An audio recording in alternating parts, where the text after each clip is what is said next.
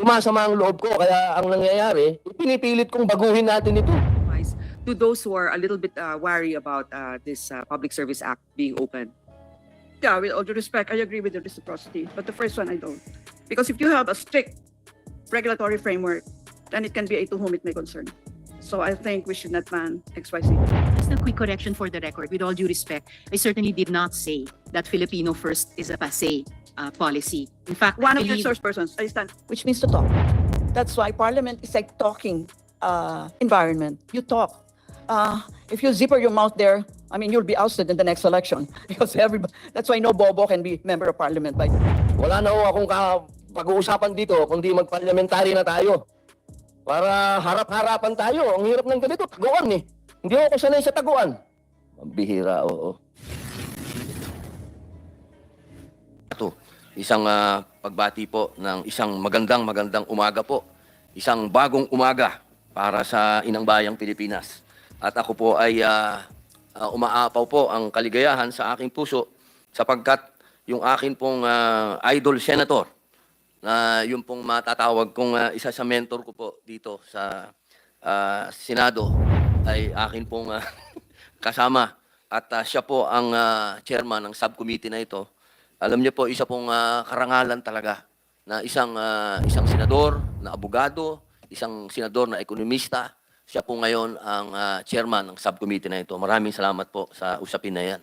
Sa mga tagapangulo po, dadating naman po ang ating Ginoong Pangulo. Babanggitin ko na rin po siya. Maraming salamat sa aming Ginoong Pangulo, Senator Mig Subiri, sapagkat siya po ang namuno sa hakbangin na ito na maamendahan ang economic provision sa saligang batas. Ako po ay sumasaludo sa aming Ginoong Pangulo. Ako din po ay nabibigay pugay kay Sir Gary Teves, ang akin pong tumatayong economic advisor, at ako'y naliligayahan at kasama po natin siya ngayon bilang isang atin pong resource speaker. At ganun din po ang aking kaibigan na si Orion.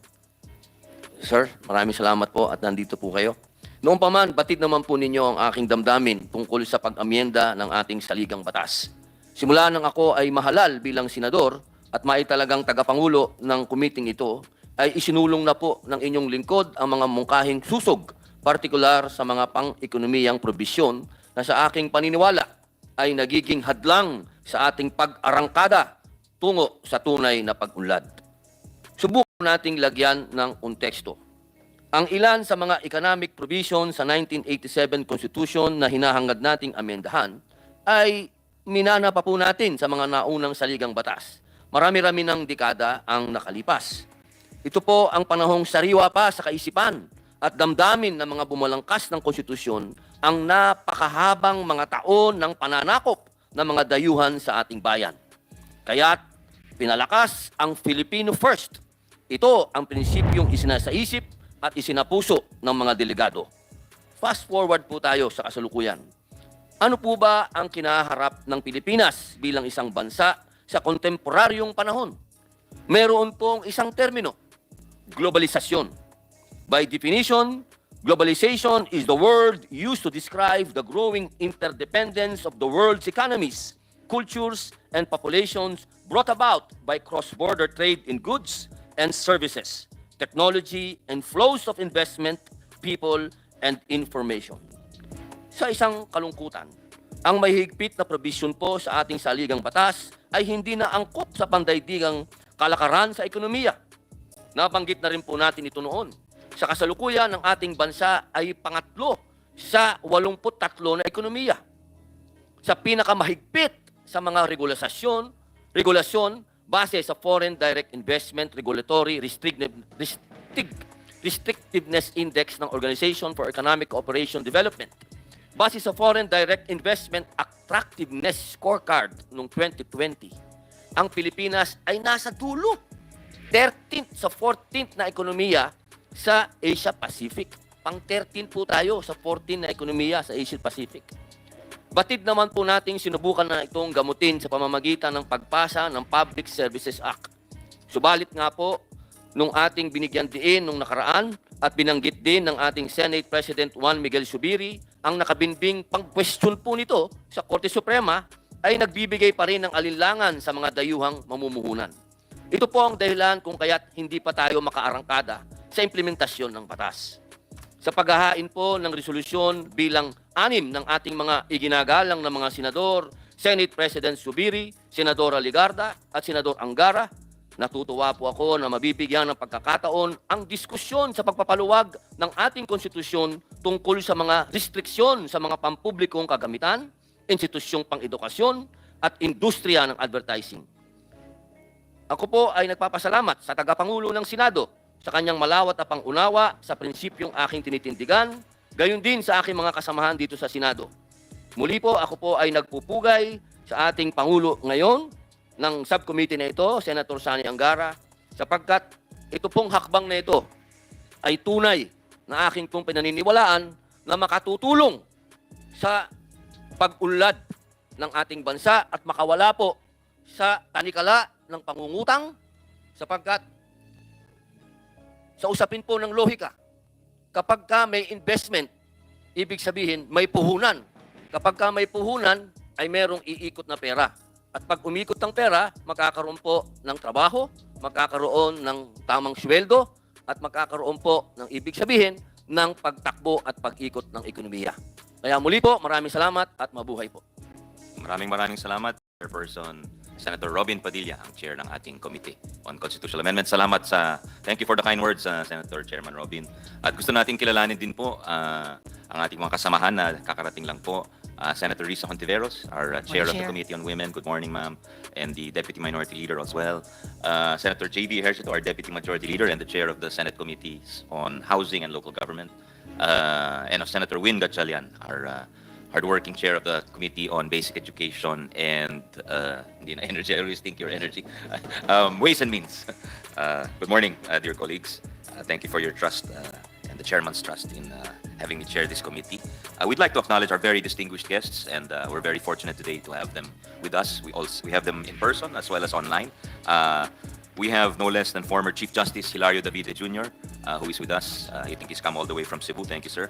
We have former Justice Adolfo Ascuna, who was also here last week for the suffrage or electoral reforms hearing. And also we have online another framer of the Constitution, Attorney Christian Monsod. Can you hear us, Attorney Monsod? Morning, sir. Thank you for joining us, sir. And our legal luminaries, a known constitutionalist, Justice Vicente, or VV for short, Mendoza. Good morning, sir. We have from the IBP, or the Integrated Bar of the Philippines, representing President Pido, is Attorney Marlo Distura. Morning, sir. And of course, not just legal luminaries, meron din po tayong magagaling na mga ekonomista.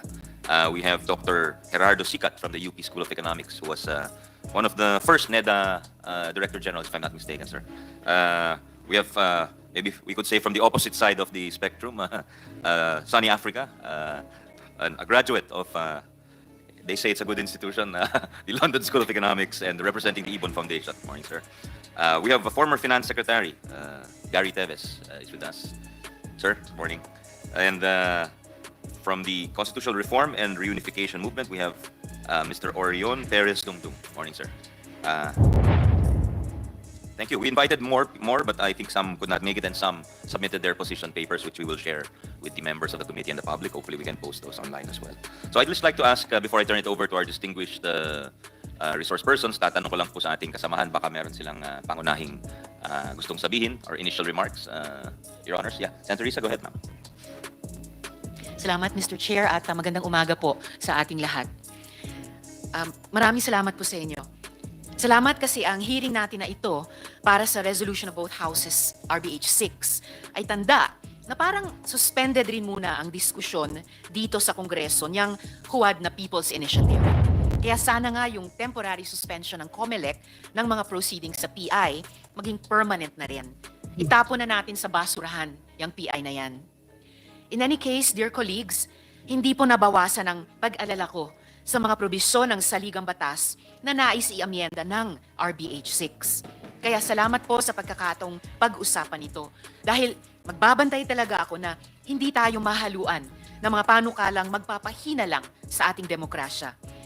I will definitely be one of those not to allow any provisions that will make our critical industries and institutions and are irreplaceable resources vulnerable to foreign takeover and exploitation. Sa bagay, mas madali kasing sisihin ang walang kamalay-malay na dokumento kaysa sisihin ang mga totoong dahilan.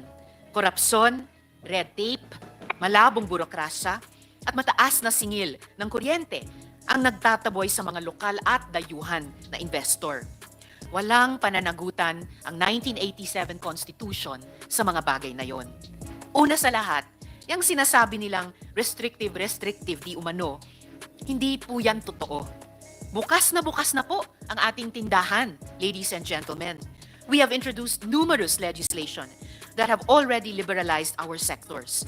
Ilan lang dito ang RA 10641 or amendments to the Foreign Bank Liberalization Act, the Retail Trade Liberalization Act, the Public Service Act, the Foreign Investments Act.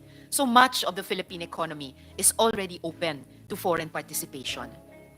Kung restrictions lang sa ekonomiya ang pag-uusapan, yung ating kapitbahay na Singapore, namamayagpag kahit na may restrictions sa critical industries at public utilities. Ang ibang bansa sa ASEAN, gaya ng Thailand at Indonesia, may kanya-kanya ding industriya na inaalagaan. Tayo? Kulelat pa rin, kahit maluwag na nga ang ekonomiya at marami ng provision para makapasok ang pera. Kaya hindi po solusyon ang tsa-tsa. Kahit sasabi nilang purely economic provisions para bawasan ang mga tunay na iniinda natin. Yung mismong roadmap nga ng pamahalaan sa pag-unlad, ang Philippine Development Plan 2023 to 2028, wala ding nabanggit na dapat mag-tsa-tsa para tumami ang trabaho, puksain ang kahirapan, at pataasin ang kalidad ng buhay ng bansa. Wala ito sa napag-usapan. Kaya, huwag sana nating gawing collateral damage ang konstitusyon, ang mismong kaluluwa ng bansa. We, the Filipino people, will determine our destiny, hindi yung ambisyon lang ng iilan. Hindi rin natin hahayaang mabaliwala ang pagsisikap ng ating mga mamamayan, ng civil society, mga mass movements, na gumawa ng paraan para magkaroon ng totoong pagbabago sa lipunan sa pamamagitan ng lehitimong paraan, kaysa sa ginagawa ng mga ilehitimong puwersa dyan sa tabi-tabi na tinira tayo ng pailalim. May the 1987 Constitution light our discussions today, ladies and gentlemen. Handa po akong makinig at makibahagi, Mr. Chair. Salamat po. Well said, Senator Risa. I'd just like, before I recognize Senator Win, we'd just like to acknowledge some of our colleagues who have arrived. The Chair of the Committee on National Defense, Public Order, Senator Ronald Bato de la Rosa, former Chief of the PNP. And of course, our very much in the news, our Chair of the Committee on Electoral Reforms, the favorite sister of the President, Senator Amy Marcos. Madam, good morning. Morning, sir. Senator Win, yes, please, go ahead. Thank you, Mr. Chairman.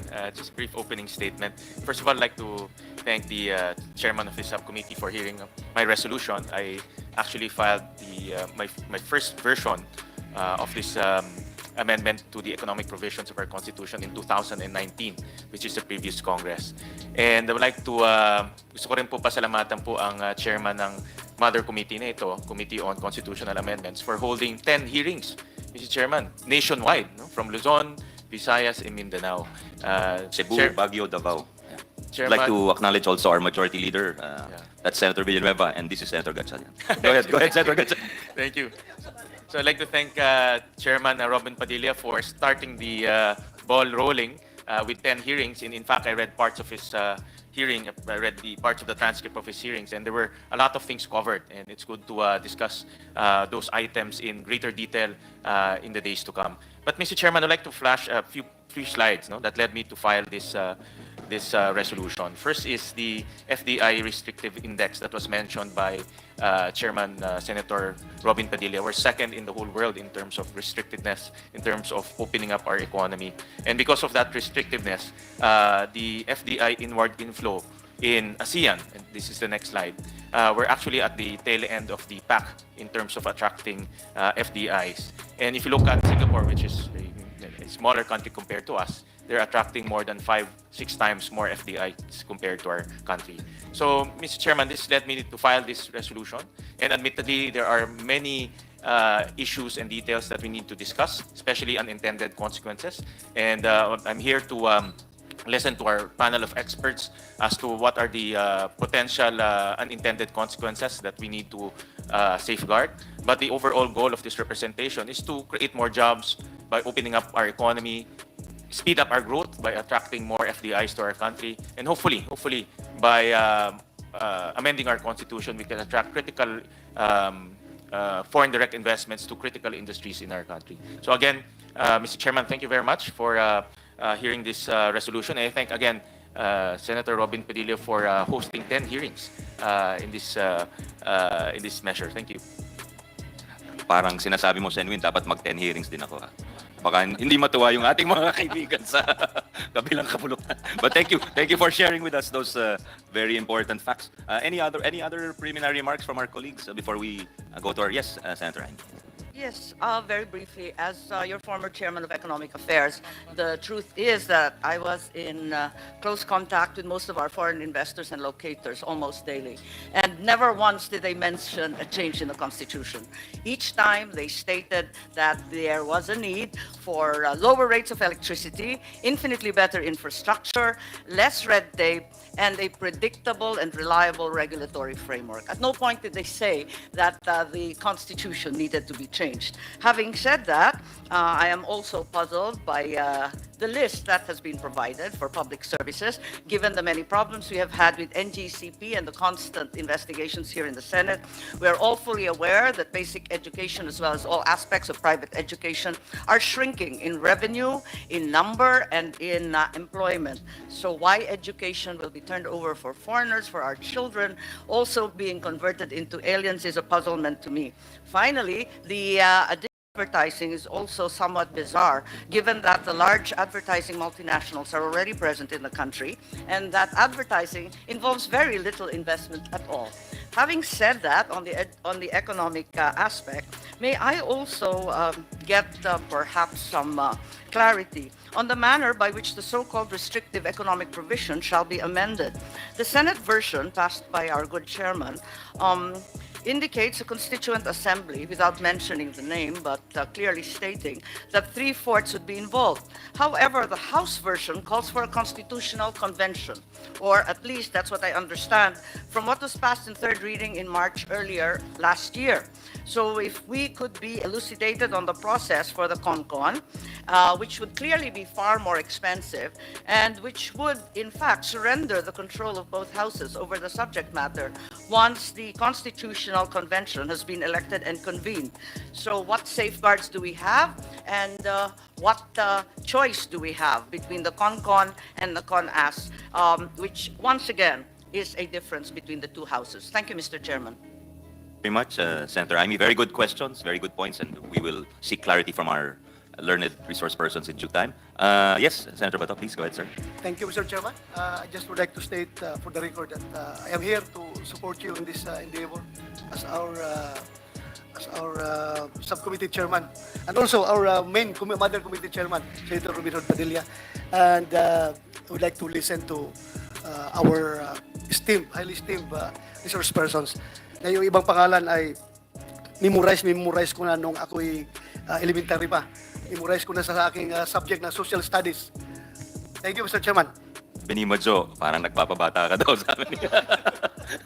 Maka-college ka na daw doon, sabi niya. Just joking. Thank you very much for the statement of support, which is very much appreciated, Senator Bato. If there are Majority Leader wishes to... Yes, Majority Leader, Senator Joel. Thank you, and good morning to our dear colleagues, especially to our resource persons. This will be just very brief, just like Senator Bato de la Rosa. I'm here to support our colleagues. First of all, to Senator Robin Padilla, who exhaustively heard so many issues about this particular deliberation, and of course our subcommittee chairman Sani Angara. I think it is important to note that ang Senado ay tunay na may isang salita, Mr. President. We began our hearing today consistent with our commitment, the commitment of our Senate President to the President, to explore and study amendments to the economic provisions of the Constitution. This will be exhaustive hearings.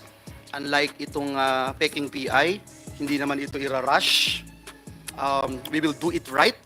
and we will follow our timetable, one that ensures that all voices are heard. This will be transparent. Our people will know what is going on and what we are talking about. Wala po tayong itatago dito at higit sa lahat, wala pong kalokohan gaya ng mga nadiskubre ng ating mga kasamahan nung nagpunta sila sa Davao ni Senator Amy, Senator Bato, and Senator Bongo. Ang Senado po kasi, ulitin ko, ay may isang salita.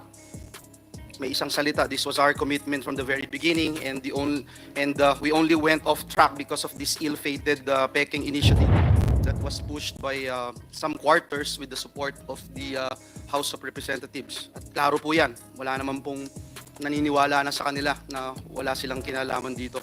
We have been told that if the Senate will tackle RBH 6, goodbye PI na raw. Gayon pa man, we will continue to be vigilant habang nakatutok po tayo dito sa RBH 6 hearings. Todo bantay din po tayo sa galaw ng mga kasamahan natin. Experience has taught us that what they say in the House and what they do can be two different things. Mr. Chairman, we will make sure that their words and actions are consistent.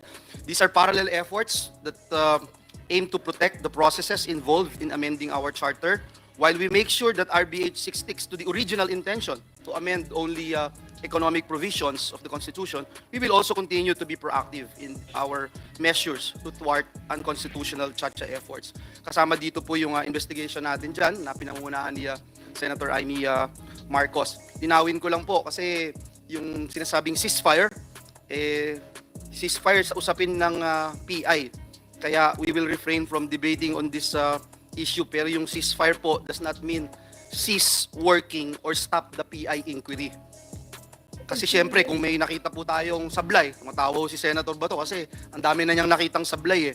Pag may nakitang sablay ang Senado, talagang iimbestigahan po ito. Hindi naman tayo magkikibit-balikat. Yung ongoing hearings are in the process of unearthing evidence, and nakita naman po natin, meron talagang questionable sa pagpapirma ng Peking Initiative. May mali po. Why should we turn a blind eye to these irregularities? Ang dami pong tanong, sino ang nagpondo sa kampanya? Saan galing itong pondo ng PI? Bakit nagkaroon ng traffic doon sa Forbes noong kuhanan ng 2.5? Bakit may traffic? Bakit ang mga chief of staff nagkukumahog na pumunta doon? Mr. Chairman, ayaw natin na masayang yung salapi ng taong bayan. Kaya ho tayo narito ngayon to make sure that we will hear this exhaustively and with transparency. The people have the right to know if their money is being used properly for their benefit and not for the benefit of a political agenda. Ang gusto kasi nung iba, forgive and forget na lang. Hindi naman po tama yun. Hindi na kami magsasalita tungkol sa PI, but we should let the witnesses speak and we should let the evidence speak. And at the end of the day, kung may gumawa ng labag sa batas, those responsible should be held accountable. So Chairman, ang bottom line po sa ginagawa ng Senado, yung ating trabaho. Trabaho po natin ito. Kaya naman sabay natin yung pagdinig at pag-investigate kasi hindi naman tayo ganun kabisi sa paggawa ng mga resolusyon supporting our Senate President or supporting Senator Amy Marcos. Kasi dito po sa Senado, alam na natin kung ano yung tama at hindi kailangan ng mga ganyan kasi alam naman nila that they have the support of the Senate. Maraming salamat, Mr. Chair. Thank you very much, Majority Leader. Of course, we will take guidance from you as our one of the heads of the institution. Thank you very much. Any others? Senator JB? Yes. Go ahead. Yes, Mr. Chair, just briefly, anyway, we're here to listen. Just like to also recognize your efforts so that we can already start the ball rolling and prevent this constitutional crisis, if I may say, and also give recognition to our chair of the Constitutional Amendments Committee, Senator Robin Hood Padilla, for starting this. We are in a democratic society, and as they say, we have all the bright ideas are needed, no, in these discussions. Anyway, Mr. Chair, what we should be looking at right now is on how we will be able to improve the quality of lives of our people. In our efforts here in the Senate, on my part, we already shepherded the Public-Private Partnership Act and will soon sponsor the comprehensive infrastructure for master plan for us to be able to attract for investments. But as they say, our Constitution was written in 1987, 40 years, and the world has changed considerably. There was no such thing as globalization, World Wide Web back then. The world has become smaller. And I do agree that we have to discuss on what we will be able to do, on how we'll be able to attract foreign investors. Medyo nakakabahala lang, nakalungkot tignan yung FDIs that we are getting doon sa pinakitang graph ni Sen. Sherwin. We are really lagging behind. But Mr. Chair, we in the Senate, we are not, hindi po ako sang-ayon na hindi tayo nagtatrabaho. In fact, we have mentioned that we have already started hearing on the priority measures that is designed on improving our economy. No? Yung Comprehensive Master Plan, Public-Private Partnership Act, and the rest. Again, we have to look into infrastructure, energy, and a lot more things that need to be prioritized so that we will be able to stimulate economic growth and provide jobs and opportunities to our people. So again, Mr. Chair, congratulations in advance for having this hearing. Thank you. Thank you very much, Senator JV, for the support and the very good remarks. We have with us, we'd like to acknowledge the head of our institution, no less than the Senate President Juan Miguel Zubiri, sir. Good morning. Thank you very much to my dear colleague, Senator Sani Angara, our chairman of the subcommittee, together with the chairman, Senator Robin Padilla, to all my colleagues, and of course the guests, all our friends, the legal luminaries from the legal community. Thank you for joining us today. And we also have today economists joining us. I know Tito Gary is here and others that are going to assist us in ferreting out the best way possible to remove the possible economic restrictions in the Constitution. We'd just like to put on record that the Senate is working very hard to listen to the clamor of certain sectors to look at and revisit the 1987 Constitution. But we will not be falling into a trap on any deadline, because to discuss such an important matter needs time. It needs study. It cannot be rushed like any regular bill that is just approved without thinking. So we, ladies and gentlemen, here in the Senate, will make sure that we deliberate this as much as possible and come out with the best outcome for our people. And so with that, I give my full support to our chairperson, Senator Sani Angara. The timeline is in your hands. If you feel it necessary, that we must discuss this with all members of society, not only our learned luminaries here, as well as different sectors that will be affected by proposed amendments to our Constitution. So we leave it all up to you, my dear colleagues, my dear chairman. You have the full trust and confidence of this institution. And again, let us not listen to the noise. Let us be above the fray. The Senate, as an institution, should be statesmen and women that will always look at the best possible outcome for our country, not for our localities, but for our country. And therefore, let us filter out the noise and focus on the work at hand. So mabuhay pong Senado, mabuhay ang Republika ng Pilipinas. Thank you very much, Chairman. Maraming salamat, Senate President Zubiri. We totally agree with you. We thank you for your authority, and we thank you for standing as a statesman these past few weeks, which have been very trying times for the country. And I think there will be challenges ahead. And with you at the helm, we are fully in movement, or correct movement. Go ahead, sir. That's actually the constitutional reform and rectification for economic competitiveness and transformation. Unification. Not unification. No. Okay, thank you. Rectification. I stand corrected. Thank you. No problem. Okay. Mayong adlaw kaniyong tanan, labi na sa tanan mga Bisayang dako dinhi, labi na si sina Justice Ascuna, Lolo Jun Davide, taga Cebu gihapon pares nako. Si Secretary Gareth Teves nga gikan sa Dumaguete, Senator Bato de la Rosa, Senator Coco Pimentel, og si Senate President Mig Zubiri, ako rabang classmate ang imong manghod sa una nga si Bea sa French.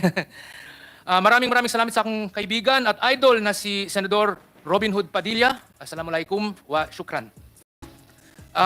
And to both Senators J.B. Ejercito and Senator Sani Angara, pailawin ang ilaw, Luce at Lux. Mga schoolmate ko yan dati. And to all Senators and resource persons, greetings. All right, let's go to business.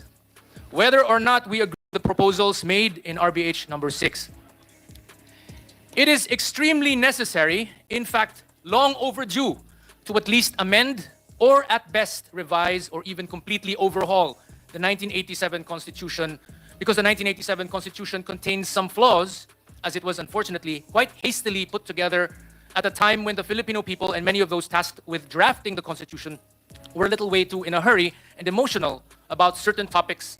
And as such, any full rational analysis careful and comprehensive research and full deliberation on the advantages or disadvantages of adopting or rejecting certain options and features was unfortunately not possible at the time.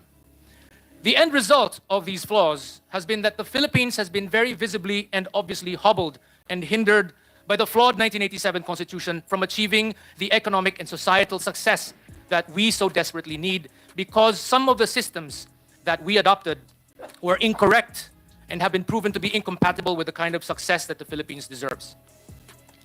If asked as to what we in the correct movement would describe to be the ideal type of constitution setup for the Philippines, we would describe it as follows. We need an open to FDI economic system with a constitution that is totally devoid of any restrictions against foreign ownership of businesses, as this would represent the most ideal scenario for a Philippines in which job-creating international investors and global companies can easily come in and set up operations in the Philippines to create millions of jobs that would hire millions of Filipinos, so that we would no longer need to become OFWs separated from our families. In addition, we need a constitution that features an evolving federalism that would empower the regions to set up the appropriate policies that they are aware of, that they are knowledgeable with, that they know are appropriate for them, that could aggressively attract investments into their areas and thus spread out these jobs and economic opportunities to the rest of the country and decongest the already overcrowded and overcongested national capital region of Metropolitan Manila. We all talk about traffic, right? And overcongestion, so many squatters. Well, let's spread out the development to the rest of the country, not only Metro Manila. Federalism does that.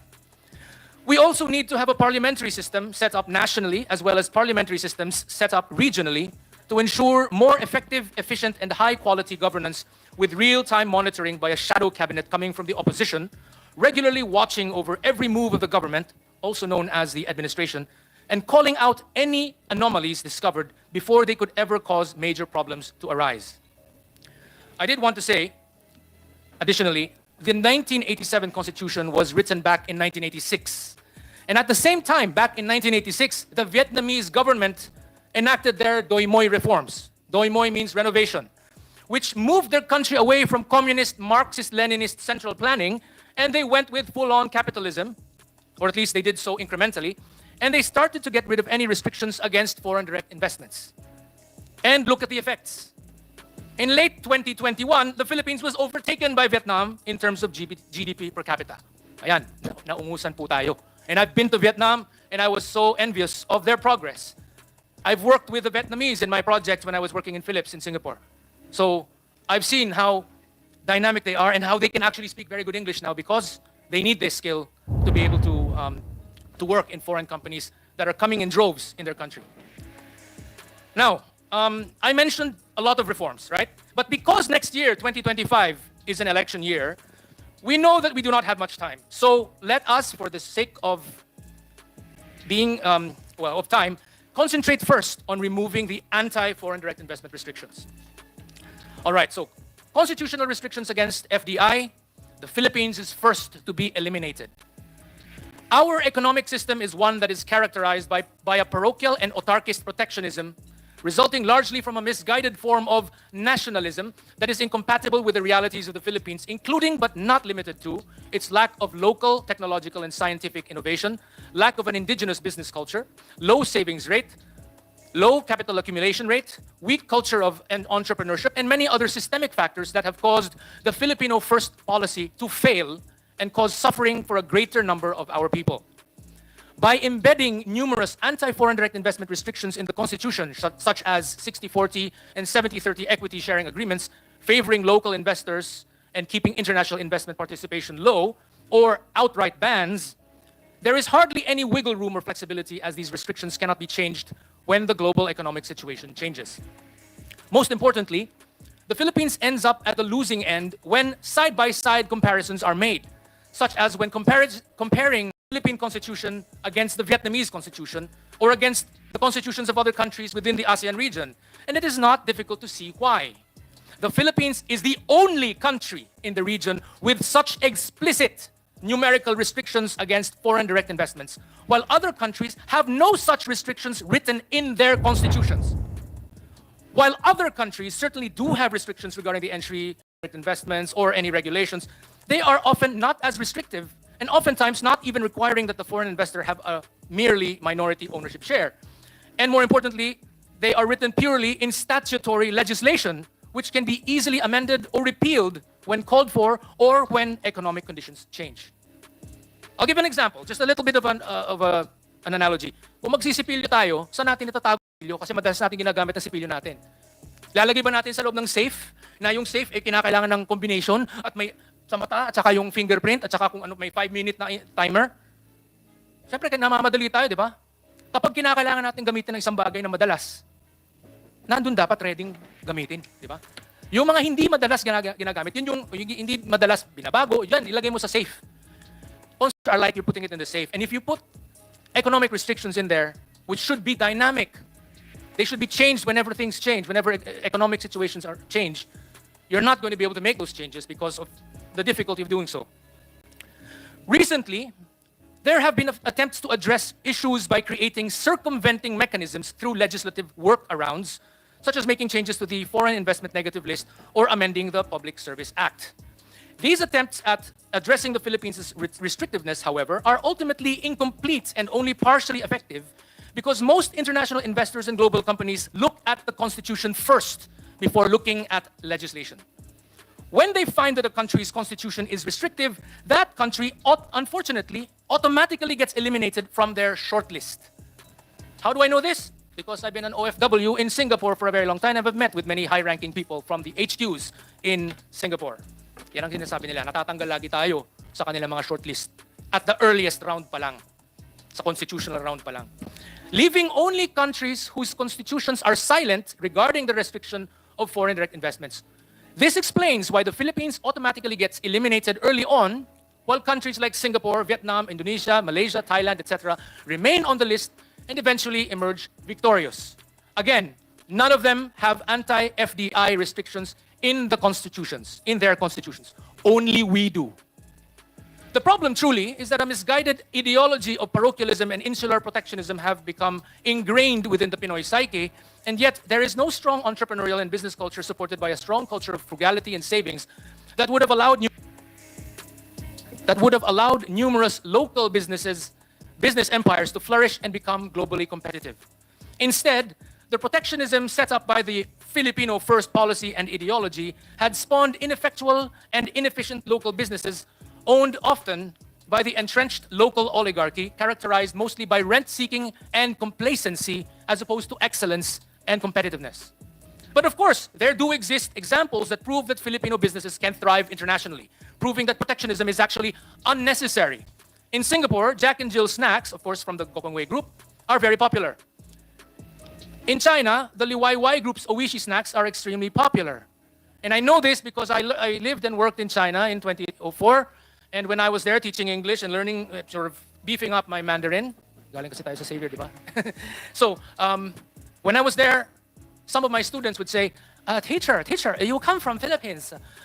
They have a very nice product. It's called 上好家。上好家就是中国第一名的小吃。And this is the best, the most famous snack in China. That's what they were saying. They love Oishi. Oishi is 上好家 in Chinese. And they were basically fans of Oishi. And when they found out I was a Filipino, parang, sir, ang galing ng produkto nyo. Ganon. So, ibig sabihin, point ko, many of our companies don't really need protectionism in order to thrive. Doon pa nga sa China, sila nga yung nangunguna. Sila yung pinakasikat na kumpanya doon sa mga snack food. So, but I digress, no? Sensya na kayo. The dearth of investments, both local and foreign, have instead created a situation where there are way more job-seeking Filipinos than there are job openings available. Thanks to the law of supply and demand, it is easy to see why average and median salaries in the Philippines are extremely low, as job seekers bid salaries downwards just to have a chance at landing a very scarce job.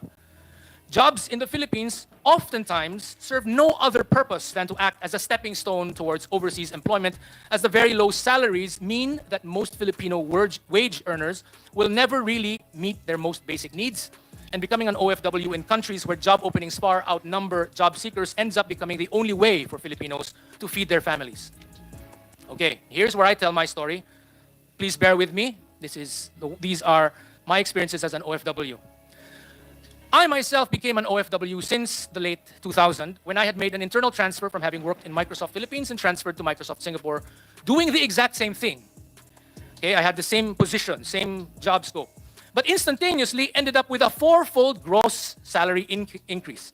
Gross yun, gross. And once we factor in the higher income taxes and deductions in the Philippines versus the lower income taxes and lower deductions in Singapore, my net income was actually a five-fold increase in terms of the net monthly salary. And many costs in Singapore, at least back then, were almost the same as what we paid for in the Philippines. Sa Enterprise Center, where Microsoft was in 2000, chicken rice cost 90 pesos.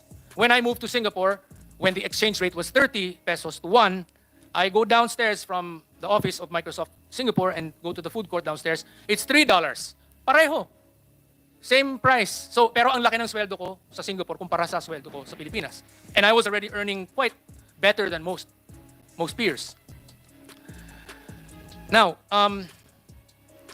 it is sad that salaries are often much better abroad than in the Philippines. But this also often means that millions of OFWs and overseas Filipinos tend to be away from their families and loved ones, in some cases visiting only once within several years.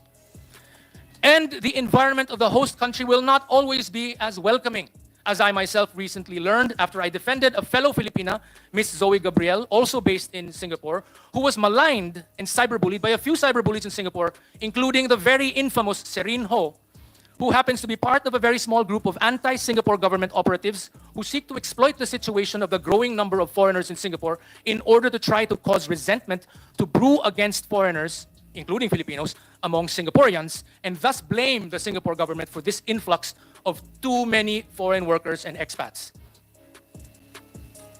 What happened there? They were trying to say mayaman daw sina Zoe Gabriel, and I stepped in to say actually hindi, because the cost structure for foreigners is higher because we do not get subsidies. Okay? School system sa Singapore hindi katulad ng US, Canada, Australia, where everyone is free sa education. Sa Singapore, if you are a foreigner and you have children, you want to send them to a local public school, you have to pay 20 times what the local pays if you are a permanent resident, and you pay almost 40 times what the local pays if you are a foreigner.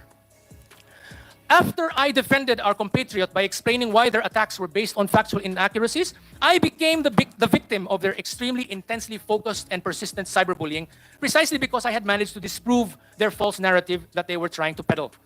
They did everything to try to sabotage me and my family in real life, including stalking me on LinkedIn and calling up the company that was listed as being my employer, and they tried to get me fired, making false complaints against me to Singapore's Immigration and Checkpoints Authority, and even making false complaints against me to the Singapore Police Force.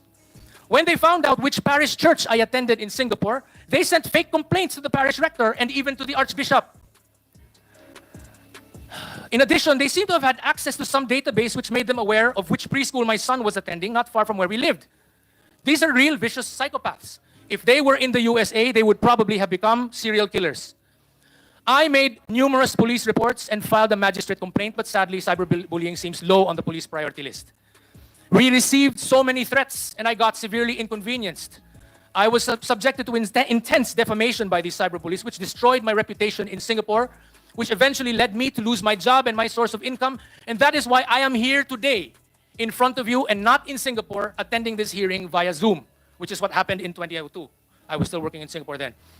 Our family returned to the Philippines just around 2 weeks ago, or the 14th of January, after selling and giving away many of our belongings accumulated over the years and bringing in so many balikbayan boxes.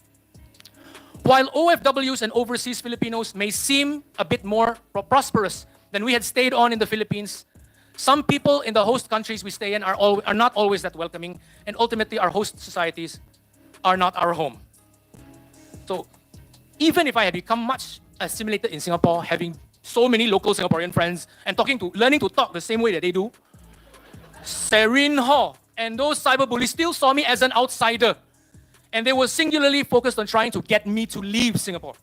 So, what is my point? Ba't ang haba-haba nito? We cannot forever keep on depending on sending out OFWs to work abroad and be away from our families to send money back home. We need to find ways to bring lots and lots of decent paying jobs from abroad to come to the Philippines. How do we do that? we should bring in more international investors and global companies. After all, we OFWs don't care who own the companies we work for. I myself worked for American and Dutch companies while I was living and working in Singapore. So let's bring them into the Philippines in huge droves. Okay? Now, by removing all anti-FDI restrictions from the Constitution, the Philippines can at the very least have a fighting chance in being able to remain on the short lists of foreign companies seeking to invest within the ASEAN region.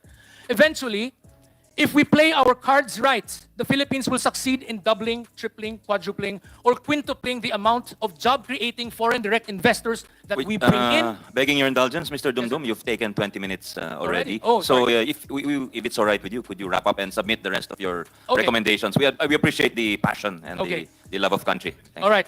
So it was a necessary thing for me to show that we cannot continue relying on sending out OFWs. Let's bring the jobs in. So I wanted to say that we in the Correct Movement therefore agree that RBH number 6 is on the right track as far as attempting to make the Philippines more open to foreign direct investors.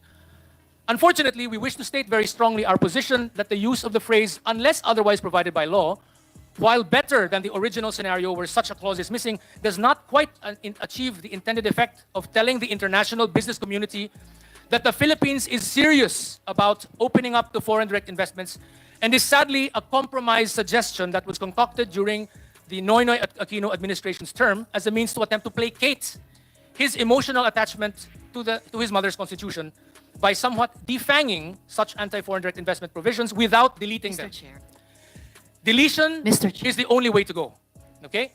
Now, I'm almost done. Point of order, Mr. Chair. I'm almost done. Senator Risa? Yeah. Thank you, Mr. Chair. All of us, members of the committee, have with the chair listened respectfully to the input. I, however, do not appreciate the very personalistic criticism against a former president in relation to the can no longer Constitution. answer, who can no longer Who can, it's not humanly possible for him to answer in relation to his mother, also a former president. And I would just like to seek the chair's support in perhaps removing that from the record and gently reminding our resource person Is to... that a motion? Yes, Mr. Chair, to observe the same mutual respect all of us around the table, members of the Senate and all our esteemed resource persons have been observing since 10 a.m. Thank you, Mr. Chair. Thank you very much, Senator Risa. Could you state the words you wish stricken, the specific remark you wish stricken off the record? Well, Mr. Chair, if the phrase simply referring to former President Noynoy Aquino, his mother, former President Cory Aquino, in relation to the 1987 Constitution about sentimentality, I cannot remember the exact words. I do remember the sentiment, and I feel it is inappropriate to the seriousness of our hearing. Thank you, Mr. Chair. And I move to strike it from the There's a record, Mr. motion. Chair. They're seconded by the Majority Leader and the Senate President. Any objection to the motion to strike off the record the remarks regarding the two late former presidents, Aquino? Hearing none, the motion is carried. So Thank we'll you, ask Mr. Chair. SB and thank you for that. The stenographers will take note. Go ahead. Good. Okay, thank you. Please wrap up. Okay, Sir almost Dumdum. done. So, RBH number 6 proposes at best a mere half measure that will not be very effective. So right now there are 3 areas that are being proposed, but in reality there are actually 6 areas. 6 areas in the Constitution that actually are related to foreign direct investment restrictions. My main point is trying to say, why not, instead of just having unless otherwise provided by law on these 3 areas, let us instead delete all of the areas that have anti-foreign direct investment restrictions. And I will name them here. Article 12, Section 2, which is about resource extraction and production sharing. Article 12, Section 10, the general 60/40 clause hanging over every sector. Article 2, Section 11, public utilities 60/40 clause. Article 14, Section 4, paragraph 2, for the 60/40 for education. Article 16, Section 7, paragraph 1, the ban on foreigners owning media. Article 16, Section 11, paragraph 2, the 70/30 for advertising. This does not mean that we will not have restrictions. I am just saying, just like my colleagues who have said over and over again, that these do not belong in the Constitution. We can do what everyone else in the region or around the world is doing, which is to put these restrictions, if we need them, in mere legislation, so that we can change some of the wording or some of the numbers when things change, when when global situations arise that force us to change things. If we put in our constitution words about pager companies, facsimile machines, telegraphs, don't you think that we would be absurd seeing that these no longer exist today? Wala nang mga pocket bell, di ba? Wala nang mga pagers, wala nang facsimile, wala nang gumagamit ng facsimile. I mean, things have already been overtaken. Even DVDs na nga, nawawala na eh. CDs, nawawala Sir, are you na eh. wrapping up? So, yes, Because, I'm just saying. It seems you're taking another No, road. no, I'm just saying. Could we? I'm just saying. Is the finish line in ito na sight? yun, ito na yun. Is the finish line in Yes, sight, yes, sir? yes. Okay, thank you. Sinasabi ko lang, ito yung mga nagbabago lagi. Nagbabago sila. And if we put them in stone, hindi natin mababago. So let's just take them out of the Constitution and put them purely in legislation where they belong and which is what everybody else around the region does. Yun lang po. Daghang salamat sa inyong tanan. Thank you very much. Maraming salamat po sa lahat ng mga tao Thank you dito. very much, Mr. Dumdum. We appreciate the input from an actual OFW and from your personal experience. Salamat po. With the permission of the Senate President of the body, we'll open it up to the body for questions. Of course, we'd like to acknowledge our Senate President Pro Temp and also one of the authors of Resolution Number 6, the beauteous Senate President Pro Temp, Lauren Legarda. Good afternoon, ma'am. Who just celebrated her birthday, her 50th birthday a few days ago. 49th pala. So we'll respect the hierarchy of the Senate officials. Yes, Senator No, Pimentel. although I came in late, Mr. Chairman, if I may be allowed to raise my issue first because this is not about the substance. We're in It the is- question. It is about the Is it a point of order? Yes, go our ahead. Go ahead. procedure. If it is a point of order, please. Go In ahead. effect, it's a point of order. Yes, in please. effect. Food for thought na lang po sa atin ito. What procedure are we following? Right now, we are gathered here as a subcommittee. But is this a subcommittee of the Senate as part of Congress in its lawmaking function?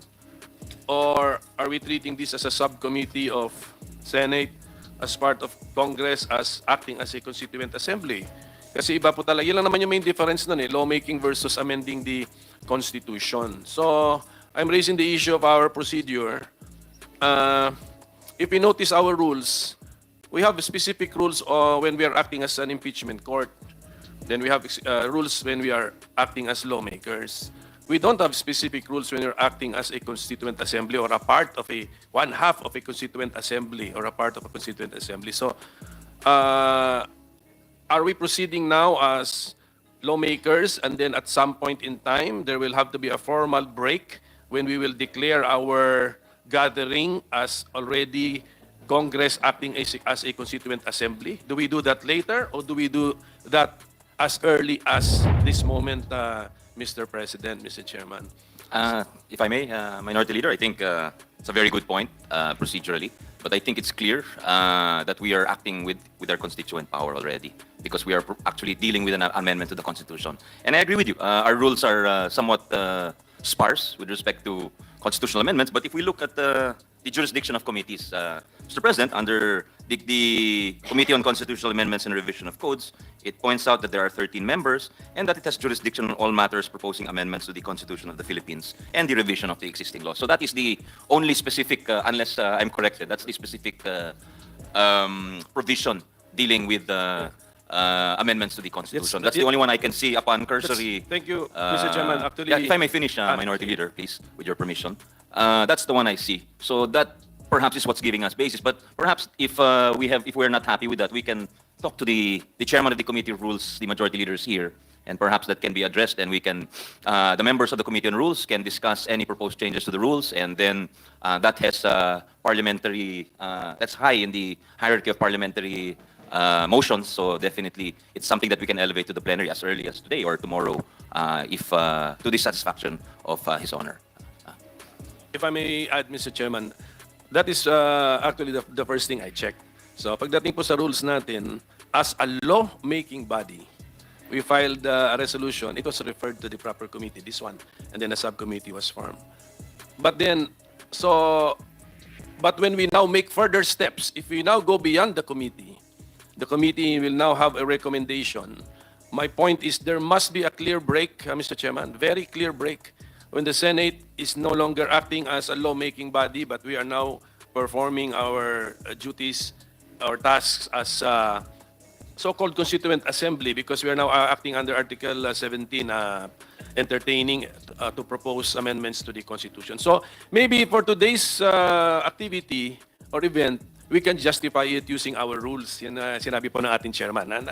And I agree, no, binasa ko nga ganun, because a resolution was filed in Senate as a lawmaking body, our rules accommodate it, referred to the proper committee. So, ang aking food for thought, Mr. Chairman, are the steps after, siguro, after this committee hearing that we, if I could just siguro advise the majority to start thinking about this point, Mr. President, Mr. Chairman. We need to make this formal break para klaro na ano natin. Kasi because if we do not make this formal break and we treat it as if we are processing a bill, so ang tanong ko, what is the final product? Although, let us say, concurred in by the other house, then we have now an enrolled bill. We are treating it like it's a law. And we all know a law cannot amend the Constitution. So that is the danger, Mr. President. So just an advance food for thought, Mr. President. Thank you. Thank you, Minority Leader. That's a very good point. I think Honorable Chairman. maybe at the start we should have already said that we are exercising our constituent powers under the fundamental law rather than ordinary legislative power. But since you've raised it already, perhaps it's apropos to say also that the vote requirement is different, and the vote requirement will be as indicated in Article 17 of the Constitution, which is 3/4 of all of the members, meaning 18 of 24 senators. So that's one of the differences that you're perhaps alluding to. And on the decision naman to whether to propose more specific rules, I leave that to the leadership of the Senate, who's here listening intently to you. Is that can we settle that perhaps in the Committee on Rules? Pero one more point para lang may ano na rin po yung input. There is also a kind of law ito ordinary law, where there is also a different vote requirement. Diba? I think this is the exemption from tax laws. That's majority. Yes. Majority So vote, yes. ibang majority doon per the Constitution, but that is a law. Yes. So kaya nga, so let us not look at the vote requirement na as if that is because 3/4 ang na-achieve, yun na, we are already compliant. At the point where Yes. Basta ang point ko, meron din kasi doon sa ano ba yung sa we're saying we must be clear in which Yes, which capacity we are exercising our power. And in that sense, I agree with you, Your Honor. Yes. Actually, nung nag-impeachment court tayo, we also made it a point to wear robes, just to highlight to the people that we are performing a very different function, no longer lawmaking, but as senator judges. Ito naman, we have to do a formal. I'm not proposing that we change. I don't know. We have a dress code, but there must be a formal break between our Senate as part of Congress, the lawmaker, into Senate as part of Congress as the Constituent Assembly. Formal break po, not an informal i-assume na lang natin that we did it. So yan lang po, Mr. President. Thank you, Mr. Chairman. Thank you for those inputs from our legal Chairman. and constitutional luminary. Chairman. Before I recognize Chief Justice David, I would like to I- ask Senator Bina if she has any comment on the suggestion to wear robes. No. Anyway, we'd like to recognize Chief Justice David. Go ahead, sir. I submitted a position paper, and the preliminary statement, which I not read anymore kanina, practically includes the points raised by the Honorable former Senate President Coco. Chief Justice, Senate President Zubiri. Thank you very much to the subcommittee chair. We take note of the manifestation statement of our good minority floor leader, and we had a huddle with the majority floor leader. We'll take it up with the Committee on Rules and come up with specific procedures and rules for once all the discussions on the committee level is done. Once probably you have your committee report ready, Your Honor, we can move towards that particular meeting as an assembly. It's on the part of the Senate. So we can come up with the rules at the proper time. We can adopt it on plenary, and it could be adopted rules of the Senate. So yun lamang po, just for the information of the body. But nothing in the rules will prevent you, Your Honor, Mr. Chairman, from discussing possible amendments and refinements to the Constitution, as it's been done during the time of Senator Kiko Pangilinan when he was chairman of the Constitutional Committee on Constitutional Amendments, as well as Senator Robin Padilla, who's had already several hearings on this topic. So once the committee report and will be taken up in plenary be done, we'll have a set of rules ready for the implementation of an assembly. Thank you very much. Mr. Chairman. Thank you very much, Senate President. And now Majority Leader Villanueva. Thank you very much, Mr. Chairman. Just to put on record our sincerest thanks and gratitude to our minority leader for pointing out the importance of ensuring that there's jurisdiction indeed with this subcommittee. And I refer to Rule 10 of our Rules of the Senate, Section 18, and I quote that membership of the permanent committees, including the respective chairperson, shall be chosen by the Senate. The chairperson of each committee may be designated, the vice chairperson or such vice chairpersons of the committee, and create such subcommittees as may be deemed necessary. I think it is important to note also what we have heard this morning, Mr. President, Mr. Chairman, as mentioned by no less than our esteemed retired Justice Adolfo Ascuna with regard to the track and path that we are treading upon at this point in time. And what we can say, Mr. President, Mr. Chairman, is that in the light of what we will be discussing in this subcommittee, we are ready to settle all of this in the Committee on Rules so that we can further discuss this issue. So we thank the Minority Leader for raising this very important aspect of this procedure. Thank you very much, Mr. Chair. Thank you, Majority Leader and Senate President and Minority Leader. Now, if we could open the period of questioning of our resource persons, and we thank our resource persons. With your permission, may we work through lunch. Of course, we'll respect the hierarchy in the Senate. So, Senate President Zubiri, would you like to ask any questions from our resource persons? I'd like to wave and listen to all the sides of this issue, and I'd like to wave my time to other colleagues. Thank you, Senate President Zubiri. Senate President Pro Temp Lauren Legarda, you have 10 minutes, ma'am. Thank you very much to our subcommittee chair, and greetings to my colleagues, Senate President and Majority Leader. Thank you. Very basic questions, and I address this to any of our esteemed justices and former justices of the Supreme Court, our legal luminaries. So, let's go back to basics. What are we proposing for amendments under the proposed resolution, which is authored by the Senate President, Senator Angara, and this representation? The proposed amendments to the three economic provisions of the Constitution pertain to the nationality requirement for participation in public utilities, basic education, and advertising.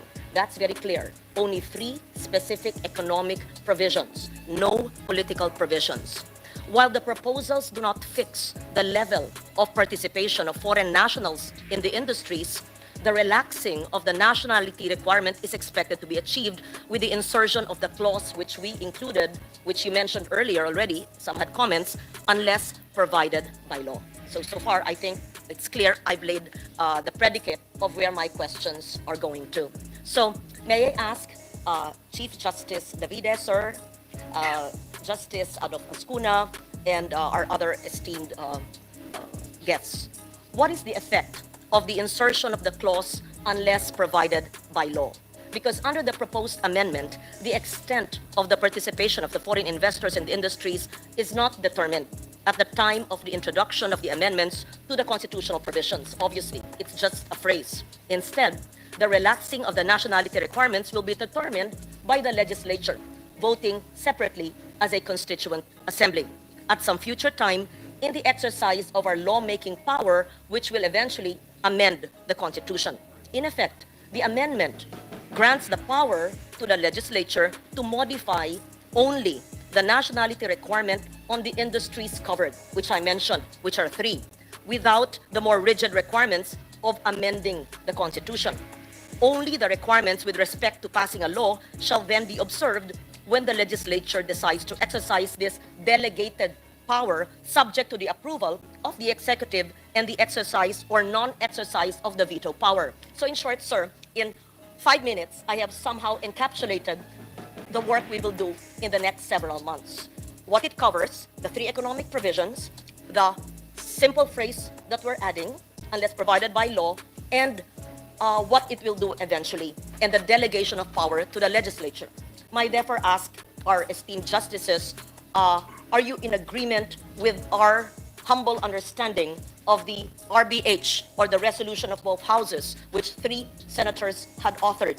What are your perception, comments, thoughts on this? And I have a short follow-up question after that. If my understanding is correct, can you kindly critique the method and the 3 provisions which we included? And if my perception is incorrect on our RBH, we'll be happy to be educated by you. Thank you, sir. Chief Justice, please, and then Justice Ascuna.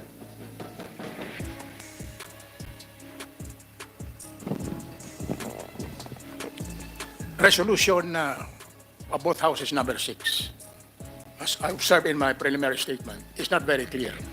whether it is calling for a constitutional convention or whether rather constitutional assembly, CONAS, or it is simply trying to pass ordinary legislation by vote of 3/4. In which case, like an ordinary procedure of passing laws, once it is voted upon by 3/4, it should pass to the lower house.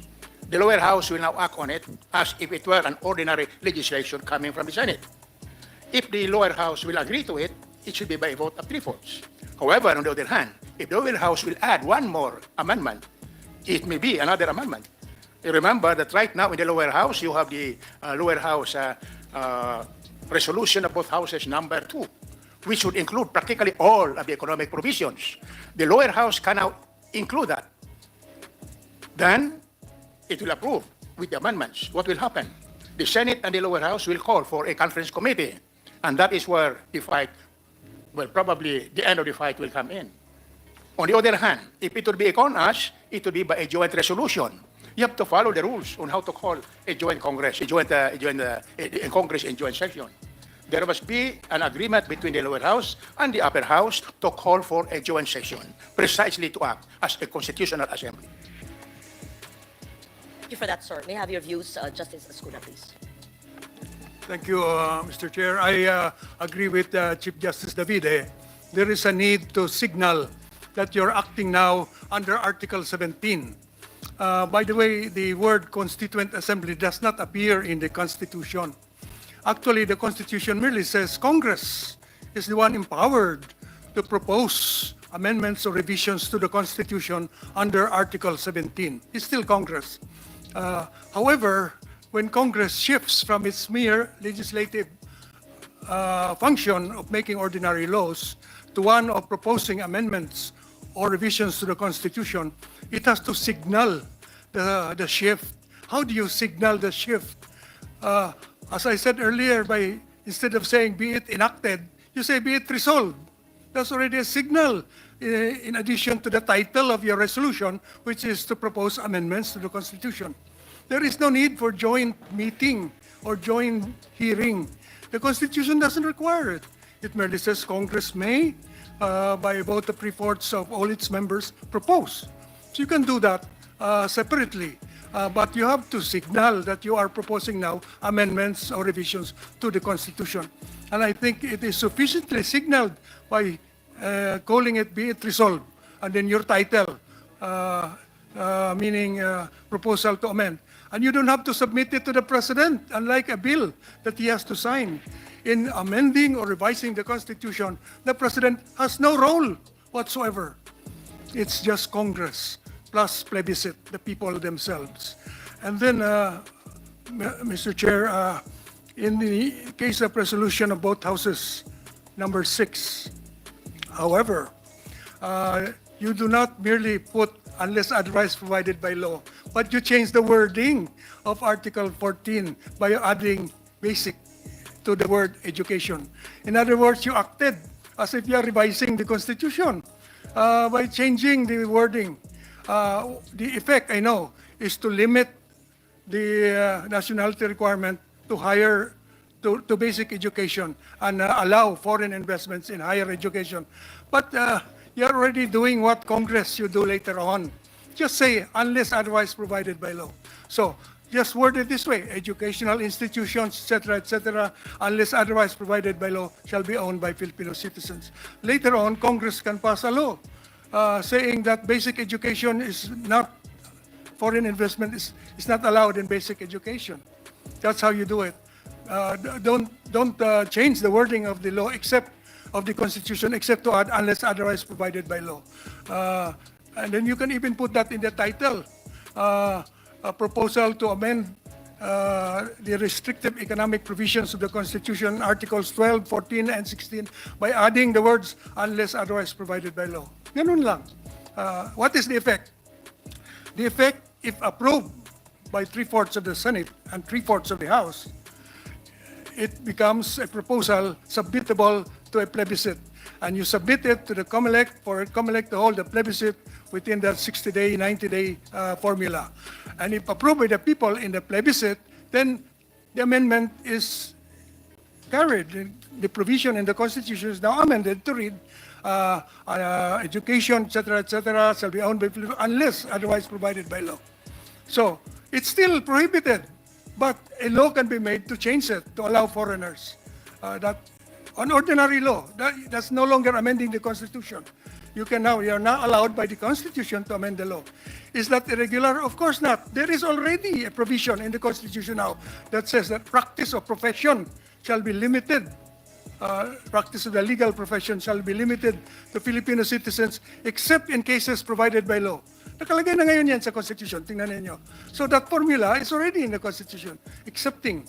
So there's nothing wrong in saying that advertising shall be limited to Filipino citizens except as may be provided by law or unless otherwise provided by law.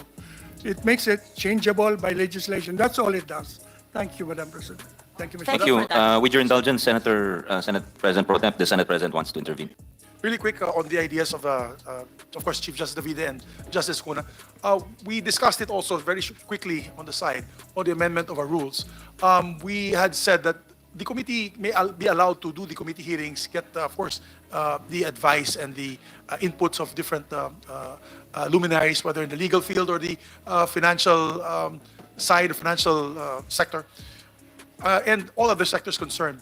But at the end of the day, we were discussing with the majority leader what would trigger the creation of a Senate counterpart, Senate Constituent Assembly, was basically the submission of and you can add to our suggestions when we craft our rules, is the submission of the committee report by the committee signed by the majority of members, meaning it can be taken for plenary action. So that could be a signal. Once that is done, then we can come up with a constituent assembly on the Senate's part. We're actually thinking about the idea not to have it during plenary session at 3 o'clock, but earlier in the morning, so it'll be treated as a separate entity, a separate assembly, and we can discuss. And I think the minority floor leader agrees with me because we'll be part of the rules making when we come up with the final amendment to our rules. And then we could make the decision wherein the amendments can be voted upon individually. Let's say there's on issue on national patrimony, education, and all. It can be done 3/4 vote per amendment. And the reason why I say that is I foresee a problem in the future wherein the House may stick to its guns and add more, 7 amendments or even political amendments. And so definitely that is where I see a bit of a difficulty, because we're going to have to look into a bicameral setup wherein they will submit to us their version, an amended or the approved version of the House, and we will also submit our approved version, and eventually that will be up for discussion. How, I think that is what I foresee is going to be the problem. How do we reconcile these two documents? Of course, if the Senate refuses to agree to the amendments of the House, then nothing is passed. In other words, we have no amendments to the Charter. So that is how we're going to craft our rules for the information of everyone, and that's the suggestion we made to the head of the Rules Committee, which we'll be discussing lengthily now with the minority floor leader and the members of the Rules Committee. But more or less, that's acceptable, Your Honors. I presume that that is an acceptable proposal on the rules. So we will be meeting outside of plenary session because this is not legislation. This is amendment to the Constitution. And how the rules will be done on approving each individual amendment will be discussed there. As long as it is 3/4 vote approved by each this Constituent Assembly, headed on the part of the Senate. So yun lamang po, Chairman, and I think actually that's exciting. We'll be discussing that in the Rules Committee. We'll assist the majority floor leader on crafting the specific rules on this particular topic on amendments to the Constitution. Thank you, Chairman. Thank you very much, Mr. President, and back to you, Mr. Chairman. Senate President Pro Temp. Senator Nancy. Just additional inputs dun sa sinabi po ng ating Senate President.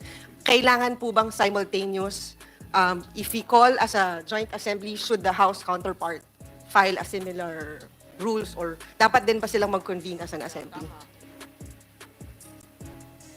They have their own rules of procedure. If that's my initial impression, of course, I could be corrected by the. Would that constitute a constitutional assembly when only one House declares an assembly? But Diba? clearly we cannot pass any amendments if. But no, let's Maybe we can, address it to our resource persons. ask for our any of our resource resource persons. persons. Mr. Chairman. Pwede po bang one-sided? Mr. Chairman, this problem has really been a vexing problem since the adoption of the 1987 Constitution, all because of an oversight. You see, the beginning of this problem was this. The Constitutional Commission, which drafted the Constitution, was working on the basis of a unicameral Congress, National Assembly, as it was called. At the very beginning, there was a debate whether the legislative department should be bicameral or legislative or unicameral. So this problem hung until the end of the session of the Constitutional Commission. With two houses, you have a problem. How are they going to meet? As you are now experiencing the problem. The chairman, if I recall, from my reading of the records of the commission, was the late Commissioner Suarez. The question was, what are we going to do? On what assumption are we going to work on? On the assumption that we will adopt a bicameral Congress or a unicameral National Assembly. This problem was not resolved until the very end. So, with that problem, it was agreed in the Committee on Constitutional Amendments and Transitory Provisions. It was agreed this way. Said Suarez, we will keep it like this until it is decided otherwise that it will be bicameral. In what way? He was talking with Commissioner Regalado. And what would it be? In the event that we adopt a bicameral Congress, we will insert the word joint assembly, the votes of the two houses counted separately. On that basis, so all the provisions of the Constitution, the draft of the Constitution, based on a unicameral National Assembly, were put on suspensions. Then finally, Commissioner Rosales, the chairman of the Executive Department, said, we have agreed it will be a bicameral Congress. So all provisions of the Constitutions were amended so as to reflect this. And so you have several provisions of the Constitution. For example, when the vote for president is counted, the two houses meet in a joint session to proclaim the president and the president-elect. When there is a vacancy in the office of the vice president during his term, the president is given the power to nominate, and his nomination of the vice president will have to be confirmed by the two houses in joint session, voting separately. All voting separately. Number three, when there is a problem, is the president disabled from performing his official duties, and his cabinet believes he is disabled, but the president insists that he is no longer disabled. Who resolves the problem? It is Congress in joint session again, voting separately. When martial law is declared, and the proclamation of martial law or the suspension of the privilege of the writ of habeas corpus is suspended, who can revoke that? Congress. But how can Congress act? It is only here where Congress, although meeting again jointly, vote as a whole, but otherwise meeting jointly. In all of these instances, Congress is required to meet in a joint session, but the votes of the two houses are to be separately counted as a consequence of the decision of the executive department to have an executive department committee changing these provisions. Now, Mr. Chairman, I should say, These are non-legislative functions of Congress. The main function is lawmaking. These are non-legislative functions. The amendment of the Constitution is not the work of Congress. It is also a non-legislative function. It is just as important as the declaration of war or a state of war, which requires Congress to meet jointly as one assembly and vote separately. If you regard the amendment of the Constitution as important as that, don't you think that this silence in Article 17 as to how Congress should act as a constituent assembly, would there be doubt in your mind that it is not Congress as a lawmaking body, but it wears a different hat, that of being a constituent assembly? And in two decisions of the Supreme Court, Tolentino versus Comelec, Gonzalez versus Comelec, the Supreme Court said, when they act as an assembly, they do not act with any distinction whether they are senators or congressmen. They are as one assembly, members of a constituent assembly.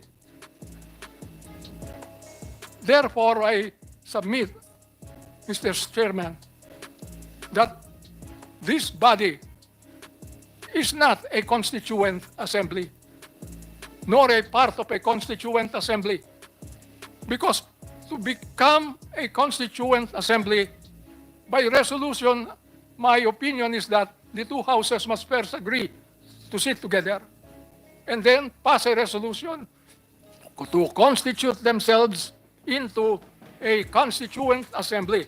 It is only from then that you have a constituent assembly contemplated in Article 17, Section 1, Paragraph 1. Otherwise, no. That's it.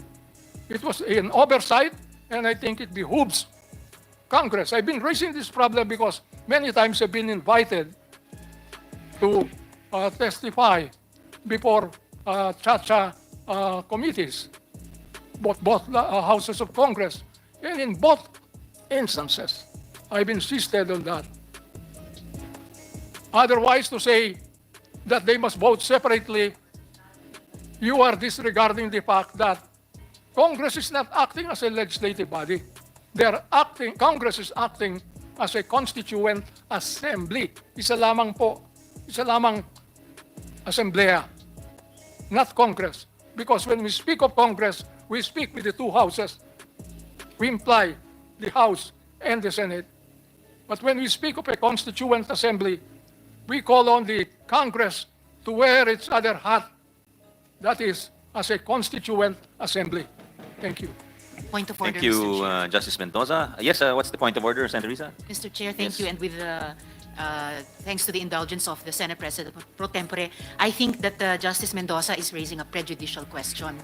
And so my point of order would be until we agree upon and comply with the proper constitutional procedure, I would move, Mr. Chair, to suspend these hearings. Yeah. I so move, Mr. Chair. There is a motion to suspend. What is the pleasure of the body? No, I think, object, Mr. Chairman, because Yeah. I think our rules allow the discussions of amendments to the Constitution. We're talking about Yeah. topics such as the economic provisions, even discussion on how it will be implemented. We do this every administration, every Congress. So if that's just, the prejudicial question would be taken up each time there's an amendment proposed and filed to this committee, then this committee will cease to exist. It will have no function whatsoever. So with due respect to my dear colleague, Senator Hontiveros, I object to her motion. Yes, I second the motion of the Senate President. Clearly, we have a standing committee on constitutional amendments and are free to discuss it, particularly with such able and distinguished resource persons. Thank you. Thank you, Senate Yeah, President. let me also put on record, Mr. Chairman, my Majority Leader and objection Senator Bato also. de la Rosa for an orderly proceeding. Yes, go ahead. I would just like to put on record my objection as well as Mr. we Chairman. have already put in the records. With your of this permission, paper. Justice Mendoza, there are some, we must settle the point of order before we go to the discussion. With your permission. Yeah. Thank you, Mr. Chairman. As this representation already read into the records, the basis of the jurisdiction of the committee, including the subcommittee, Mr. Chairman. Thank you. Yes, it may be, yes, Senator de la Rosa. Yes. Yeah, Mr. President, I just would like to manifest my support to our Senate President Because right now, as we speak, we are not yet wearing our second hat. We still have no hat right now. So, I thought you were wearing a hat. I thought you were wearing a hat. we have to wear our second hat later, maybe, Mr. President. Right now, there's no prejudicial issue right now. So, thank you, Mr. President. Senator Scudero, yes. It's Senator Bato who might need a hat, Mr. President. May I, to educate us as well, may I ask my former professor, Justice Vivi, yung pag-uusap po ba sa pagitan ni Commissioner Suarez at ni Commissioner Regalado na kailangan joint session, voting separately, kapag ang napagkasundoan ay bicameral, ay nasa record ng Constitutional Commission o pribadong pag-uusap po ba yan? It's in the record, Mr. Chairman. And I can cite the record if you give me time. If it's in the record, Mr. Chairman, I think there is good reason to proceed with it cautiously because all of these proceedings might be for naught. Because as we know, the debates in all of the laws that we pass form part of the intent of Congress. And insofar as the Constitution is concerned, the debates too would form part of the intent of the framers of the Constitution.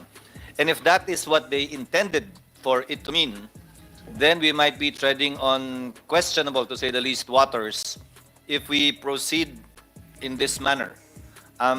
Baka may bagong akusasyon na naman na sinasabotahin ng personal. It's better to proceed with it cautiously and take note and take heed of the points raised by Justice Mendoza as well as the other justices and Chief Justice before we proceed, because this is already the beginning of our second hat. I think that's the point of Justice Vivi.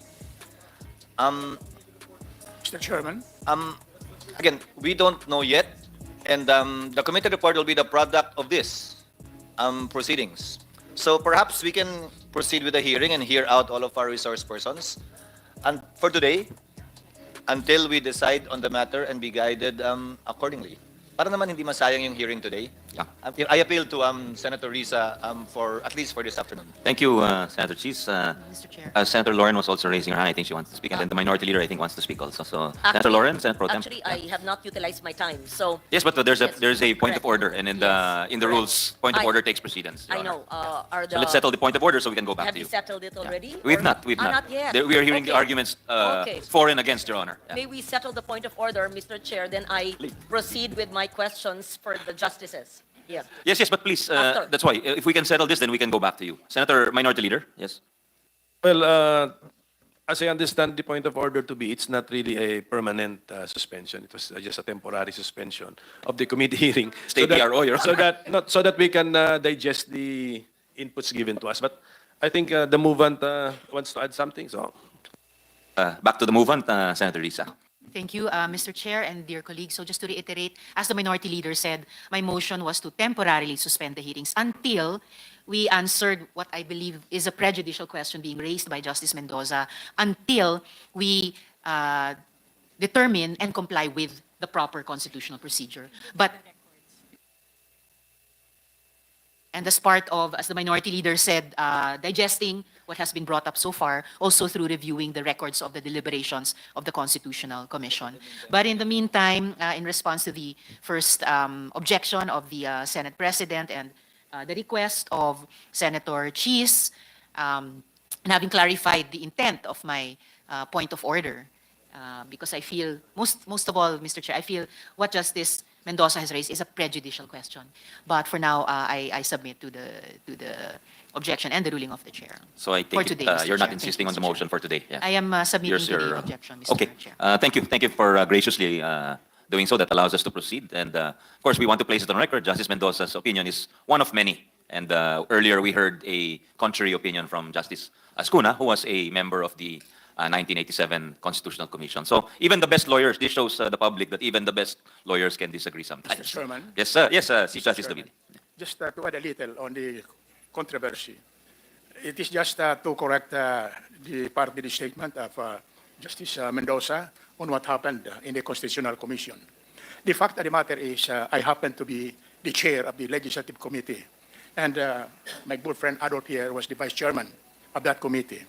The committee recommended a unicameral body.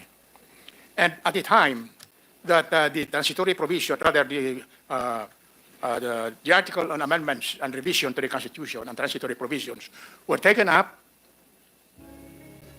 it was based precisely on the assumption that what will be adopted eventually would be as recommended by our committee, which was unicameral.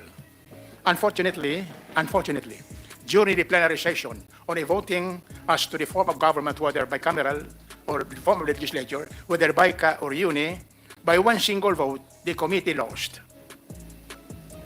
And it was the motion of Delegate Villegas who voted that we adopt the bicameral assembly. Same thing happened in the committee, as a matter of fact. The committee actually voted for a bicameral body originally. As chair, I voted to break the tie in favor of uni. So that is exactly what happened. But you don't have to worry about it, because if you read the commentary of Justice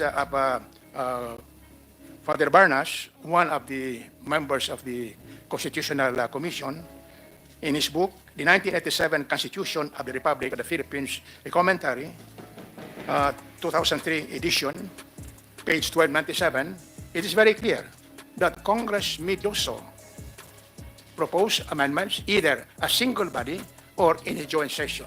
If it were in a single body, each one can propose. And that was what I answered before to the question of Senator Legarda. What Congress can do in the first instance would be a simple legislation, proposing an amendment. So the Senate can do that, propose an amendment. Or, once it is approved, the proposal will go to the lower house. The lower house, in the regular process of legislation, will act on it. There may be debates. As earlier, there may be amendments, and several amendments may be proposed. On deck, for instance, is the resolution of both houses number 6 now in the lower house, authored by Congressman Salceda. It will open up the entire provisions on the national patrimony and economy. Not only 3, not only 4 in the resolution of Senator Gatchalian, which is your which is actually your resolution about houses number 1. That was the first. That was filed in July of 2022. And it was submitted to the Mother Committee on Constitutional Amendments and Revision of Codes. And public hearings were had on, as earlier announced, all over the country. But we do not know yet what had been the proposal of the Mother Committee. And that is exactly the reason why I also raised in my preliminary statement whether, after this subcommittee shall have acted on this resolution number 6, the subcommittee's report will go back to the Mother Committee. And the Mother Committee to treat it simultaneously with the resolution of Senator Gatchalian. If it had not been acted upon, there are no reports. If there had been a report, we should like to find out. Now, again, if there had been no report, does it mean that by treating this particular resolution, we will be abandoning resolution number 1? So that is the issue that I raised. So now, since it was, go back to the issue of BICA and UNI, I would request you to, is embodied in my position paper, and it is also in my position paper submitted to the Committee on Electoral Reforms and People's Participation of the Honorable Jaime Marcos. So these are the clarifications I would like to put. Thank you very much, Chief Justice Davide. That was very clear. Anybody else want to weigh in? We'll go back to Senate President Pro Temp Legarda. She still has 6 minutes left. Thank you, Mr. Chair.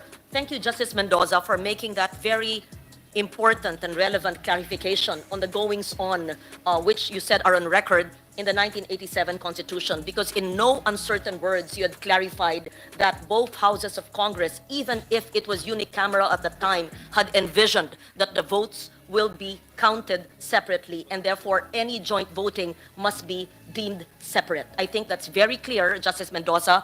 We are grateful for that clarification once again, and it is evident that the People's Initiative, as worded, that has been going around in different districts in the country, it renders it illogical or an aberration based on the statement you made on the intent of the framers of the 1987 Constitution.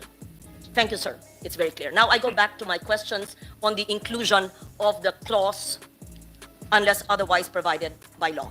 The addition of the clause unless otherwise provided by law, while giving us, the legislature, both houses in this case, the power to modify the nationality requirements in the future by legislation, should be read together, obviously, with other provisions of the Constitution, including Section 10, which you mentioned, Article 12, on the national economy and patrimony, which has been discussed in the past several weeks, because we know that we're only amending Articles 12, 14, and 16. I will not read the whole section into the record, but perhaps Section 10, when it says Congress shall, upon recommendation of the Economic and Planning Agency, when the national interest dictates, reserve the citizens of the Philippines or to corporations at least 60%, and we know that. And at the end, it says, the state shall regulate and exercise authority over foreign investments with its national jurisdiction and in accordance with its national goals and priorities. So my question is, because we are amending to our RBH number 6, only Articles 12, 14, and 16, and we are not amending the national economy and patrimony provision, how can we be aligned without touching this provision? Will we be consistent with other articles of the Constitution if, unless otherwise provided by law, is only instituted in Articles 12, 14, and 16? Will it be, in short, will it be consistent with the national economy and patrimony provision of the Constitution, several lines of which I read into the record? Thank you. I address this to Justice Oscuna, Chief Justice Davide, and Justice Mendoza. Thank you, sir. Mr. Chair, may I answer that question? Go ahead, It's Justice. true- It's true that under Article 2, Section 19, it provides that the state shall establish a national economy that is independent, resilient, independent, and effectively controlled by Filipinos. Effectively controlled. Now, if we amend sections, Articles 12, 14, and 16, to make the economic restrictions on the percentages changeable by legislation, it does not mean that it will result in an economy no longer effectively controlled by Filipinos, because you can still provide, for instance, 51-49, 51 Filipino, 49 foreigner is still effectively controlled by Filipinos. It doesn't have to be 60-40. In Spain, it's 51-49, and the foreign investors are happy with that. They don't like 60-40, but they are acceptable to 51-41, so 51-49. So it's still effectively controlled by Filipinos. So it's not inconsistent, Mr. Chair. You can also put safeguards such as reciprocity, safeguards such as what is provided for in the International Covenant on economic, social, and cultural rights, that a nation a people may allow the foreigners to enjoy the resources in accordance with the principles of mutual benefit and international law. So you can introduce that. So when you say it's subject to legislation, number one, the restriction continues until legislation provides otherwise. Number two, the legislation should take into consideration the framework of investments under the rest of the Constitution, which is that it is supposed to be an economy effectively controlled by Filipinos. So it has to be consistent with that framework, and the entry of foreign investment must be for our mutual benefit. That's why I believe, Mr. Chair, that we should not remove the restriction with respect to non-renewable resources, because that would imperil the effective control of Filipinos over the entire economy. So advertising, even education, and public utilities will not necessarily remove the effective control of Filipinos from the entire economy. Thank you. The views of both Justices Mendoza and Davide, please. Thank you. Perhaps? Justice Mendoza.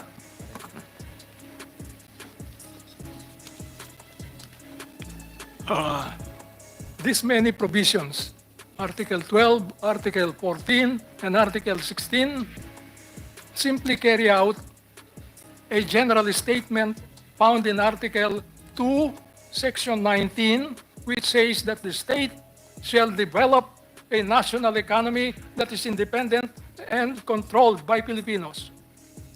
So, if you do not want these provisions in 12, 14, and 16, which are exclusively Filipinos, you want to open these activities to foreigners. Just remove that provision of Article 12, Section 19, because that is a basic principle, and they simply carry out that provision. In that way, you leave it to Congress to decide what the policy on economic activities and the patrimony of the nation should be. It has been said here that in other countries, that's simply left to legislation, ordinary law. But that's probably they don't have the same constitutional provision that we have. But as long as Article 2, Section 19 on national economy is there, you will have a contradiction, Senator. What you declare in Article 12, Section 19, you contradict because you leave it to Congress by ordinary law to change what the policy or principle should be. As it stands now, and I'm trying to help the committee with its resolution number 6. Resolution number 6 sounds more like an amendment to give Congress the power to amend the Constitution rather than an amendment of economic provisions. The emphasis, as I see it, is more on the power of Congress to change what has been declared as fundamental principles in the Constitution. Now, we cannot have a Constitution that is self-contradictory, that carries with it the seeds of contradiction. You declare solemnly in Article 12, Section 19, that we have to have a national economy controlled by Filipinos. And yet, you want to amend the provisions of 12, 14, and 16 and open this to foreigners and remove control in the hands of Filipinos. We will have a very contradictory position. That's just like saying, amend the Constitution in this manner, and then you have a provision there that the people have a right of revolution. Thank you for that, Justice Mendoza. That was actually the crux of the matter, my question, because we're amending 12, 14, 16, but focusing on the article or the section on national patrimony and economy, where it says that the economy will be run by Filipinos. My question answered it very distinctly. Is there an alignment or is there a need to look at a broader view? Because we may amend certain articles, but it may be inconsistent, which you said it could possibly be. So thank you for giving me clarity, but it also brings me more questions, but I may not have the time now. I would like to have a session with the three of you and perhaps at another time on the second round, ask and persist on that question. But you have validated my thoughts that there could be some non-alignment or inconsistency, but that's something to be studied about. Thank you so much, Justice. Chief Justice, please. Yes, I am glad that this matter was taken up because at the end of the day, what would be actually amended would be two sections of Article 2 of the Constitution on state principles and policies. The first would actually refer to education. The state, that's Section 17 of Article 2, the state shall give priority to education, science and technology, arts, culture, sports to foster patriotism and nationalism. I read that earlier. Accelerate social progress and promote total human liberation and development. The second is what Justice Mendoza had said, but it is actually Section 19. The state shall develop a self-reliant and independent national economy effectively controlled by Filipinos. Now, these are the fundamental state policies which are actually supposed to be implemented by way of specific provisions in the succeeding articles. Consequently, the succeeding articles cannot be amended by any guise whatsoever if it would affect the fundamental state policy. Now, if you are going to amend education, public utilities, or advertising or media on the other parts of the economic provisions, you will in fact be amending Section 2 of the Constitution. When you amend Section 2 in the Constitution, which relates to state policies and fundamental policies. It would mean, therefore, not just an amendment. It is a revision of the Constitution. Now, a revision cannot be done by this time. You have to open the entire Constitution. And now, this is what I would say. Any proposal to adopt the parliamentary form, the federal system mentioned by the Associate Speaker, Mr. Dumdum, even in the matter of the economic emancipation proposed by former Secretary Gareth Neves, will open actually the Constitution to revisions, not merely amendments. Are we prepared for a revision? There are again two ways, according to Section 1 of Article 17. What shall we do right now? Shall we call for a constitutional convention? We should open the entire Constitution, not only what is being desired today, probably adopting a parliamentary form or a federal system. You can do that, but it should be by revision. I am not prepared for a revision. As I mentioned earlier, I am against any kind of amendment to the Constitution. When I voted for the draft of the Constitutional Commission of 1986, on the final draft, I said that this is the Constitution I am willing to die for. Why? Because actually, this is now the time that I could say it. Why did I say it? It is the only constitution in our country, and even in the whole world, that is pro-God, pro-life, pro-Filipino, pro-people, pro-poor, pro-social justice, pro-human rights, pro-family, pro-marriage, pro-environment, and I will add now, pro-youth, pro-women. Shall we amend? Shall we revise? Thank you very much. Thank you very much, Justice. You have 2 minutes left, Madam Pro Tem. I have longer questions, but I will yield my 2 minutes, Mr. Chair, to the others who may ask on the second round or the second hearing. Thank you, esteemed justices. Thank you, Mr. Chair. Thank you very much, Senate President Pro Tem Legarda. Next is Majority Leader Villanueva, and after that, Minority Leader Pimentel, then Senator Chairperson Robin Padilla, then Senator Risa Hontiveros. Thank you, Mr. Chairman. Let me put on the records how grateful and blessed I am as a member of this august chamber to be here this morning, this afternoon, Mr. Chairman, and listen to the great minds of our justices, economists present here today. I cannot overemphasize, Mr. Chairman, the overwhelming joy and gladness that I am feeling, that I am here with you sitting in special ringside tickets, Mr. Chairman, listening to our idols, our legal luminaries. I just have some few points, Mr. Chairman, that I'd like to raise, considering that this representation is the chairperson of the Senate Committee on Rules, and the Senate President made mention about the direction that we are about to tread after a series of hearings probably, and when we come up with a committee report. Just to put on record, Mr. Chairman, I'm here to listen, and I have yet to make that decision on whether or not I am for or against charter change. And it's such a great privilege to be in that position, to have this opportunity to listen to experts. May I just ask our legal luminaries, Justice Ascuna, Justice Davide, Justice Mendoza. The Senate President made a statement a while ago that after these hearings, series of hearings, the subcommittee, this mother committee would come up with a committee report. And once we have the committee report, can the Senate actually enter its function as a constituent assembly?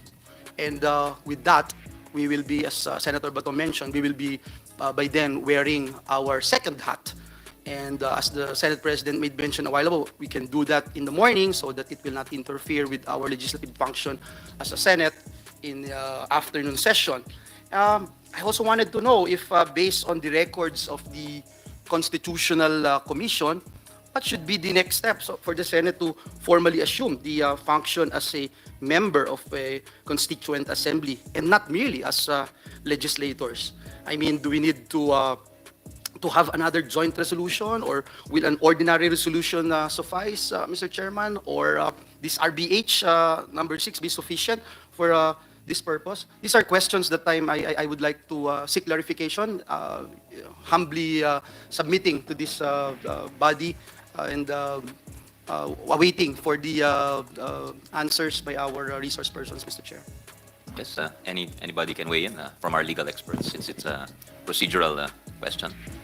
Anyone care to answer from our three justices? Justice Ascuna, yes, I see you reaching for your mic, sir. Of the chair, I respectfully submit that the Senate can act first or independently of the House in proposing amendments, as long as it's very clear that they are acting under Article 14 and not under Article 6. There's the ideal way is to have resolution of both houses worded the same way. That's why it's called resolution of both houses. It should not differ, and it should be approved in the same way with same wording. That's why a joint hearing is not necessary, but you should caucus together. Perhaps it was better before when there was only one legislative building, when the Senate was upstairs and the House was downstairs, and it was very easy for you to get together. So now, but with communications like that, you can also get together and informally agree on the joint resolution, so that your joint resolution will really be joint. No need for joint hearing, but the joint resolution should be identical, so that there's no conflict. If it's approved by 3/4 of the Senate and approved by 3/4 of the House, then you submit it for a plebiscite already. Yan po ang solution. And not necessarily, of course, a joint hearing is ideal, where you meet as one body, but both separately. That is not prohibited, but to me, it's not required. The advantage of that is you can hear each other. The congressmen, the representatives can hear the senators, senators can hear the representatives. But as I said, with modern media, you can hear each other also without having to jointly meet. So ganun po, maybe your rules can clarify that. You don't have rules on how to conduct proceedings to amend or propose the Constitution. As I had recommended earlier, you should amend your quorum. Right now, your rule on quorum is only majority, 12+1. You should amend it so that if you are considering proposals to change the Constitution, your quorum should be 18, because that's 3/4. That way, even if joint voting is required, you have to require 18 senators to be present in the joint voting. So the Constitution says each house can adopt its own rules. So you're free to adopt your own rules pursuant to the Constitution itself. So you can adopt rules on how to amend the Constitution. I respectfully submit there's no need for a joint hearing as long as you signal that your activity is now under Article 14 rather than Article 6. Maraming salamat po. Thank you very much, Justice Ascuna. Did I get it right? You were saying we don't need another resolution other than RBH 6 if we conduct ourselves or constitute ourselves as a constituent assembly when we finally deliberate on the committee report. As you made mention a while ago, the word "be it enacted" can also be replaced by the word "be it resolved." So that is already a signal to the other House that we have indeed constituted ourselves into a constituent assembly. Is that a correct? My own view right now. Please, Justice. I do not know if the Senate rules provide for the calling of a joint session. I do not know if the Senate rules also provide for the calling of a joint session. Now, if there are none in both, probably the Speaker and the Senate President may agree to call for a joint session, precisely to consider this. Otherwise, you have to go to the other way around, meaning to say you submit it as a single proposal as if in ordinary legislation, with in mind, however, according to the suggestion of Justice Adolph, that it is really intended for amendment to the Constitution. I hope, however, that the Senate and the lower house can agree on some amendments to the respective rules, precisely on the matter of calling for a joint session. The Constitution is very clear that you have a joint session for the SONA, for instance, that is a joint session. And in the provision on martial law, the lifting of martial law, you have a provision regarding a joint session. So probably that could be settled. Thank you. Thank you very much, Chief Justice Davide. In fact, we just exercised this particular rule that we were talking about when we called for a joint session to listen to the keynote speech of the Prime Minister of Japan, Prime Minister Kishida. But not to vote jointly. Yes, definitely. Definitely. Not to vote. Thank you. I just wanted to... Mr. Chairman, if I may just say a few words. Please, please. Justice is finished? Tapos na mo? If Okay. Chief Justice Go ahead. David is finished. Go ahead, Justice Mendoza. Yes, yes. I think what should be done here, and this is a precedent, you see right after the war, the Congress that we had was the Congress of the Commonwealth government, which was a bicameral Congress. If you want a clear example of what they did when they amended the Constitution to grant parity rights to Americans and to corporations owned by Americans, just turn to the pages of Mabanag versus Lopez Bito, because the war destroyed the records. It's there in the concurring opinion of Justice Briones. What did they do? They invited each other to come together. And what did they did?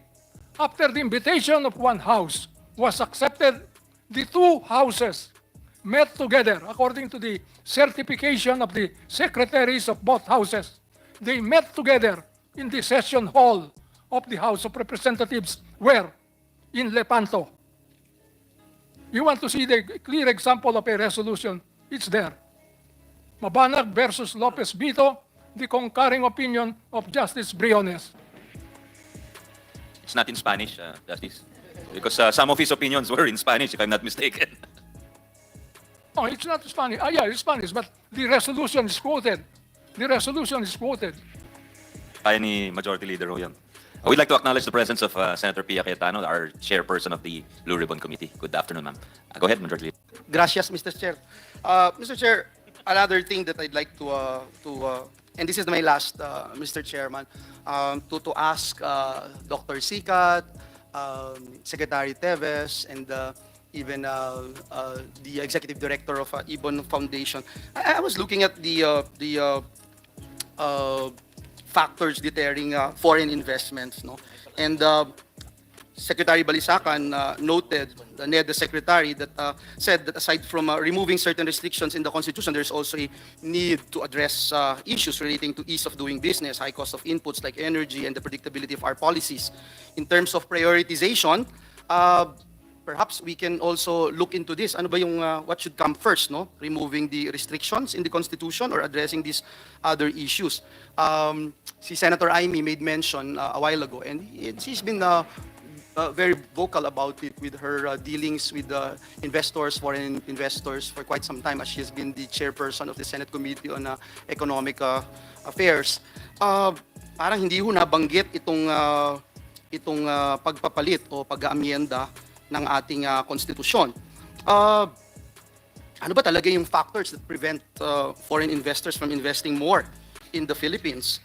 You look at BSP, for instance, the Bangko Sentral ng Pilipinas. The top three main drivers of foreign direct investment are market size and potential, institutional and regulatory quality, and trade openness. So, gusto lang natin maintindihan gusto, no? When it comes to sinasabi ng matatanda sa amin sa Bulacan, importante na itatanong yung mga tamang tanong at masiguro na yung mga information na available sa atin ay maintindihan natin gusto bago tayo gumawa ng tamang decision. May we ask Dr. Sikat to perhaps enlighten us, Your Honors? Thank you. Thank you very much, Senator. There is an interdependence between the restrictions that we have with the ease of doing business. If you notice, for instance, all the restrictions that are listed oftentimes are already indicators of what are not to be undertaken by foreigners. So to some extent, you already get those embedded in the ease of doing business, because no one in the government would really proceed with undertaking clearances unless they have cross-checked many of these items. So one of the implications of this statement is that for years and years, the fact that we got to have very complicated rules of approvals in government had gotten this from all the regulations we had, which can be traced back to the restrictions in the Constitution. Now, of course, some of these developments in bureaucracy oftentimes get infected further by the rules and the activities undertaken by management and bureaucracy to see to it that their mandates are also protected. And some mandates of institutions are not necessarily connected with all these other provisions. So really, to some extent, we will achieve a lot of easing of the business rules if we had really very simple rules at the top. Now, as I said, a great difficulty is that at the top you have unshakable rules written in stone that cannot be easily changed. Of course, foreign investments, depending on what they do, they have different kinds of responses to certain incentives provided by the government or by institutions. The main point, of course, is that their main concern, I think, is essentially living with the hosts when they are inside, but seeing to it that their borderline, the rules about what they do on rates of return and so on should be also respected. When those things get violated, they move out of the system. Thank you, Director Sigat. Siguro I pose this question as well to Secretary Teves, who made mention a while ago that with this, and can we just focus on the amendments based on RB H6? You made mention, sir, a while ago that after this, if it materializes, there is a clear, compelling message to investors that we're open for business. Majority Leader Villanueva. I hope I can explain it in this manner, Senator.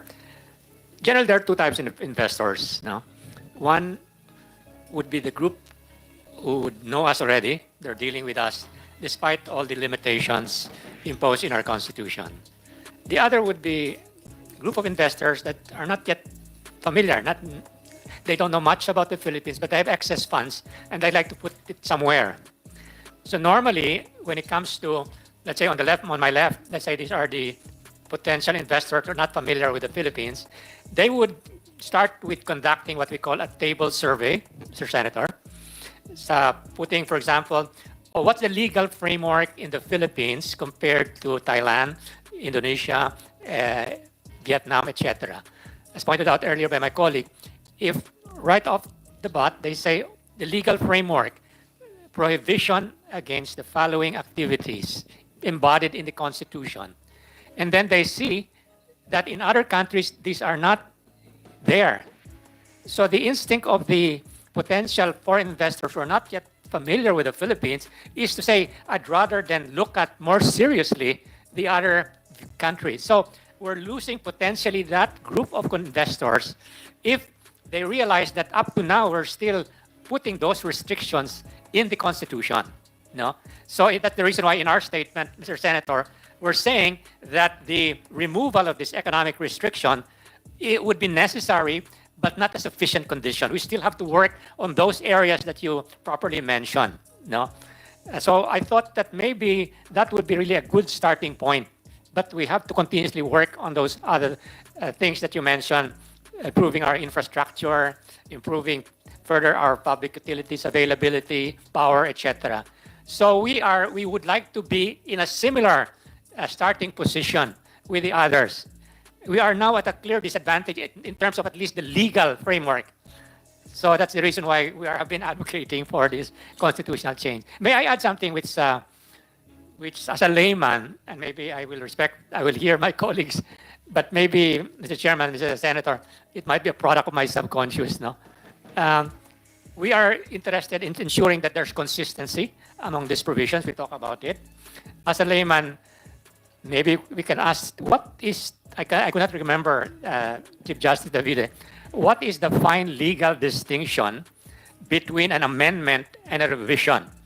No? For instance, in our statement, Mr. Senator, we did say that we're proposing also amendments in the Declaration of Principles. For example, we said that instead of the state shall develop a self-reliant and independent national economy effectively controlled by Filipinos, and restate this. In my mind, as a layman, is an amendment. Restate it and quote, the state shall develop a self-reliant and independent economy, national economy, removing the words effectively controlled by Filipinos. Would that be an amendment, or is that a revision to ensure that there's consistency with our position that we would like the economy to be fully open, liberalized? So that is something that I'm not too sure how to handle it because I'm not a lawyer, but I said my subconscious is working on me as far as that particular position is concerned. Thank you. Thank you very much, Secretary Teves, and I'm sure it will be tackled here in this committee hearing. But I don't want to spend more time on just this particular issue. And before I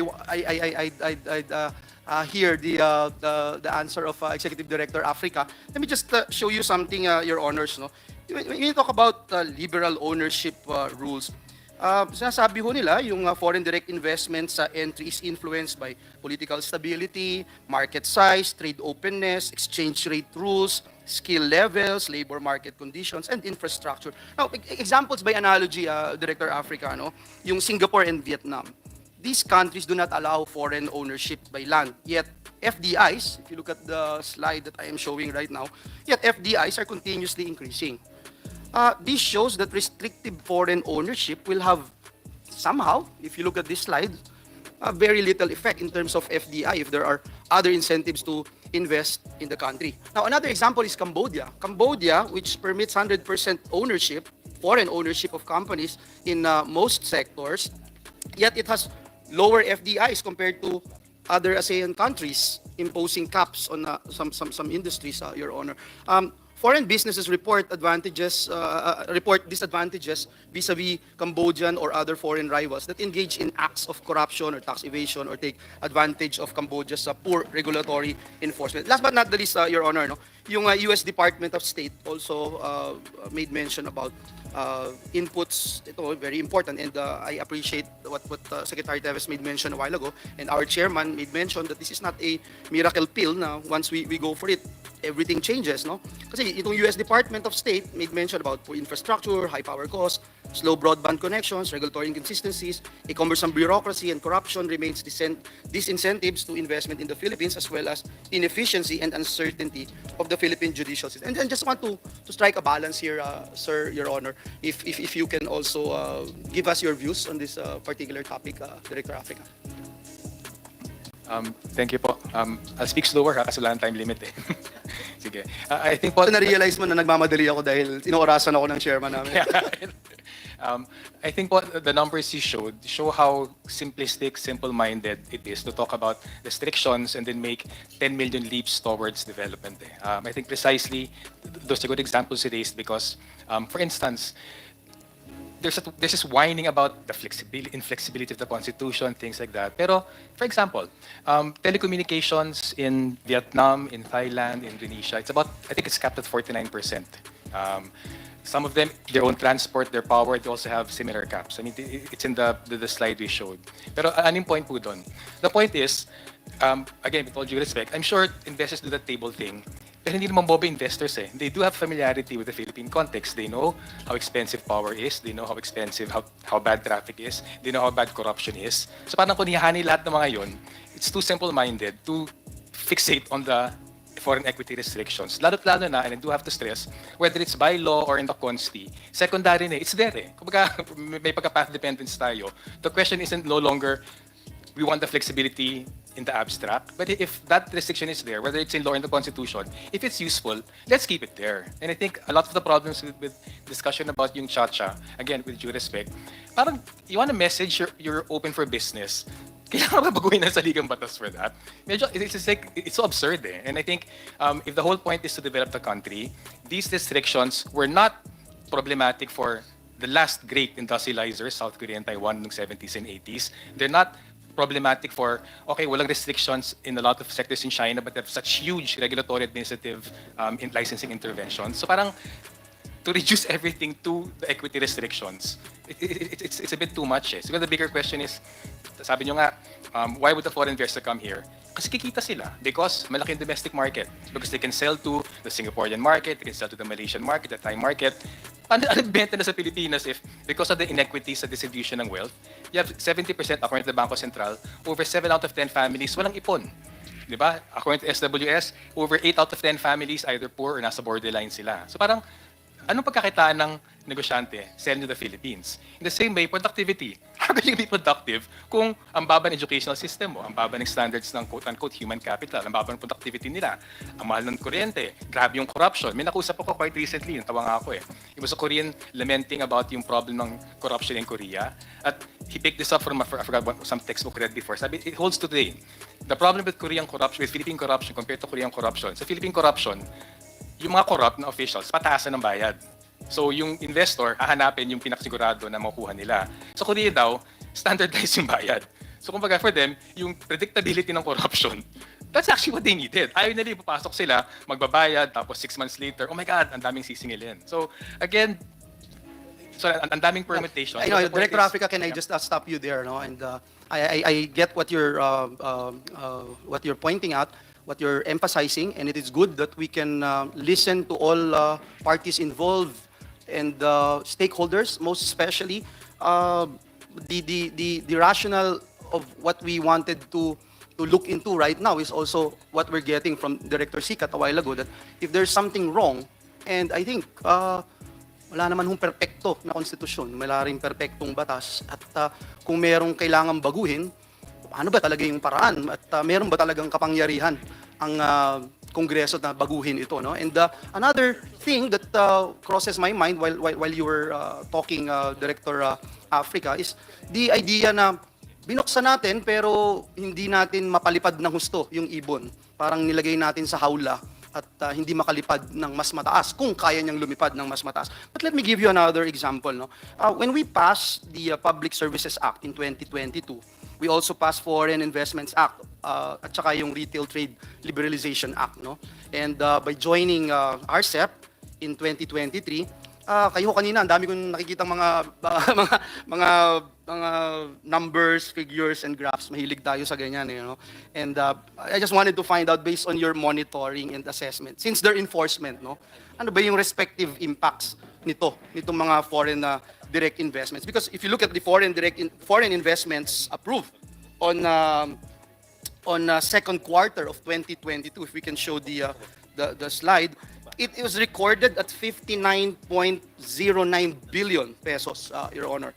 59.09 billion pesos, an increase of 27.8% from 46.26 billion pesos total foreign investments in the same quarter of 2022. So again, the question is, looks like it's working, the laws that we passed, but will it go higher? Will it increase further if we liberalize it all the more and open up more investments, Your Honor? Sir, I do want to stress, may yung tinatawag na fallacy of composition, very appealing kasi na, of course, when an investor comes to the Philippines, of course, they're going to hire workers. Of course, there's going to be economic activity. Of course, there's going to be that marginal contribution to growth and everything.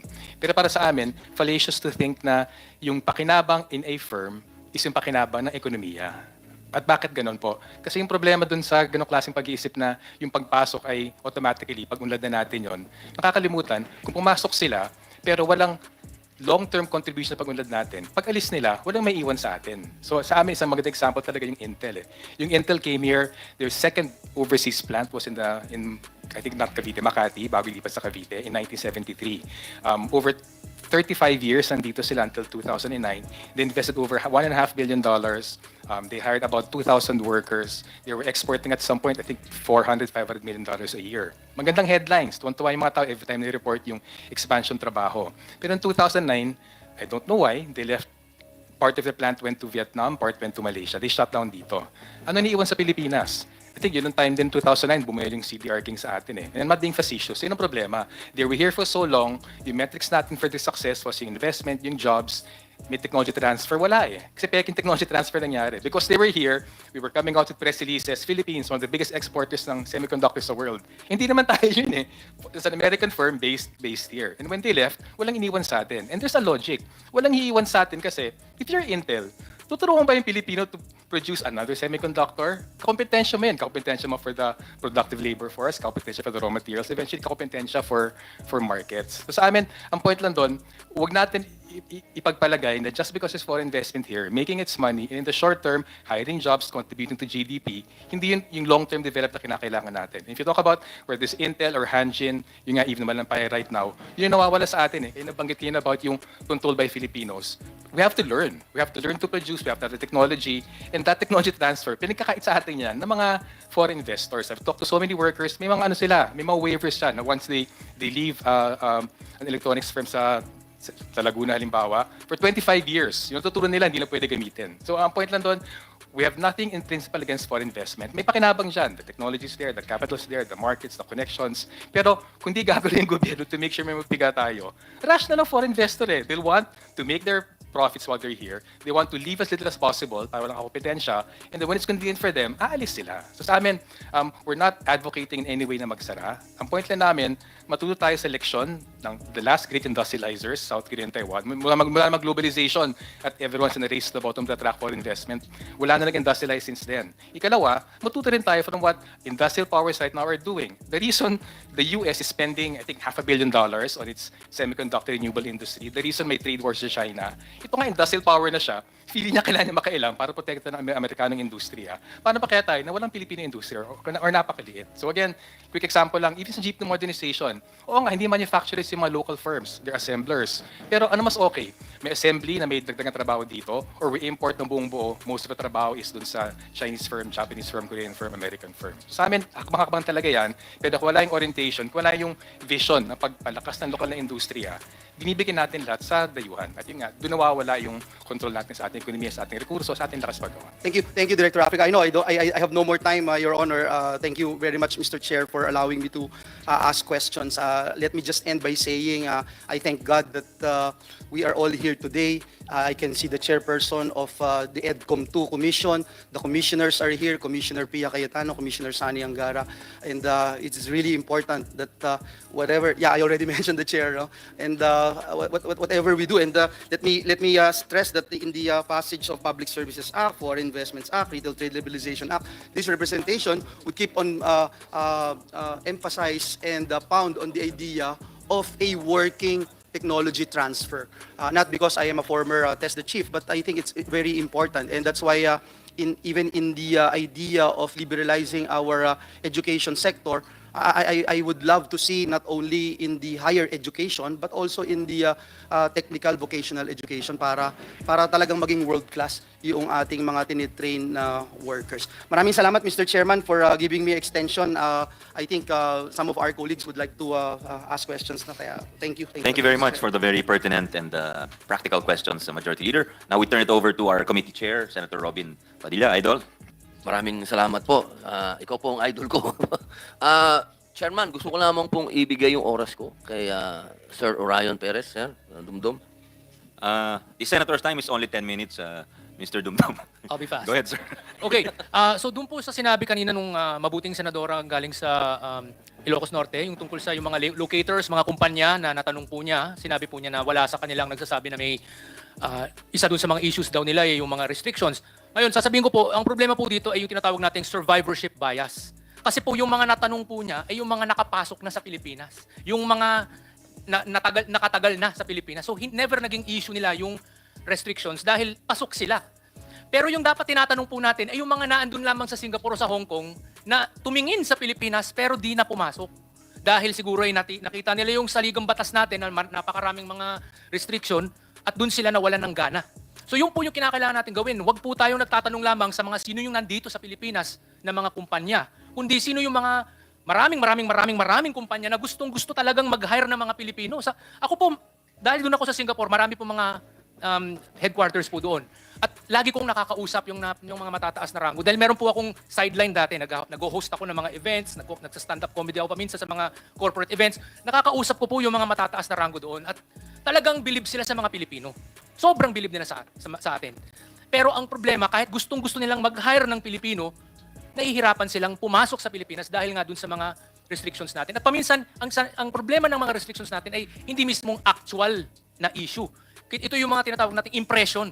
Parang natatakot sila na dahil dun sa Article 12, Section 10, parang natatakot sila na, okay, pasok kami ngayon, yung industriya, yung sektor namin, pasok ngayon, baka next year magkaroon ng bagong amendment sa foreign investment restricted list at biglang mapasok yung kumpanya namin dun sa listahan yan. At paano na kami? Parang ganun yung Kung issue ng policy stability is what you're adverting. Yun po. Your Takot Honor, sila Mr. doon. Chairman, if I may just very quickly. Yes, of course, Majority No, Leader. I'm very interested on what Mr. Dumdum is talking about. What do you have any ballpark figure or something? Kasi tama ho ito, magandang mapag-usapan natin yung hindi pa nakakapasok dito, no? Kasi mahirap talagang i-anticipate yan, and I'm sure in your field nakikita nyo po yan, ilan yung mga ganyan yung situation, looking at our country as a country of where they can put in a lot of money and invest and hire and create more jobs in the country. No, meron ba tayong mga pag-aaral po dyan, just to give us? Well, ako mismo wala akong pag-aaral dun. I would say Dr. Sikat might probably have those. But ang masasabi ko, ito ang masasabi ko, no? Magtanong po kayo doon sa mga kumpanya, mga galing sa Western countries, no? So mga European, Australian, British, Canadian, American companies na pumasok sa Malaysia, Thailand, Indonesia, Vietnam. Halos lahat ng mga yan, unang tiningnan ang Pilipinas bilang opsyon. Una nilang nakita ang Pilipinas dahil magagaling po tayo mag-Ingles eh. Magagaling po ang maraming mga inhinyero natin eh. Pero doon po sila natatamaan nung mga restrictions natin. At paminsan hindi po actual, as I said, ito yung tinatawag nating nanangangamba sila na baka naman next year masama na yung particular na sector namin, no? So yun yung parang thread, ano tawag diyan, sword of Damocles hanging over companies na pumasok sa Pilipinas pag nakikita nila yung Section 10 ng Article 12. Yun po yung isang problema. Isa pa, sasabihin ko lang din, yung lagi natin syempre paulit-ulit pinag-uusapan yung high cost of electricity and power sa Pilipinas. Pero meron po akong naging talakayan kasama ng isang kaibigan, kaibigan po rin namin ni Senator Robin Padilla, si Dr.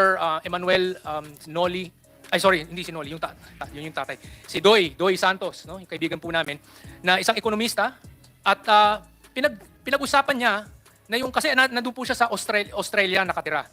At sabi niya, ang problema po dun sa yung power distribution problems ng Pilipinas ay ang kanyang pinakaugat na issue ay yung 60-40 din ng ating saligang batas, no? Natatakot pumasok ang mga power distribution companies doon sa lugar na yan. So, yun po, kumbaga lagi natin sinasabi, electricity daw, pero saan po yung talagang ugat noon? Bakit hindi ganun kaganda yung ating power generation industry? Ito yung tinatawag natin high capitalization requirements po meron dyan eh. Usually, high technology requirements. Maraming mga foreign companies po ang may kaalaman dyan, pero hindi sila makakapasok dahil takot sila sa ating mga restrictions na ganyan. I also wanted to mention, ito pong, yung mga constitutional restrictions, paminsan po ay nawe-weaponize.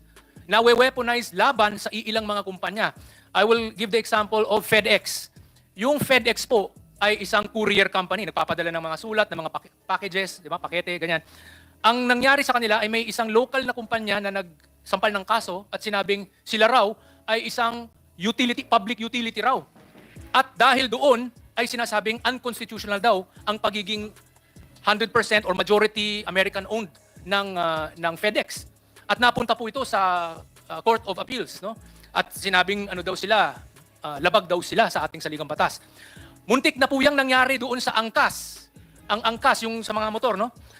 Ang angkas daw ay sinasabi rin ng ilang mga kalaban ng angkas na daw sila, public utility raw sila. Pero, tapos daw, unconstitutional nga daw. Dapat 60-40. Bakit, Singaporean yung may-ari, si Angeline Tam.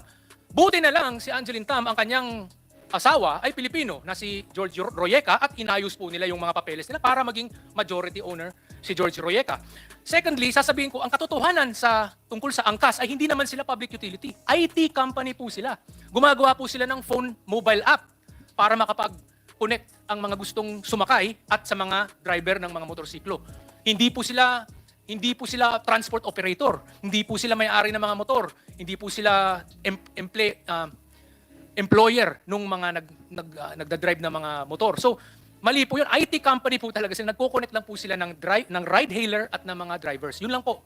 Pero ang ginawa, kinontrahan sila using the constitutional restriction. So ito po yung sinasabi nating problema na laging nawe-weaponize at laging nagiging publicized ito sa international business community. Yung nangyari sa FedEx, pinagtatawanan po tayo dahil sa nangyari dyan. Yung angkas, muntik na pong nangyari yun. So yun po, kaya nga sinasabi ko po, mas maganda po na tanggalin na lang po natin sa ating saligang batas itong mga restrictions na ito. At kung kailangan natin ng mga regulation at mga restrictions, doon na lang po natin ilagay sa statutory legislation. Maraming Mr. salamat po. President, Mr. Thank you. Chairman, Yes, Senator Pia. could I ask him if it's still within the time that Senator Robin allocated to the resource persons? Can I ask follow-up questions? If it's within the time. Well, I've been strict with members who tried to ask questions, so I just to let you know before you arrived, some of our members wanted to ask I was questions. listening to your rules, so no problem. I just We thought, apologize for that. I just want to thought be consistent in the application as much as I problem. want to No problem. indulge you, Your Honor. Yeah. Pasensya na po. Yes, next to ask questions is the Minority Leader, Senator Risa. Deputy Minority Leader. Salamat, Mr. Chairman. Bago yung mga hinanda kong tanong, I really would like to follow up yung usapin ng prejudicial question, which I believe actually a couple already of our resource persons raised, beginning po with Justice Mendoza. So my staff looked at the records of the deliberations of the Constitutional Commission. At kung pwede, Mr. Chair, I'd like to read one paragraph where it says, Mr. Regalado, I also noticed that both sections 1 and 2 are premised on the anticipation that the Commission, not only the committee, will opt for a unicameral body. In the event that a bicameral legislative body will carry the day, has the committee prepared contingency proposals or resolutions? Sumagot si Mr. Suarez, yes, in that situation, we would propose to include the words in joint session assembled. And then nag-follow-up question si Mr. Regalado, but still maintaining the same number of votes?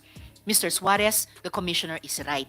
Mr. Regalado, thank you. So, at tingin ko po, Mr. Chair, relevant po ito, pertinent dun sa prejudicial question na kung anong rules ang dapat i-apply. The word assembled kasi po suggests a physical assemblage as proposed earlier by Justice Mendoza. So, parang ang intent po nga ay may pagkikita pero magbobotohan ng hiwalay dahil nga may same number of votes.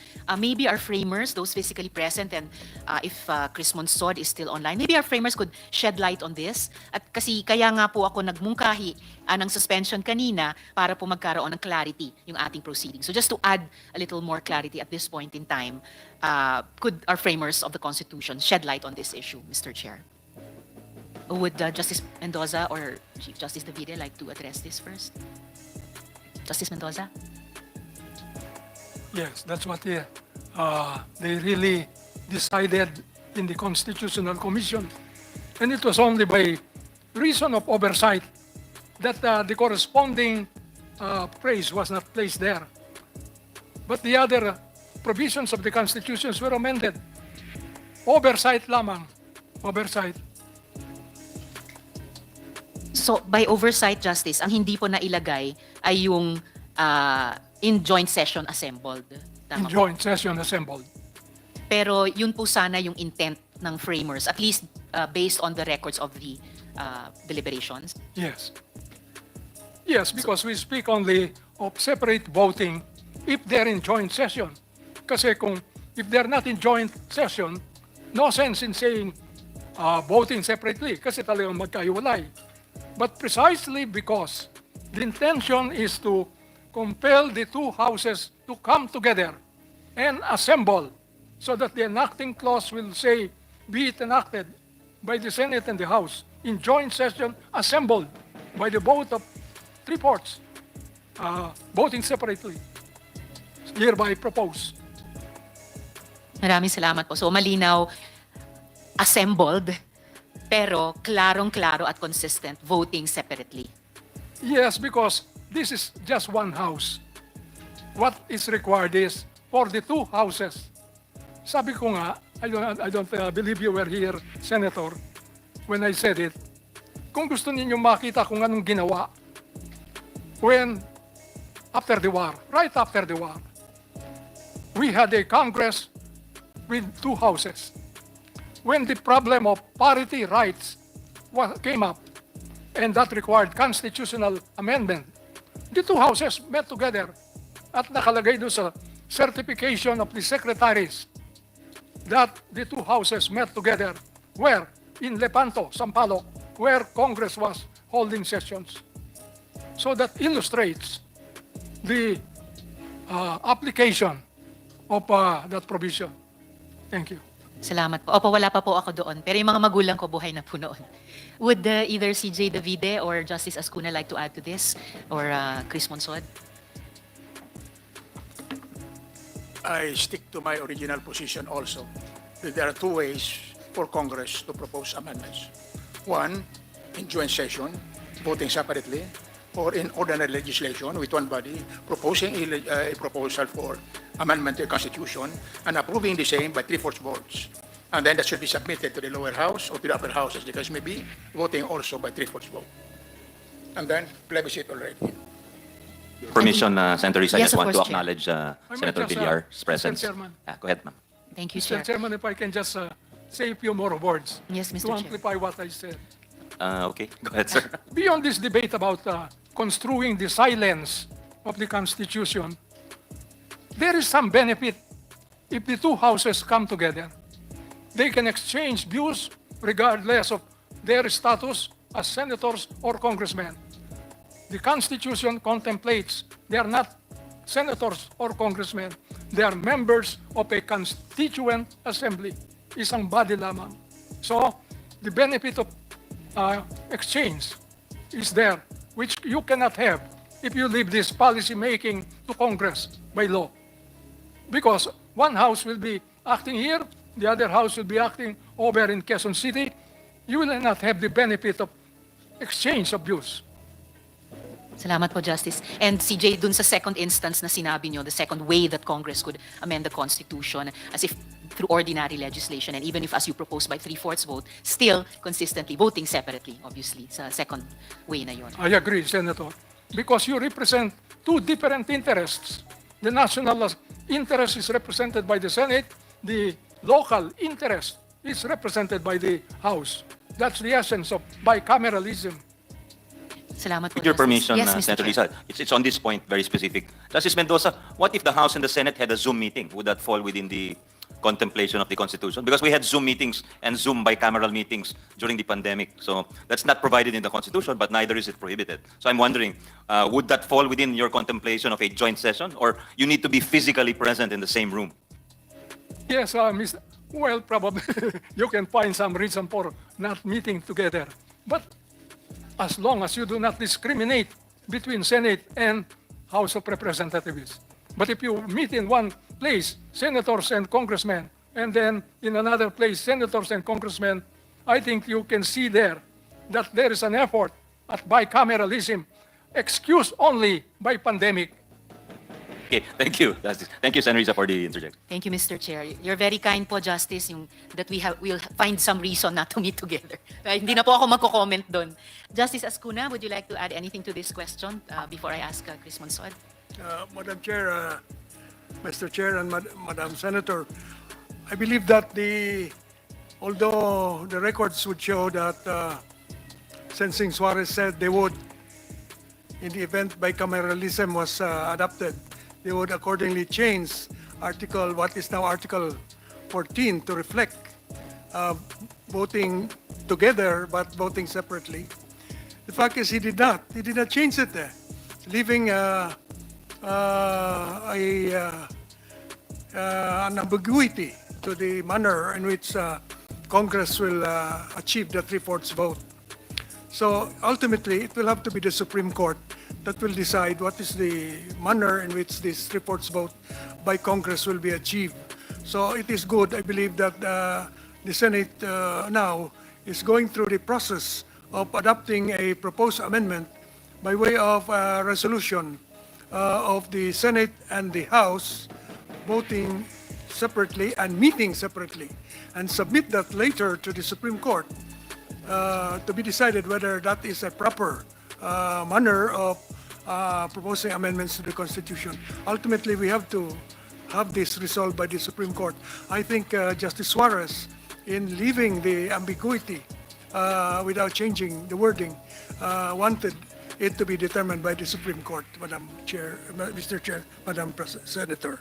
Salamat po, Justice Ascuna, which is precisely why, Mr. Chair, I hope that we can clarify this one way or another. Hopefully the simpler and the shorter time duration way. In any case po, to my first question, may mga assurances po that these discussions only concern the economic provisions specified in RPH 6. At nagbanggit din po sina CJ Davide at Justice Mendoza tungkol dito. But a Constituent Assembly throws the whole 1987 Constitution wide open for review or amend and possible distortion even, and no provision is actually safe. Tama po ba yun?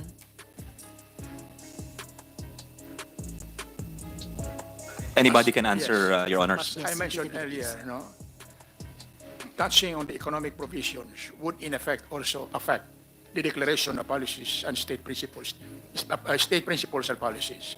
The moment that it will change any particular principle or policy, it will be a revision.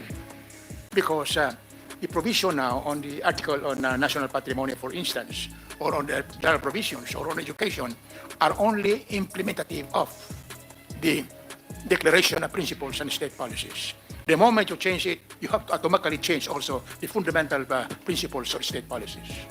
At bukod po dun sa, in effect, amending or revising a basic principle or state policy, kahit may assurances o agreements pa prior to limit the scope of the discussions, wala namang magpipigil sa kahit sinong miyembro ng Kongreso to propose other changes. Halimbawa, legislators could initiate changes in our basic laws on foreign ownership even of land, on term limits, on the frequency of elections, on limitations on the use of governmental power, even the fundamental rights of citizens. Tama po ba ito? CJ, pakibuksan yung mic. Those matters have to be taken up really. It is more than an amendment. It in effect would be revisions of fundamental principles. For instance, in the matter of the plebiscite on the proposal in the PI regarding a change in the manner of voting, it should be joined, and therefore, in effect, it would eliminate the Senate. It would eliminate the Senate because you have the massive majority of the lower house. So the moment you approve what is in the PI, it will open the floodgates of everything. Eventually, all changes will be done without already the voice of the Senate. Which is why po, CJ, Mr. Chair, the Senate opposes and continues to oppose the People's Initiative. Pero meron din po akong agam-agam at gusto ko pa rin itanong yung possible scenario kahit sa pamamagitan nitong RBH 6 as an initial doorway na dadaanan.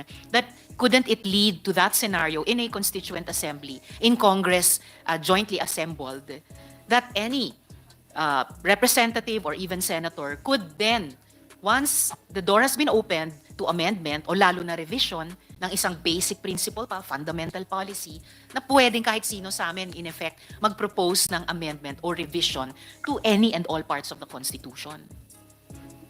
Very clear under Section 1 of Article 17 that there are two ways of revising the Constitution, amendment or revision, may be done by Congress or by a constitutional convention.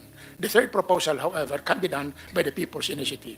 We are talking here of amendment by Congress itself, and therefore it should be a constitutional assembly acting as a con-us, no? But considering that the Constitution is not very, very clear about it, mentions only joint, we have the proposal of Father Bernas, one of the commissioners. Now, it could be done in either of the two ways we have taken up much earlier. Either by way of ordinary legislation, with the two bodies voting separately and in a separate session, or in a joint session, voting separately. Hindi po ba parang nagbubukas kami ng Pandora's box at hindi natin alam anong lalabas dito from the depths of that Pandora's box once the process is initiated? Mr. Chair, Justice Ascuna. Mr. Chair, it cannot go outside of the resolution because of the requirement that a proposed bill or resolution shall have only one subject. If they will add to the resolution of both houses, number 6, for instance, they will amend it to include a political subject. That will be in violation of the rule that a proposal shall have only one subject. So if they want to bring in extraneous matters, it should be another resolution, and the Senate will not agree to it, so it won't be a joint resolution. So this joint resolution is limited only to economic provisions. In fact, you can put that in the title, a resolution to amend and economic provisions and for no other purpose, something like that. In other words, limited to the rule of one resolution, one subject matter. Thank you, Justice Escuna. I'm glad to have that on record as we continue to deliberate this resolution of both houses. Dun naman po sa Senate hearings on the Fraudulent People's Initiative, it was clear as day how many members, unfortunately, of the House were willing and able to use the influence and the resources also of government to advance certain interests. Nung mga, even in those early days, tila buong makinarya ng gobyerno ang nagamit para lokohin yung mga Pilipino para sa makasariling layunin. At sa ganitong klima, and again, I'm proceeding on the premise that of a Pandora's box, not something that can 100% be limited, with all due respect, by that one bill or one resolution, one subject rule. So ano po yung assurance natin na hindi lang ililipat yung ganyang klaseng makinarya para isulong whatever comes out of RBH 6?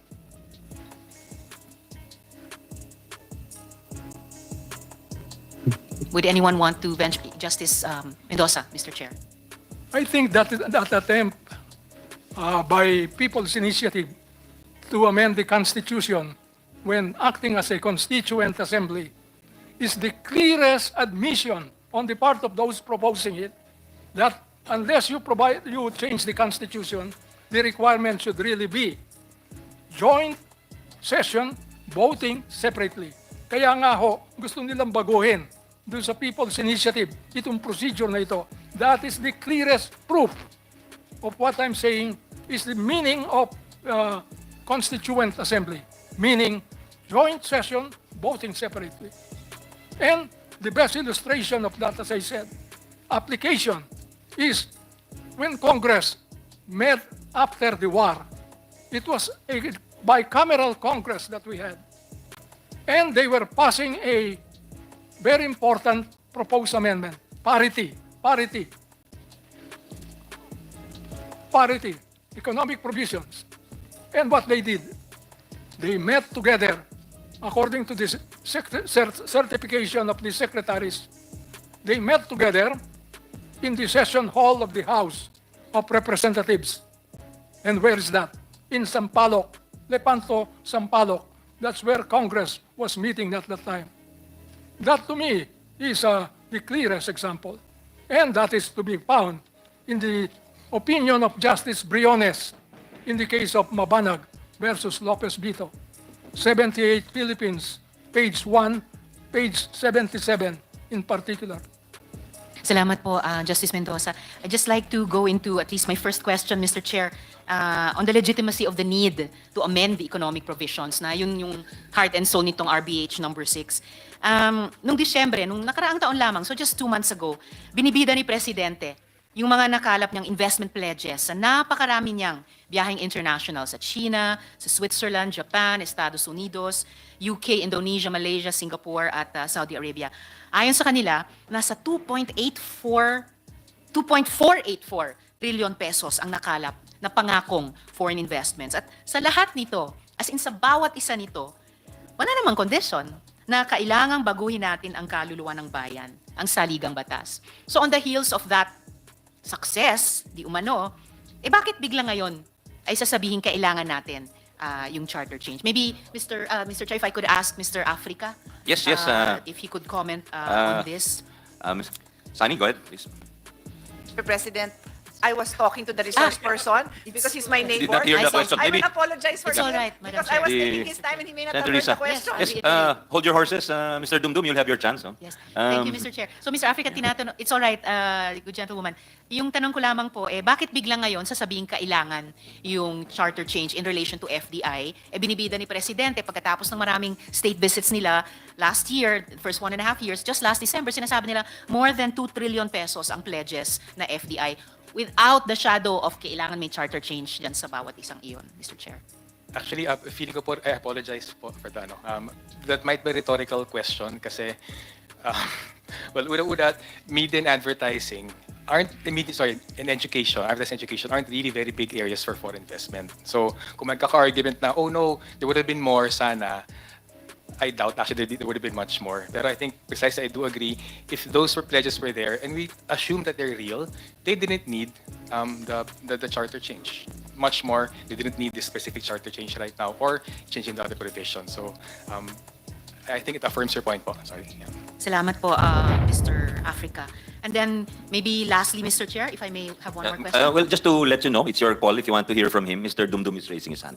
I need to ask a follow-up question to Mr. Africa, Mr. Chair. Go ahead. We'll hold your horses, Mr. Dumdum. Thank you, Mr. Chair. In like manner, Mr. Africa, kanina, foreign pledges without any quid pro quo on charter change. Kahit sa binuong Philippine Development Plan, referred to by Christian Monsod earlier, 2023 to 2028, na pinamunuan ng NEDA at si Presidente ang chair nun. So nilatag yung kabuoang plano para sa ekonomiya ng Pilipinas, para paramihin ang trabaho, puksain ang kahirapan, pataasin ang kalidad ng buhay nating mga Pilipino. Nagawa na po ba natin? I mean, is it going well, yung implementasyon ng buong PDP na yan? At saka, do you know, sa 450 pages ng PDP na yan, meron po bang kahit isang pagbanggit na kailangang baguhin yung konstitusyon in order to implement the plan? I don't recall po seeing anything dun sa PDP. Pero siguro ang pinakamahalagang punto po dyan, is the PDP doing well? Sa amin, mahalaga for the record. Despite yung pinakamalaking mabilis economic growth last year, actually between November 2022 and November 2023, nabawasan ng 70,000 jobs. And the biggest reason na sinasabing lumiit yung unemployment rate to 3.9%, it's because maraming discouraged workers, maraming hindi naghahanap ng trabaho, walang trabaho pero hindi binibilang as unemployed. Pero siguro, ang key point po, I think even our economic managers, in their heart of hearts, absent any political influence, they know there is so much more that needs to be done and that can't be done and isn't being done right now na hindi kailangan ng charter change. I mean, nadinig ko po yung isang statement about ano pwede gawin para tulungan yung mamamayan na walang charter change. Actually, ayun yun. And I think I do agree, ganun kasimple lang yun. Kung may gusto gawin, ang daming pwede gawin ngayon. Kung papasok pa sa usapin ng charter change, makaka-distract lang siya, makakagulo lang po siya. Salamat, Mr. Africa. Mr. Chair, may I move on to another question? I still have time. Salamat po. Okay, thank you, Mr. Chair. 2 minutes, so maybe just 2 questions for today. Salamat po. Kasi nga yung isang focus ng RBH6, public utility. So, talking about, for example, the telecommunication sector. So, nervous system siya ng modernong ekonomiya. Kailan lang, binuksan ng Kongreso sa pamamagitan ng amyenda sa Public Service Act. Doon po, sinasabi ng NEDA na yung problema ay yung duopoly. Yung manong duopoly ng Globe at PLDT Smart at kahinaan ng NTC bilang regulator. So, hindi magamit ng ibang kumpanya ang towers nitong dalawang higante. Mahal mag-text at tumawag sa mga subscribers ng bagong kumpanya sa Globe at PLDT. Hindi makuha ng NTC yung frequencies na hindi naman ginagamit nitong dalawa para magamit sana ng mga bagong kumpanya. At saka, kahit maliliit na cable companies na pwede sanang gawing mura ang internet, ay kailangan pang kumuha ng prangkisa. Well, sa ating Kongreso. So, sinasabi ng NEDA, kahit noong pa man, bago pa man ipasa ang amyenda sa Public Service Act, wala sa border, at NEDA na to wala sa constitutional restrictions ang problema. So, nandito po sa loob ang problema. Ibig sabihin, sa bawat industriya. At wala pa tayong ginagawa sa Senado kahit matagal nang nakasalang ang OADT o Open Access in Data Transmission Bill. So yung una sa last 2 questions ko sa ngayong hapon, Mr. Chair, sa palagay po ba natin ay papasok ang kapital, Pilipino man o dayuhan, kung nakikita nilang may dalawang higanteng nakahambalang at walang ginagawa ang Kongreso upang payagan ng iba na ayusin ang serbisyo sa mas murang halaga? So, Mr. Africa still, Mr. Chair. Favorite resource person, Sani. So, please listen to the question. I'm sorry po, I can't speculate if a big telecom provider will come here. But I think historically, a lot of transnational corporations have come in, even if may corruption, as long as they have the connections to be the ones getting the inside track. So that's a general statement lang po, but kung dun sa specific na question yan, I don't know. But also to be clear, even the big telecommunication firms, they do have substantial foreign capital already. So they know how the business operates. So it's not like, again, it's not like bulag sila na mag-table read pa sila kung kumusta yung mga bagay-bagay. They know how things operate, and I think if that is going to be an advantage for them, they will use that. And last point po, in a lot of ways, a lot of the anti-corruption campaigning the last years has been led by foreign transnational corporations sa mga jurisdictions na wala silang kilala. Sa mga jurisdiction na may kilala sila, gagamitin nila yung same connections nila just the same as any domestic provider. Salamat, Mr. Africa. At huling tanong ko para ngayong hapon, Mr. Chair. Alam po ba natin na sa Thailand, lubhang mas mura ang serbisyo at mas mabilis at malawak ang internet? Pero sila po ay may batas din na nagsasabing bawal maging majority owners ang dayuhan. Gayunpaman, yung 4 sa top 5 na telecoms companies nila ay nakapagpasok ng kapital. Like you were saying earlier that many of these big transnationals kahit sa telecom sector may sarili ng foreign capital sa resources nila. Nakapagpasok ng kapital mula sa mga kumpanya sa Singapore, China at saka Norway. So alam po ba natin ito, and could you please enlighten us further about this? I think po that's a very good point kasi sa aming pagkwenta, Thailand has a 49% cap on foreign ownership, Malaysia has 30%, 49% for certain services, Vietnam is capped at 49%, Indonesia is also capped at 49% for the infrastructure, for the facilities. So I think that is a good case in point. Yung demonization ng publicly owned corporations and also demonization of local corporations, pinakita na maraming mga kumpanya dito sa ating rehiyon, hindi actually balakid doon. As long as pinapatakbo ng tama. At para sa amin, kung bubuksan lamang yan, yung ilang beses na nabanggit na lack of control over a strategic industry, actually mas delikado yun. Kung hindi natin alam ang ginagawa natin, mas mahirap actually ibigay sa dayuhan yun. Kasi kung hindi na nga natin na monitor yung lokal, what more, wala tayong kakayahan to monitor yung di hamak, mas makapangyarihan, mas malakas, mas nakakalaman dayuhan. So delikado po yun in terms of yung national security interest natin. Salamat, Mr. Chair. And when I come back in the second round, I'll take off from that point, precisely yung reaction ko sa ideya ni Presidente ngayon magpasok ng third party, posibleng foreign. Hindi nga natin mapabehave ng maayos pa yung NGCP, ano pa kung may third party at kung foreign pa yon. So maraming salamat. And lastly, I think what you pointed out, Mr. Africa, is it's not one single or most important factor, FDIs, it's a whole package of policies and practices para mapakinabangan talaga ng bansa, ng public good, lalo na dito sa mga public utilities natin at saka critical industries. Salamat at Thank you maraming very salamat, much. Mr. Chair. Thank you very much, Deputy Minority Leader Hontiveros. I'll give you 2 minutes, Mr. Dumdum. Please be brief. Okay. I just wanted to interject that, so first of all, the question on the other countries that have restrictions, the question is, are those restrictions in their constitutions? The answer is no. Only the Philippines has such economic anti-foreign direct investment restrictions in the constitution. Yun po yung pinagkaiba. Sa atin nasa konstitusyon, sa kanila nasa legislation. Ito pa, yung isa pa about the pledges. Magkano po yun? Mga trillion, something trillion. 2 something trillion is what I heard. Diba? Dollars, Okay. dollars, no? Ay, ang tanong, bakit ba ginagawa natin itong constitutional reform na ito? Unang-una, tanong ko, kasi ang sagot ko ay tanong. Ilan dun sa mga investment pledges na yan ay naging totoo na? Ilan ba yung mga planta na natuloy na itatag? Ilan na ba yung mga pabrika? Ilan na ba yung mga kumpanya o yung mga operations, yung mga opisina na nagbukas dahil dun sa mga pledges? Mukhang pledges pa lang yata eh. At doon po natin makikita dahil mga pledges pa lamang sila. Kaya natin ginagawa itong pagbabago na ito dahil madalas kapag nag-iimbita po tayo ng mga investors, hindi po natin nasasabi sa kanila may mga problema tayo na ganyan, yung mga restrictions na yan. So eventually, doon sila nag-aalma. Ay, may restrictions pala kayo. Kaya kailangan natin ayusin. Yun po yun. Maraming salamat po. Sir Dumdum. Next is Senator Win, and after him, Senator Bato and Senator Amy, Senator Pia, in that order. Thank you. Senator Win. Thank you, Mr. Chairman. Mr. Chairman, I'd like to direct my questions to our esteemed justices. I was listening intently, and there seems to be 2 schools of thought. One is to convene physically as a constituent assembly, and then number 2 is we can go through it just like any other ordinary legislation, meaning we pass the resolution here, then we transmit it to the House. They pass it, they either adopt it or they pass their own version.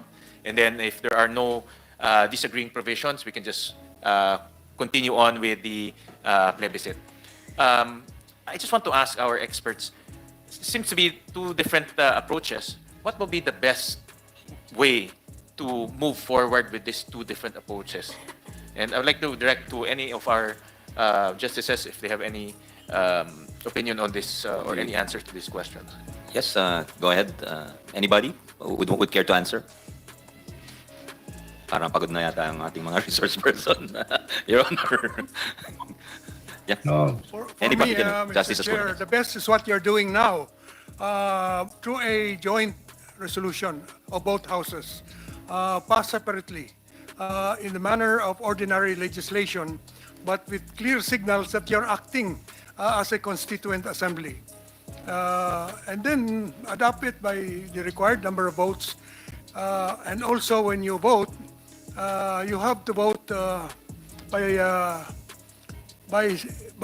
what you call is nominal voting, so that the three-fourths vote is very clear. You cannot do it by consensus or viva voce. It has to be by nominal voting, recording individual votes.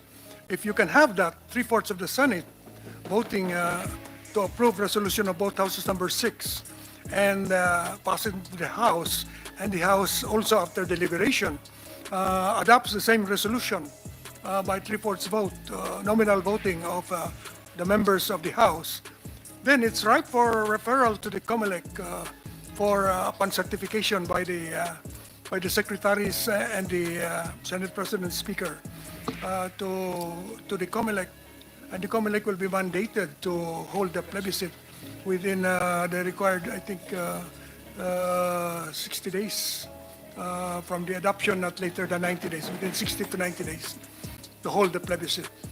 That's the best way and the fastest for me, Mr. Chair.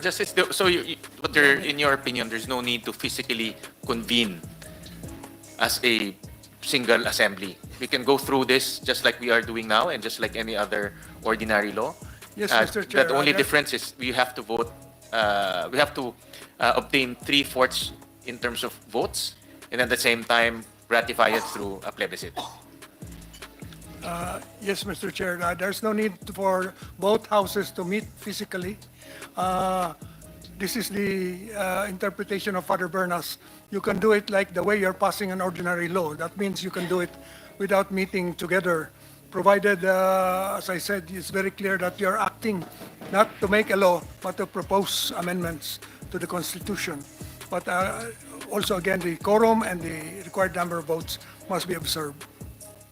Want to, with your permission, Senator, we just to acknowledge the presence of our chairperson of the Public Services and Economic Affairs Committee, Senator Grace Poe. Afternoon. Your Honor, just on that particular issue. Yes, Chief Justice, please. The best really is the one you recommended in your Senate, both houses resolution number 1. You are proposing for a joint section, and therefore it must be voting separately, but three-fourths for each side, for each house. That is in your resolution. Thank you, but that calls for a physical convening of both houses in one area, in one location. So do we need to satisfy that physical assembly, Chief Justice, in your opinion? One, the Senate President, and there are no rules yet, no, in both the Senate and in the House, in calling for a joint session.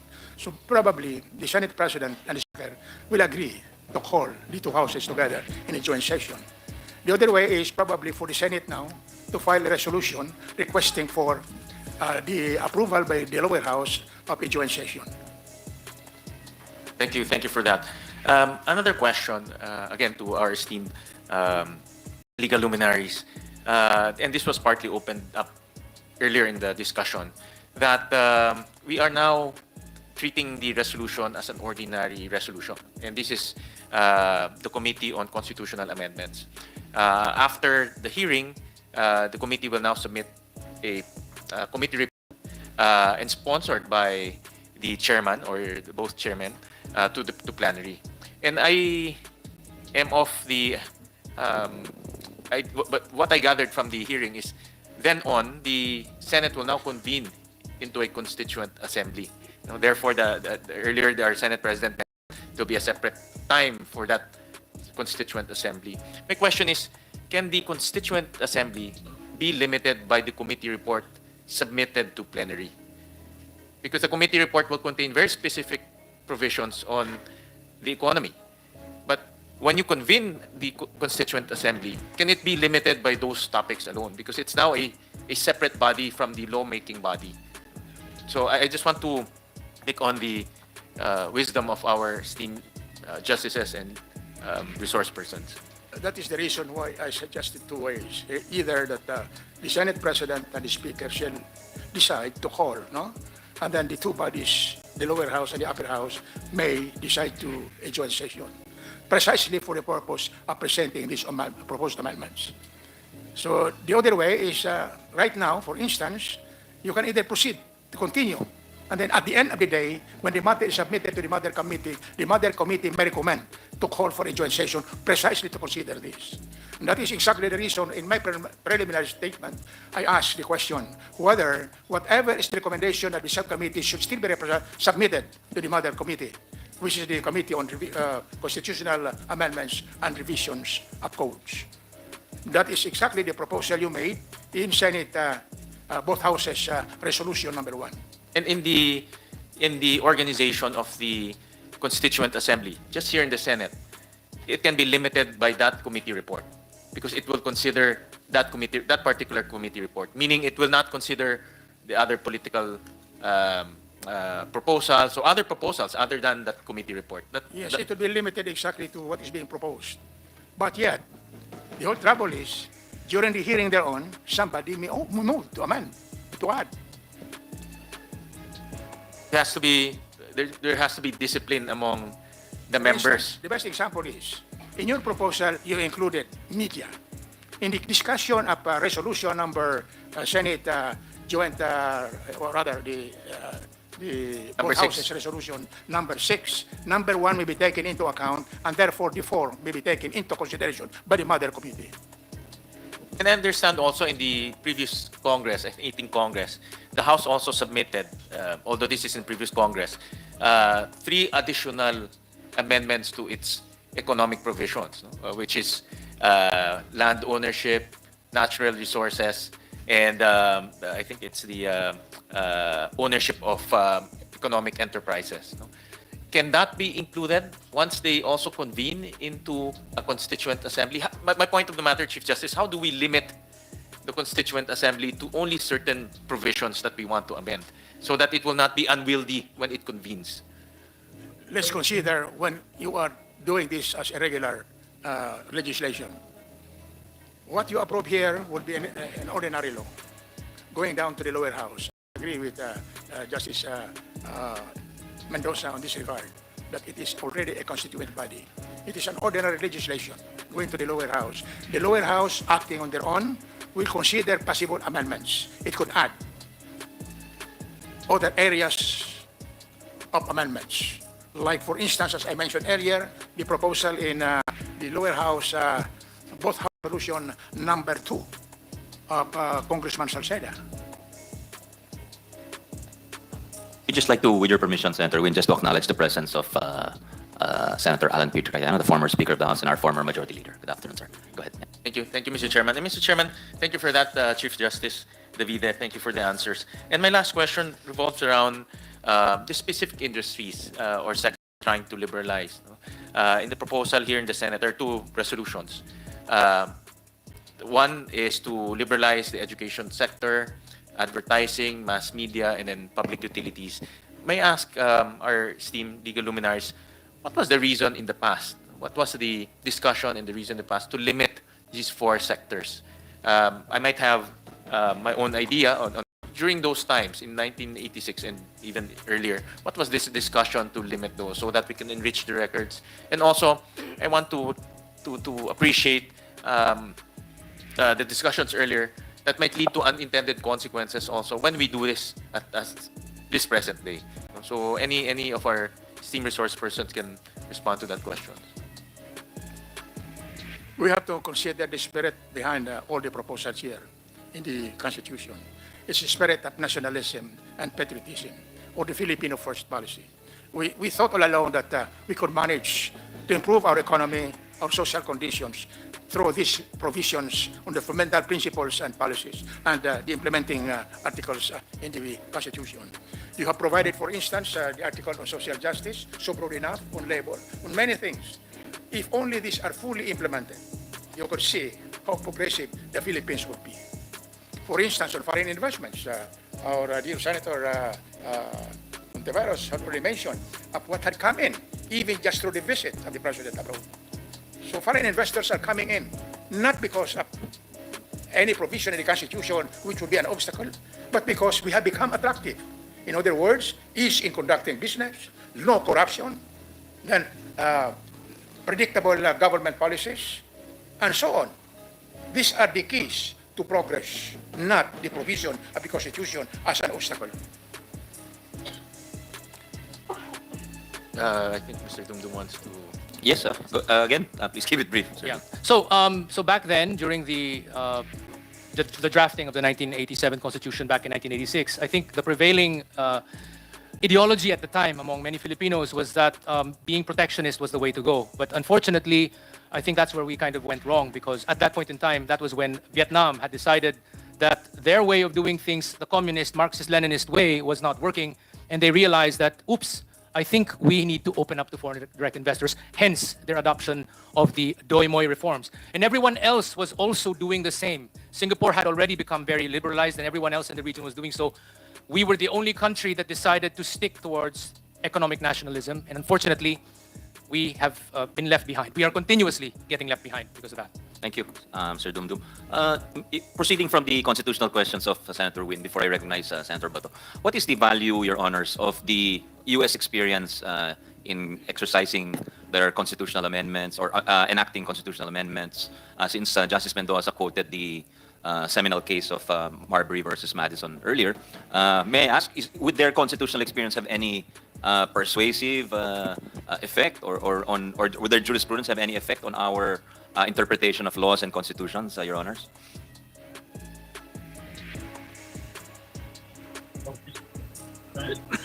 Mr. Chair, the U.S. Constitution has been amended several times. I think more than 20 times. In fact, the Bill of 27, Rights... I believe, Your Honor. 27. Yes. Yeah. The Bill of Rights was not in the original Constitution. There are amendments. That's why they're called First Amendment, Second Amendment. What I want to point out is that their process of amending their Constitution is through adoption by separate states. And the legislature of separate states passes a resolution adopting the proposed amendment according to the requirement of the respective constitution. So there is no meeting together of all the more than 50 states legislature so that they can hear each other. They meet separately. So there's nothing wrong with the Senate and the House meeting separately. In the U.S., the individual states don't meet with each other. They adopt the amendment by themselves. And after a certain number of states have acceded to the amendment, it is effective. So that's what I know of their procedure. And if, correct me if I'm wrong, Your Honor, but I think the Senate and the House do not also sit together in a joint assembly. Tama ho ba? Meaning the Senate passes the amendment separately, the House passes the amendment separately, and then it goes to the state legislatures, as you mentioned. Tama ho ba, Your Honor? I'm not sure on the federal level, Mr. Chair. I think they meet together. But what I mean is the individual states, all 50 states don't meet together. Thank you. Thank you. Just wanted to add there, what the good justice is talking about is the process of ratification, which is different from ours.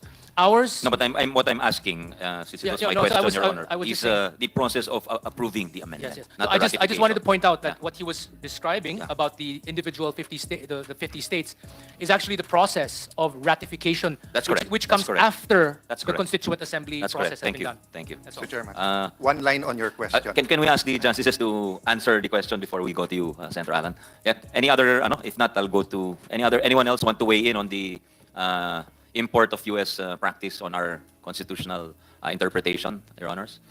If there's none, Senator Alan, yeah. Thank you, Mr. Chairman. Just a point of information, because the U.S. Constitution was a reaction to royalty, diba? To the absolute power of kings and queens in Europe.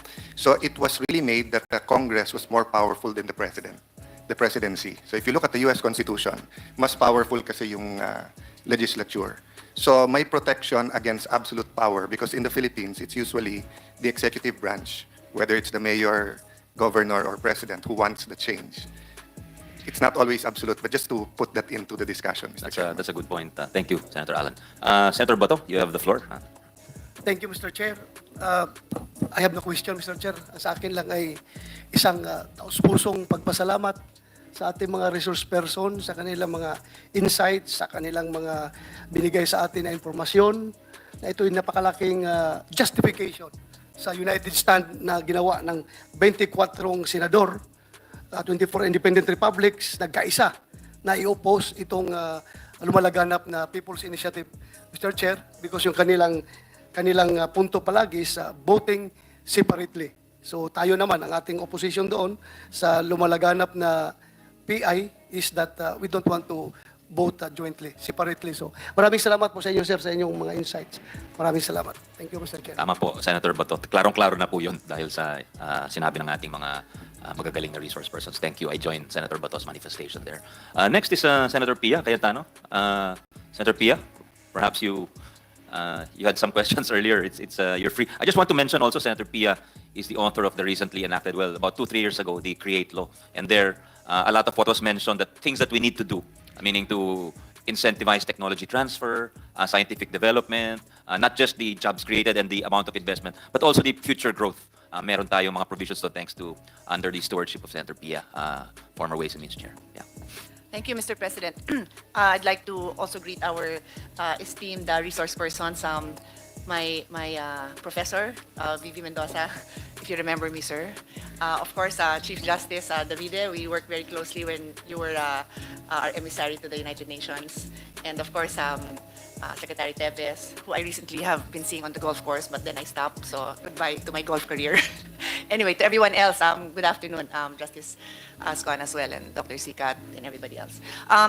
Mr. President, Mr. Chairman, a few questions. As you said, I'm coming from my experience as the chair of the Committee on Ways and Means, and one of our resource persons, I was, by the way, listening, thanks to technology, I was listening to YouTube, so I heard the opening statements of our colleagues and the statements of our resource persons, so I may not have been physically present, but some of my questions come from the statements that were made that I caught on YouTube. One of the resource persons mentioned the flip-flopping of our rules or our the way we conduct business and the way we encourage the foreign business community. And that is exactly what we tackled during the hearings in the Committee on Ways and Means. And so when we talk about flip-flopping positions, as we speak, and this is no critique or anything on the ongoing hearings now, but in fact, we are reviewing again the CREATE law. And one of the revisions being, one of the proposals there is to go back to the incentives that was given to some investors that have been there for 30 years or more. And this has been thoroughly discussed. We appreciate that the investments have been made, but it's also time for us to gain a little bit from the taxes that would have been gained. So if we're going to go back to that, then that is our main problem, if I may. As I'm not the resource person, but I'm sharing my experience having chaired this committee and going back and forth, and many of our colleagues here were also present during that Congress. So that to me is the flip-flopping of business policies that the foreigners have to deal with. The other thing that I'd like to point out is one of the examples given by my seatmate here, Mr. Africa of Ibon, is the example of the jeepney modernization.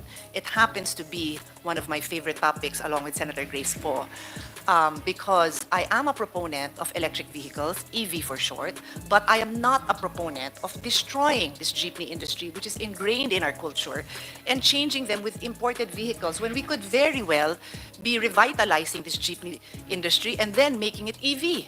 It's a no-brainer. I'm sure DOST can easily do that. In fact, I've had discussions with the Department of Science and Technology. Why don't we do that?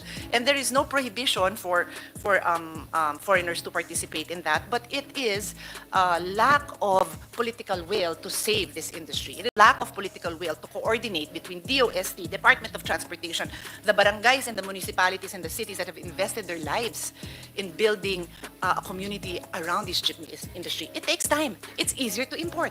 That is our problem. It's just easier to import. We didn't make it hard for them. They can come in, but we're destroying this industry. So that's the second point I need to make, Mr. President. The other one is just a quick observation. I share the observation of Mr. Dumdum that he mentioned Vietnam, but other countries, Thailand is one, China is another. They are harping on the need to improve their English so that they can capture the English-speaking market. But you don't need to change the Constitution for that. That's been my advocacy for decades. I speak on behalf of our EDCOM chairman members. It's part of the agenda. Let's not lose our competitive advantage by giving up on us being a dual language or even multi-language speaking people. The Filipinos can speak 3 languages, English, Filipino, and whatever province they come from. And we're giving that up because because of various reasons. Don't have enough time to discuss that. But you don't need to change the Constitution to focus on our primary, one of our primary assets being multilingual and English being one of them. Just a quick observation. I think one of the resource persons said, and I had asked my staff, are you ready? Yeah, I just want to put on record. Okay. So according to the World Economic Forum, and this is already in the Senate, this is already embedded in our archives because we took this up in the Committee on Ways and Means in the debates on CREATE. Most problematic factors in doing business. Number one, inefficient government bureaucracy. You don't have to change the Constitution for that. Inadequate supply of infrastructure. Don't have to change the Constitution for that. 3, corruption. Don't have to change the Constitution for that. Tax regulations. We can handle that here. Tax rates. We can handle that. When I say here, Congress can handle that. Policy instability. I'll point to the administration. Not this administration, any administration. Access to financing, policy decision. Government instability and coups, all this is creating that possibility. Restrictive labor regulations, policy decision, maybe Congress. And poor work ethic in national labor force. None of this requires constitutional change. I quote, not in exact words, no, but as I said, I was listening. Sabi ni Justice Davide, our problems are not due to the restrictive economic provisions. I humbly concur, and I, in my second round, would like to get into more details, but I think it would be nice if our justices can bear with us and join us when we have other resource persons from the business side, no? Because we'd really like to get a nice exchange, Mr. Chairman, if you will allow. No, what I'd like is to hear the not now, but like I said, in a succeeding hearing, an exchange of ideas, or where our justices who know what the constitutions allow and do not allow can hear and exchange ideas with the business community on what they feel they need, so that either it comes from the constitutional experts themselves telling them, but you don't need to change the Constitution to do that, or you do need to change the Constitution to do that. This is just my opinion. It's not my intention to put words in the mouth of our esteemed resource person. The other thing that I took note of is Justice Mendoza's statement, the Constitution is the alternative to a revolution. And I felt that was such an emotional statement. We're sitting here today. We are already late for our Senate session. On the floor is That might be my cue to tell us that. For me to end No, now. no. The SP extended us to 4 o'clock, Your Honor. Yeah, I know. But He's extending us to 4 o'clock. Yeah. exactly. But I mean, we are eating into our time Yes. to work on bills. Yes. But it no? just shows that the Senate is really prioritizing this issue. Go ahead, ma'am. Exactly. Sorry for interruption. No.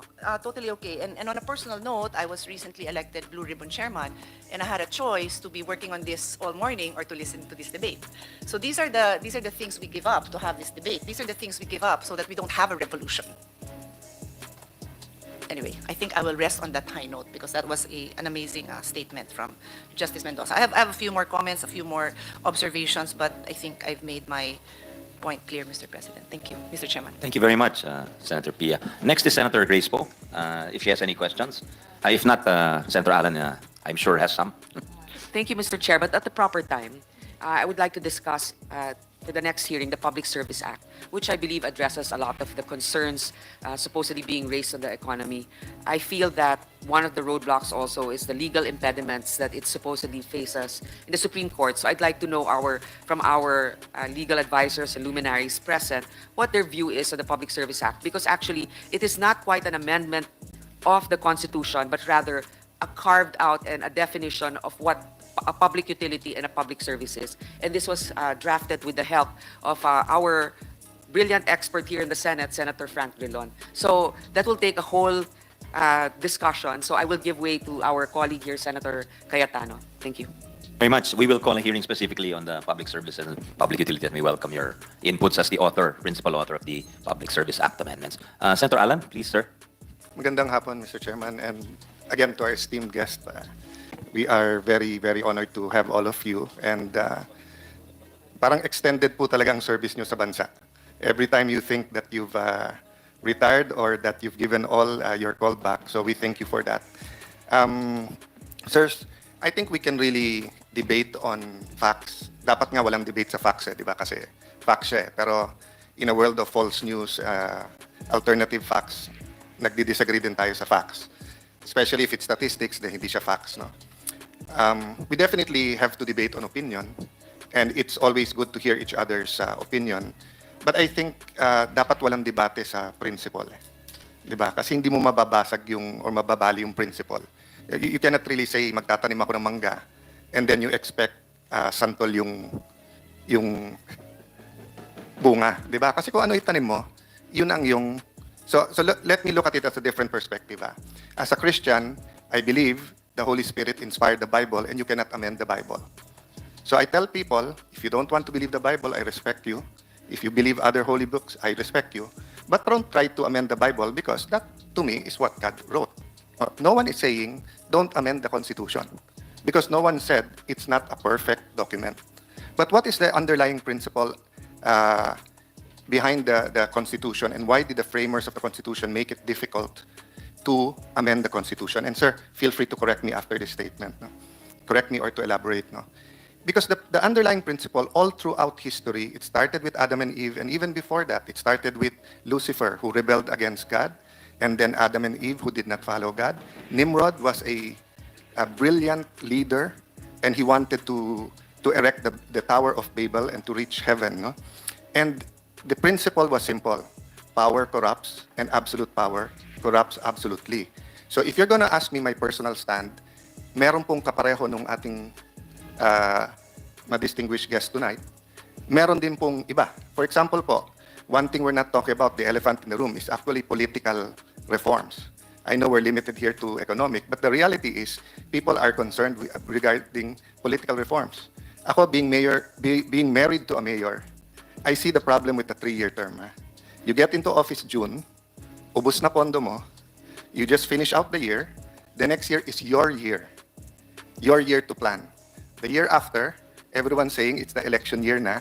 The year after, ano na, diba? So I would rather have a 4-year term or a 5-year term, 3-year term limit, or a 4-year term na walang term limit. I don't know the former mayors here, like Senator Win, kung anong tingin nila. But the problem is, we can't discuss it because everyone is discussing it from the point of view of what's good for them rather for the country. No? So even if many of our congressmen, mayors, governors are sincere, hindi na sila tatakbo, magre-retire na sila. But people will say, but you're thinking about your husband, you're thinking about your wife, you're thinking about your children, di ba? So, Mr. Chairman, the only way I think that we can actually amend the Constitution in a way that the preamble describes us as binding together, wanting. Maybe I can end with that. No, I just want to read the preamble, just to honor not only Chief Justice Davide, but everyone who worked on the Constitution. But my point is this po, no? If we can find a way to amend the Constitution, but it is effective 10 years from now, I don't think anyone will accuse any one of us na we're doing this because of power, etc. Pero pagka next month na yung plebiscite, 2025 na yung plebiscite, I mean, oh, come on.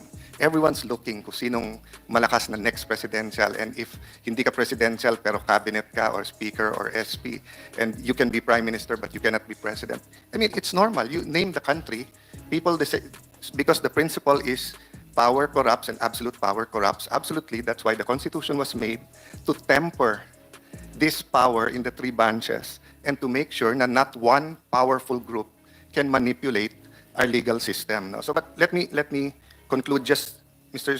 Chairman. I really, want to honor everyone who worked on the preamble. We, the sovereign Filipino people, imploring the aid of Almighty God in order to build a just and humane society and establish a government that shall embody our ideals and aspirations, promote the common good, conserve and develop our patrimony, and secure to ourselves and our posterity the blessings of independence and democracy under the rule of law and a regime of truth, justice, freedom, love, equality, and peace. Do ordain and promulgate this Constitution. I hope throughout this debate, Mr. President, this will guide us kasi opposite ng truth, justice, freedom, love, equality, and peace ang nangyayari ngayon. But I hope, Mr. Chief Justice and all our distinguished guests, you could elaborate nga on why the Constitution was made very protective, that you can't just change it on a whim. No? I know that's part of the human spirit we don't want to talk about, but it's there. So thank you very much, Mr. Chairman, for this time. Thank you very much for the biblical wisdom in addition to the legal wisdom, Senator Alan. Yeah. Any other, maybe Senator Risa wants to ask a few questions. We can have 2 to 3 minutes maybe for a second round. And then I think if it's all right with our distinguished resource persons, we thank you profusely for sharing with us your time, Your Honors.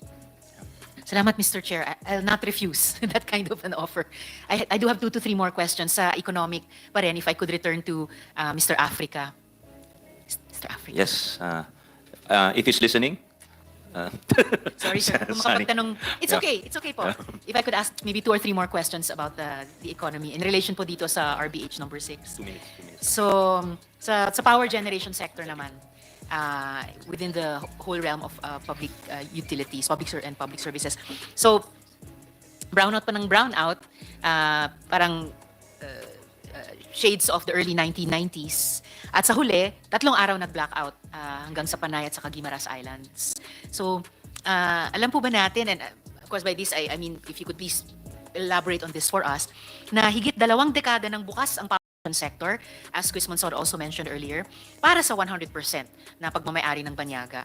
Pero sa 2 dekadang iyon, ay hindi naman naengganyo na maglagak ng kapital dito yung mga dayuhan para suplayan ng kulang at pupundat-pundat nating kuryente. So, bakit po kaya?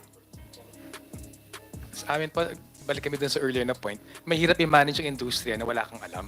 So kung uurungan ng gobyerno yung meron ng direct interest sa industriya ng kuryente, nasa-asa lang sasabihin sa'yo ng kumpanya, parang weird, di ba? Parang sabihin mo dun sa kumpanya to be self-incriminating. So sa amin, it is a starting point. That's also why I think bakit sa Malaysia, sa Indonesia, maraming may restriction dun sa foreign investment, but also may direct stake yung governments in utilities because it's easier to manage things you know about eh.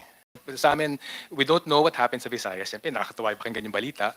But bottom line, it's hard to manage what you don't know anything about. And sa amin, that whole trend towards privatization, isang nawala yun eh, yung kakayanan natin bilang gobyerno na responsibly manage ang isang industriya. So much worse nga yan. Hindi maganda na hindi mo makontrol ang lokal na negosyante. I think even worse, hindi mo makontrol ang dayo negosyante na may ibang dimension ng strategic interest sa bansa. So I guess, Mr. Chair, Mr. Africa, ibig sabihin din, magandang may paghuhunos dili din ang gobyerno in terms of privatization, especially in sectors na may mas malaking public interest at stake. And umalam. No? We can't forever give the excuse na hindi yan alam ng gobyerno, mas alam lagi ng private sector. Maganda kung mag-upscale din ng capacities ang gobyerno precisely to take care of and to regulate areas na siya yung pangunahing magbabantay ng public good for the citizens. And balance yung, syempre, profit orientation naman ng na nasa kalikasan ng private sector. Mr. Chair, yung next question ko, kung pwedeng matanong si Christian Monsod if he's still online, since ay, salamat, He's Mr. still Chair. online, Yes. Teresa. So, Sir Chris, to continue and to ask you to, I'm circling back to the point you first made about the power generation sector in your opening statement. Sorry, Oh, yes, I received Mr. Chair. just the information now. Senator Teresa is logged out already. Okay, sorry about that. Thank you, Mr. Chair. So if, Mr. Africa, you could bear with me just to complete this maybe last 2 questions about the power generation sector. So, alam po ba natin na sa Vietnam naman, tulad dito sa Pilipinas, nagbukas sa mga dayuhan para sila'y pumasok sa generation sector. Pero generation, hindi sa transmission, hindi sa distribution. Pero bakit po kaya, kahit halos sinlaki lang tayo ng Vietnam, population-wise, bakit ka yung installed capacity nila ngayon ay lumaki ng halos 3 beses, 2.86 times, halos triple, na ang laki kumpara sa installed power generation capacity ng Pilipinas. So what was the decisive factor there, or factors? Yung infrastructure, magastos talaga siya eh. So napakataas ng startup loan. Kaya natural monopolies sila. I think Vietnam is a good case in point kasi much as maraming naiinis dun sa pakikialam ng Vietnamese government kasi socialista, komunista, whatever. Hindi pa masasabing terorista. Ang bottom line, there were and are state-owned enterprises. At kung state-owned enterprise yung papasok, una, mas mababa yung cost of capital. Ikalawa, mas madali yung mga licensing, all the regulatory issues, parang that's ironed over eh. So I think magandang point yan. At siguro kailangan din i-correct, hindi totoo na bukas yung Vietnam. Dun sa aming PowerPoint, isabitin namin yung report, yung restrictions across the Vietnamese economy, from telecommunications to power to transport, very strongly restricted pa rin siya, apart from having state-owned enterprise, even sa manufacturing. So, hindi totoo na free market economy in Vietnam. Hindi rin totoo na pumasok yung foreign investment dahil free market economy siya. Pumasok ang foreign investment kasi may mapagkakitaan siya dun sa Vietnam. Under, not necessarily free market economy, under whatever economic regime na meron nila. Kumikita sila eh. And I think that's the bottom line for any foreign investor. And like Mr. Chair, Mr. Africa, you were showing how in different countries sa home region natin, may iba't ibang percentages set or cap set on foreign investments. Dito sa particular na halimbawa ng Vietnam, pinapakita nyo rin, yun na nga, the package of policies and business practices either allowed or supported and regulated by the state. Na the companies can turn a profit, pero merong ding standard set by the government para sa mamamayan nila na mas strictly na ma-observe. And then, kagaya po ng telecoms na pinag-usapan natin kanina, may nakahambalang sa pagpasok ng kapital sa power generation at hindi ang border restriction o ang constitutional provisions na naman ito.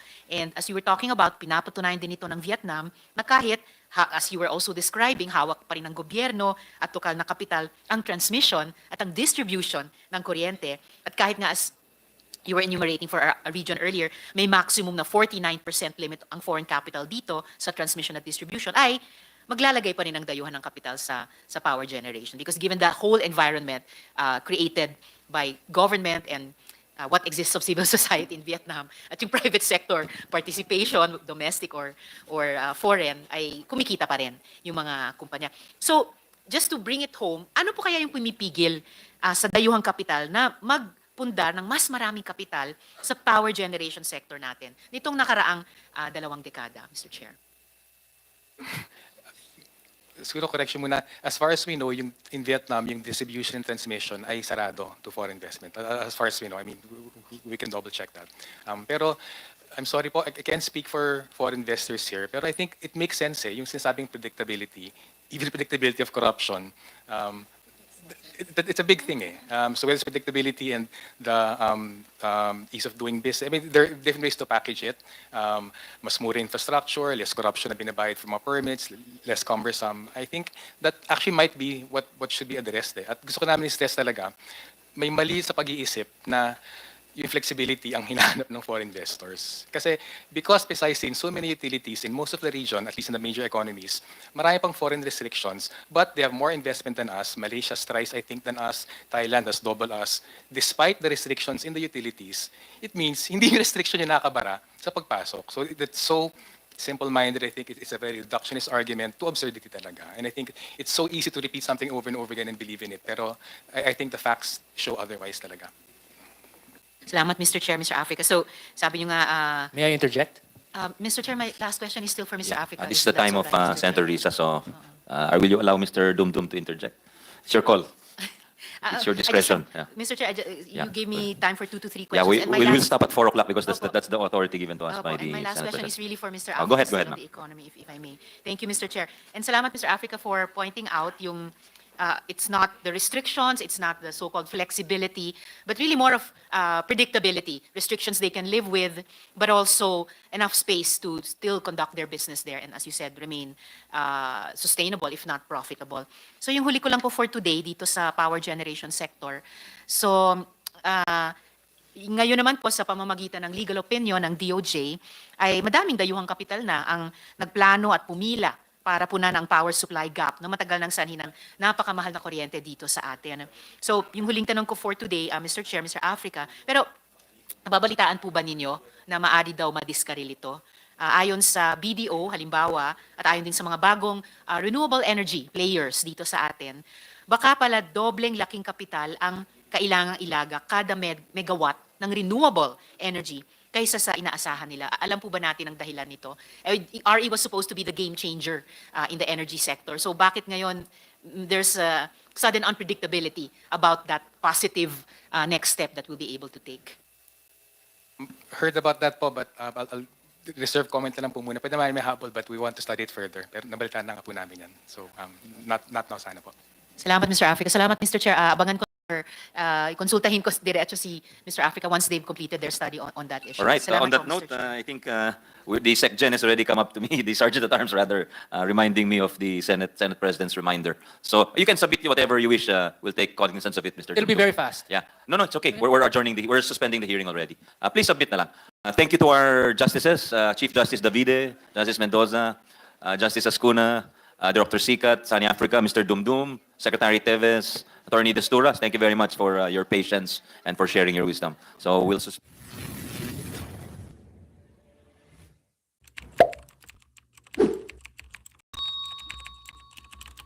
Dr. Carlos, please. Yeah, thank you very much. Good morning, everyone.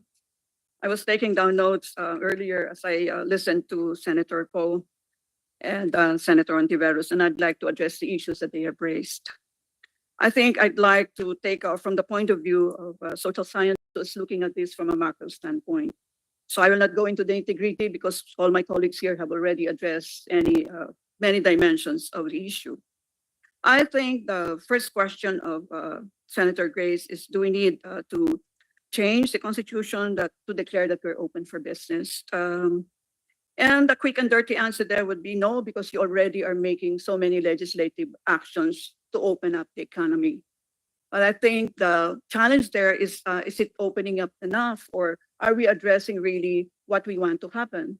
Here, I'd like to go into a bit of epistemology, if you don't mind, which is, when you establish something and you say that you know something, that means you have identified a composite of variables which will bring about a particular result, isn't it? Now here, as I listen to the very intelligent comments around the table and those who are joining us virtually, and I noticed that we are not able to categorize our variables into most critical, less critical, and so on. In other words, we don't have an ordinal list where one is first, second, etc. And that one, as I agree with Dr. Fabella, cannot be an article of faith. It has to be empirically grounded. So however much we believe in these things, as a social scientist, if they are not empirically grounded, ay laway lang po yan. Okay, so I think because all the senators have their own research component, I would like them to pay attention to grounding all these claims. It's only if we have the hard evidence, the evidence conditions that will support them, that we can declare that we know something. That's the reason why you will notice we're shooting here, there, and everywhere. It's because we're not able to categorize them into the most important, less important, etc. Okay, of course, remember I've been part of the cabinet for X number of months as National Security Advisor. One of the things I put together there would be to present to our president in one cabinet meeting, I think it was late October or early November, a national strategy. Why do we need a national strategy? And this is where I had, had to cross swords with one of my colleagues, the NEDA head. Sabi niya, ba't mo pa kailangan national strategy? Andiyan na nga yung NEDA plan. Sabi ko, tinuro ko din siya. Sabi ko, bakit naman sa national plan mo wala man lang isang single line dan about national security? And because I was the vice chair of the NTF-LCAC also at the time, bakit wala man lang dyan nakatutok tungkol doon sa mga barangay natin at anong gagawin dito sa mga natitira pa na mga influence barangay? Wala talaga doon yan. I mean, i-google niyo yan at saliksikan niyo yan. Okay, what am I saying? If we're just shooting here, there, and everywhere, and we don't have anything, a big picture that will crochet together, that will stitch together all these things, then we don't know what to do. In terms of konti na nga ang salapi mo, kung saan mo pa nilalagay. Kapag the national strategy ka, pag konti ang salapi mo, alam mo, ito yung number one, yun ang una mong bigyan ng pansin. Ganun din siguro dito, no? Bakit tayo masyadong nag-rely sa foreign investment? What about domestic investment? Hindi ba natin nakita yung sinabi na nga, yung regulatory framework, sinabi ni Dr. Villegas kanina, kahit ang inyong mga domestic investor ay sinasakal din ng over-regulation ng ating gobyerno.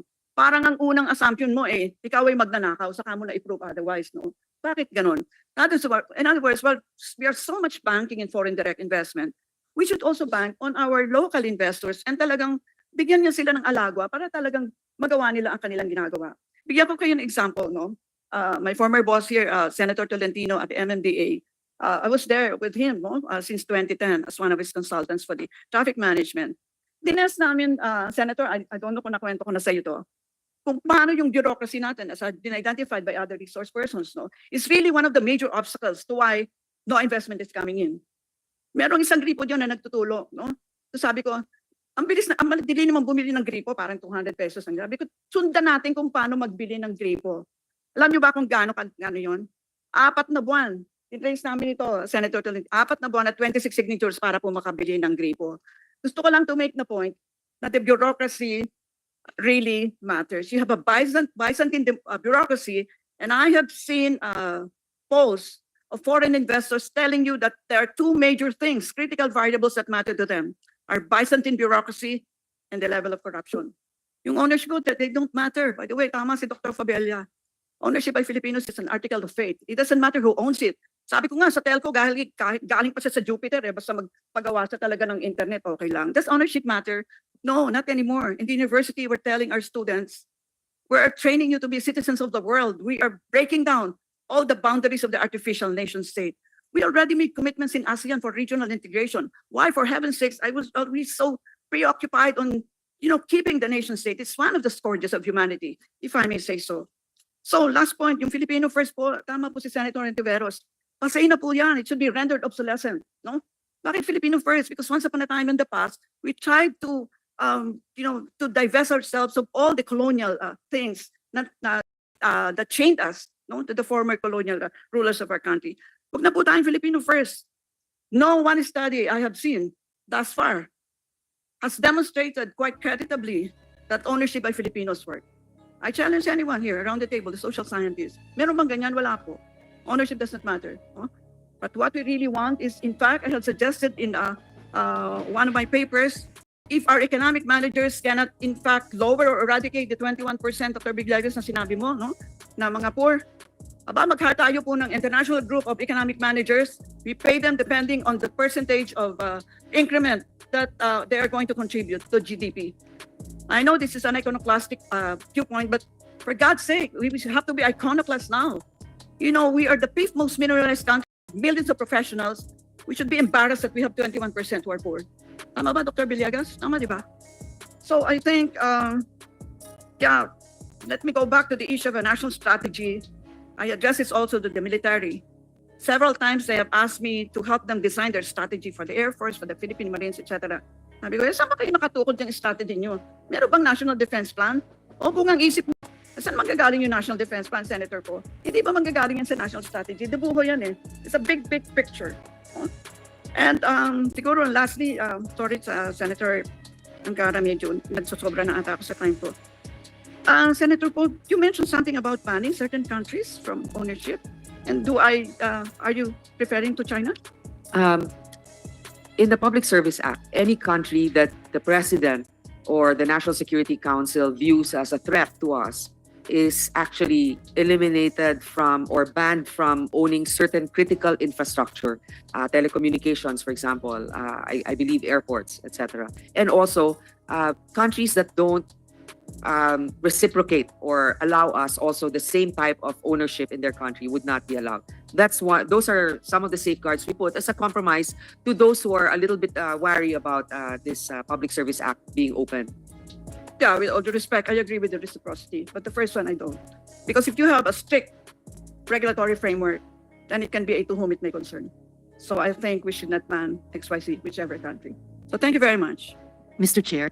Thank you, Dr. Carlos. Senator Risa, yes? Salamat, Mr. Chair. Just a quick correction for the record. With all due respect, I certainly did not say that Filipino first is a passé policy. In fact, One I of your believe... source persons, I stand corrected. Thank you, ma'am. In fact, I believe that Filipino first is a positive and dynamic principle in formulating and constantly updating our economic policy. And lastly, Mr. Chair, at this point, if 60 to 100% ownership in Filipino hands doesn't matter anyway in the big picture, then let's keep that in Filipino hands and work on the real problems identified both by those opposed to and supportive of RBH 6. Thank you, Mr. Chair. Thank you, Senator Risa. Mr. Chair, just a quick comment. Yes, Senator I'd like to thank also Dr. Carlos for bringing up something that we haven't really discussed in our minds being focused on foreign direct investments. It's true, local businesses are also suffering.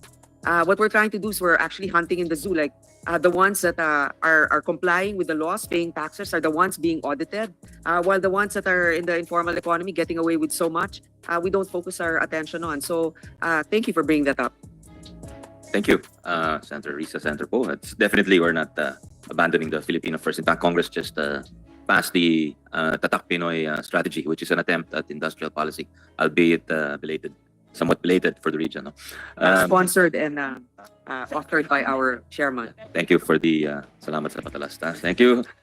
Thank you. We'd like to Just make a final comment.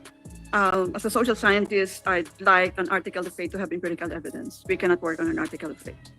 Filipino first policy should be rendered obsolescent. Thank you. Thank you. Yes. Just a quick manifestation in response to one of the later points raised by Attorney Ocampo. Tingin ko nga, and this is related to one of the questions I'll raise when my turn comes later. Sa tingin ko po, sobrang critical nga na hindi lang ipagkatiwala, carte blanche, sa mga future na hindi pa natin kilalang mga kongreso, ang ganitong ka-critical na usapin. Salamat, Mr. Chair. I guess it's a debate about political maturity also, di ba? If you don't give that power to institutions, then when do you become mature? Diba? If you assume immaturity. Dr. Villegas. That's a very important point. when we wrote the Constitution, who were we, 50 members of the Commission, who would say that we are the only ones who can protect the Philippine welfare. It's, I think, unfair to say we don't trust the future. What about us? Do they trust us? Who are we? I trust you, sir. I trust you. No, I trust. but precisely when I was against so many of these restrictions, they were saying, oh, we cannot trust the future legislature. But do you think we are trustable? We are trustable. I think it's part of our journey to being a mature political democracy. Exactly. So how much power do we entrust to our legislatures who are elected by the people, and they are our representatives at the end of the day, Exactly. whether we like what they're doing or not. So that's where elections come in, and we make our choices. Yes, Commissioner Sarmiento. There is mention by Attorney Jude about general welfare as a guide for legislators and lawmakers, and reference is made by Justice Carpio to reciprocity. There is a provision that will guide us actually in the article on the national economy, addressing these 2 points. It's in section 13 that provides the state shall pursue a trade policy that serves the general welfare and utilizes all forms and arrangements of exchange on the basis of equality and reciprocity. So this addresses or answers the question or the suggestion of Justice Carpio and the points raised by Attorney Jude. Thank you, Mr. Thank you very much for pointing that out, Commissioner Sarmiento. Next, we'll have Senator Risa. Salamat, Mr. Chair. Just an additional brief manifestation. On the matter of trust and institutions, paalala lang sa atin na in the Constitution itself, there are well-defined processes to amend the Constitution itself, wide open for CONCON, congressional and citizen participation. And again, these are also elements of that process of political maturation. Salamat, Mr. Chair. Senator Bato, pagpasensya po ako, maglalabas lang ako ng konting sama ng loob sa mga nagaganap sapagkat hindi ko maintindihan kung bakit hirap na hirap ang Senado na mag-imbita ng ibang sekretary. Marami po tayong inimbitahan. Nandiyan po ang sa DOE, inimbitahan din po natin ang kung meron silang maipapadala sa NEDA. Hindi ko po alam sapagkat itong konstitusyon na ito kasi, ito kasing konstitusyon natin ngayon sa 1987. Ang sinasabi nito, merong balancing kapangyarihan ang legislative at ang executive. Ibig sabihin, pantay tayo ng kapangyarihan. Kapag iniimbita sana itong mga tiga-executive, sana po ay pagbibigyan nyo kami. Sapagkat hindi naman po kami dito mga marites o parites. Yung pong aming gusto naming kain kasama po kayo ay patungkol po sa konstitusyon. At itong bagay na ito ay hindi po ito isang bagay na isinasantabi. Sapagkat saligang batas po ito. Kaya po dito na naman pumapasok na kahit anong gusto kong gawin na pumantay diyan sa 1987 Constitution, sumasama ang loob ko. Kaya ang nangyayari, pinipilit kong baguhin natin ito. Kasi kung ganito ang sistema, na para tayo nagmamakaawa dito sa executive, para makasama lang natin, sana mag-parliamentary na lang tayo. Dahil sa parliamentary, obligado silang humarap at iisa na ang executive at ang legislative. At bawat linggo, nandiyan sila sa harap natin, pwede natin silang questionin. Pwede natin silang makapanayam ng magandang usapan. Napakahirap yung ganito, susulatan lang nila tayo. Some of our resource persons took the health break as a permanent break. Speaking of which, Go ahead. That's the reason. So we still have very good resource persons here in the person of our economic agencies. Go ahead, ma'am. Definitely. Thank you so much, Mr. Chair. Actually, yung una kong tanong sana kay Justice Carpio, but maybe for the next hearing if he will be with us. If you can send him your questions, ma'am, or if you wish. Yeah. Salamat, Chair. Siguro, on the legitimacy of the need for RBH 6, I was going to ask this to Sec Balisacan, but after hearing the presentation of Dr. Angeles, sir, if I could ask this question of you. In 2019, a deputy ombudsman said that, estimated that we lose 700 billion pesos or 20% of government's budget to what are stolen from the coffers of government of the country due to corruption. And based on the Corruption Perceptions Index, we're still in the top third, the Philippines, of the most corrupt countries in the world. And in many other studies on corruption, that corruption is still a big deterrent on foreign direct investment. So hindi kaya mas importanteng pagtuunan ito ng pansin, combating corruption, even more than amending the Constitution. Salamat po. Mr. Chair, moving on to, if I may, although it's not the specific subject of RBH6, not one of the, pero I think there are lessons we can learn from just a few questions about energy generation and distribution. Okay. So since Yusek Rosemary is here with us, ma'am, if you could field these questions or refer to one of your colleagues from NEDA for these. In the energy transmission and distribution sector for electricity, 40% is owned by the State Grid Corporation of China. And our Senate Committee on Energy learned that they have a veto power because of this 40% ownership in the NGCP. Same goes for Meralco, 43% is owned by foreign interests. So, and we know that Meralco and NGCP are not lacking for profits, and these profits can be invested so that we don't anymore suffer the blackouts also mentioned by our resource persons recently on Panay Island, on Guimaras Island as well, before that on Mindoro Island.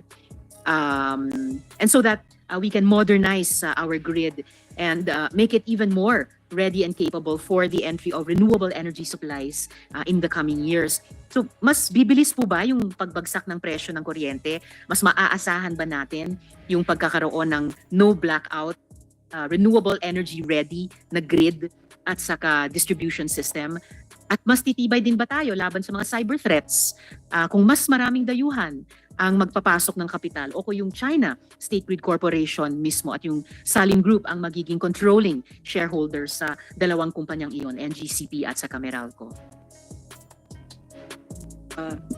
Yeah, Madam Chair, I'm not an engineer, so Just if the NEDA has any thoughts about these questions, No, just not on the say- technical level, but Yes, more yes. of the policy level. Yeah, more on the policy level. I think as with any reform, no, kailangan kompleto talaga.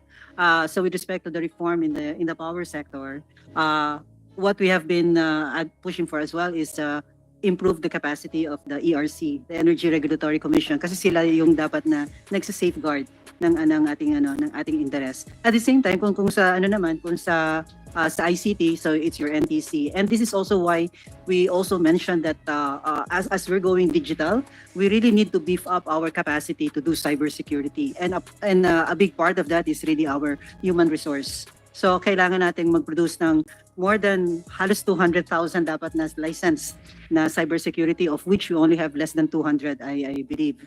So ganung tipo na it doesn't have to be just one bullet addressing all the problems. Dapat marami tayong kasi iba-iba yung problema. So just to say that yun nga, we really need to beef up the capacity of the regulators themselves. As to the other points, Madam Chair, I will just relay it to my colleagues. Thank you. Thank you, Yusek Rosemary. Before I continue with my questions for NEDA, dahil nabanggit na rin po yung cybersecurity, if Mr. Chair could ask the representative from the DICT, I think Asik Paraiso. Yes, sir. Ngayon pa lang po, so many vulnerabilities are emerging as to our cybersecurity. Witness the recent cyber attacks. Hindi po ba nangangamba yung department na yung pagbukas sa dayuhan ng public utilities, pati posibleng critical infrastructure, and I have other questions about this for other resource persons, hindi kaya nakakapangamba na magdadala ng dagdag na panganib sa national security natin? Thank you, Mr. Chair. Mr. Chair, there's always that possibility. There's always that fear. But with the passage and the approval of the President of the National Cybersecurity Plan, comes with it the improvement and the plan to beef up, as our colleagues were saying, the cybersecurity capacity and posturing of our nation. At the heart of it is, as mentioned, is the upskilling and training of various cybersecurity and IT professionals in government. Hopefully, we can also address the need to meet the disparity of wages in government employees working as cybersecurity professionals and IT professionals. But to answer the question, there's always that possibility. But again, the DICT in particular is not lacking in foresight when it comes to addressing, knowing the problem and trying to address it. Thank you, Mr. Chair.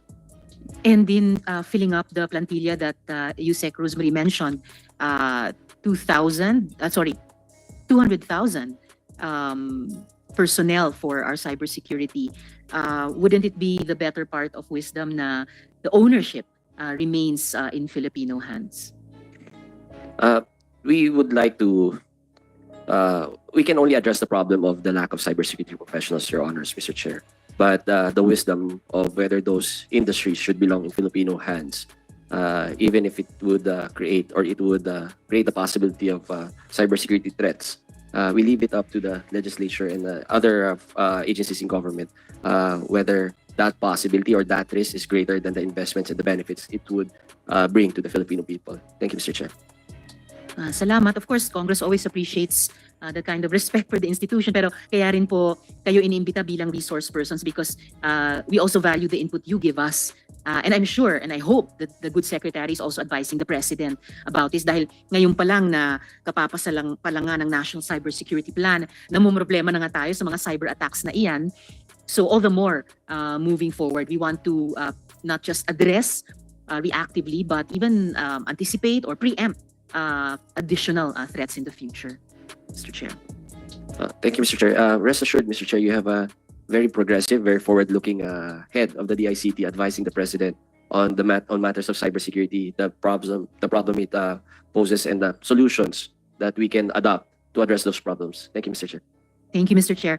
Going back now to NEDA, it's been, as some of our resource persons have mentioned, it's been more than 2 decades that our power generation sector in the country has been open for 100% foreign ownership. So ano po kaya yung pumipigil pa sa dayuhang kapital na magpundar ng mas maraming kapital sa power generation sector natin nitong nakaraang 2 dekada?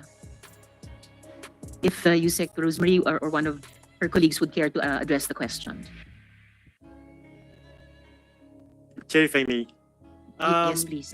I think the most common reason is again stated by our representatives from the Joint Chambers of Commerce, the permitting process. It takes a really long time to get the permits off the ground. In fact, there was an effort on the part of the Department of Energy to establish an energy virtual one-stop shop so that all permits will be there. But despite that, there is an executive order to that effect. Despite that, it still takes a long time, Madam Chair. Thank you, sir, for reiterating a factor also mentioned earlier in our hearing. And I think it will also aid us when we finally assess and possibly update the APIRA, or our various laws regulating the energy sector. My next question, Mr. Chair, so originally prepared to address it to NEDA, but pwede ko rin po sanang itanong sa BOI. I believe we have a resource person from BOI here with us today, or also Yusek Fita. Tama po ba na kahit nag-register na ang napakaraming renewable energy proponents sa Board of Investments nitong, nung nakaraang 2023, ay maaring hindi pa rin matuloy ang investments na iyan? It's too bad Mr. Francisco is no longer here. Pero tinanong ko po ito dahil binanggit nila kanina ni Mr. Francisco ng BDO Capital, presidente ng BDO Capital, na mahihirapan silang magpautang pala sa mga RE companies kung tulad ngayon, wala silang long-term power purchase agreements sa mga distribution utilities gaya ng Meralco. So how would BOI or Yusek Fita advise that we approach and begin to solve this problem and meet the banking sector halfway and give the support to our RE proponents that they deserve and that we as electricity consumers are hoping for? Would the BOI like to take this question, Mr. Chair? Very energy specific kasi yung question, but anyone who wishes, please feel free to answer the question, Senator Risa. True, Mr. Chair. It's very energy specific, but just wondering if BOI might have an idea about it kasi may kinalaman sa, kumaga, yung mga RE investors ang star ngayon ng mga bagong pumapasok na investments. Pero if the banks won't be encouraged to provide them financing, paano ba to? How do we not miss this opportunity?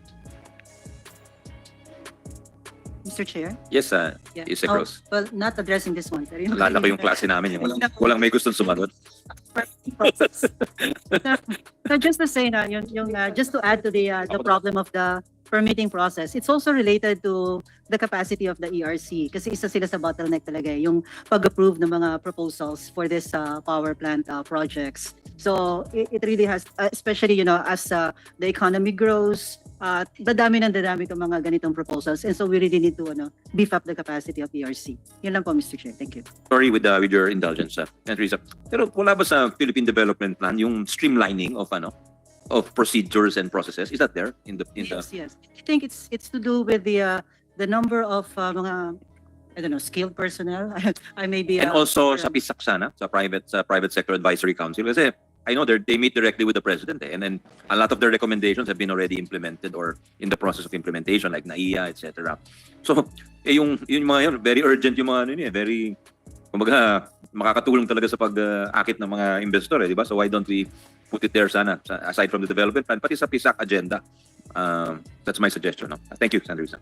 Salamat, Mr. Chair. I'm wondering if BOI Governor Ramos Samaniego would like to just share some thoughts about my question. Sayang kasi ma'am, di ba? Dami nang pumapasok na RE investors, RE companies. Sila nga yung majority ng mga bagong investments natin recently. Sa inyo po, sa Board of Investments. But the banks have started to tell us some of their difficulties. So how do we, kumbaga, put the synapses in this subset of the brain together?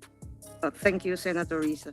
Essentially, it's a bilateral long-term supply contract, so it's more of a grid issue, Senator Risa. But what the BOI is doing is, if they're registered with the BOI, what we do is we suspend their commercial operation. And as I'm saying this, Mr. Chair, we have this Executive Order number 18 where we facilitate all of the permits and licenses for projects that are categorized as strategic industries. And it's true, last year, Mr. Chairman, we have like 937 billion worth of investment from RE. And as we're speaking right now, we are actually working out all of these Dollars, ma'am. Dollars po yun, Governor. 937, no, pesos. Sir. But that was just like from June to February. So it's really, we really have, when we opened the RE, through the IRR actually, that was the time that there was this onslaught of in all of these RE projects. And within that period, we have that much investments in RE, which include as well FDIs.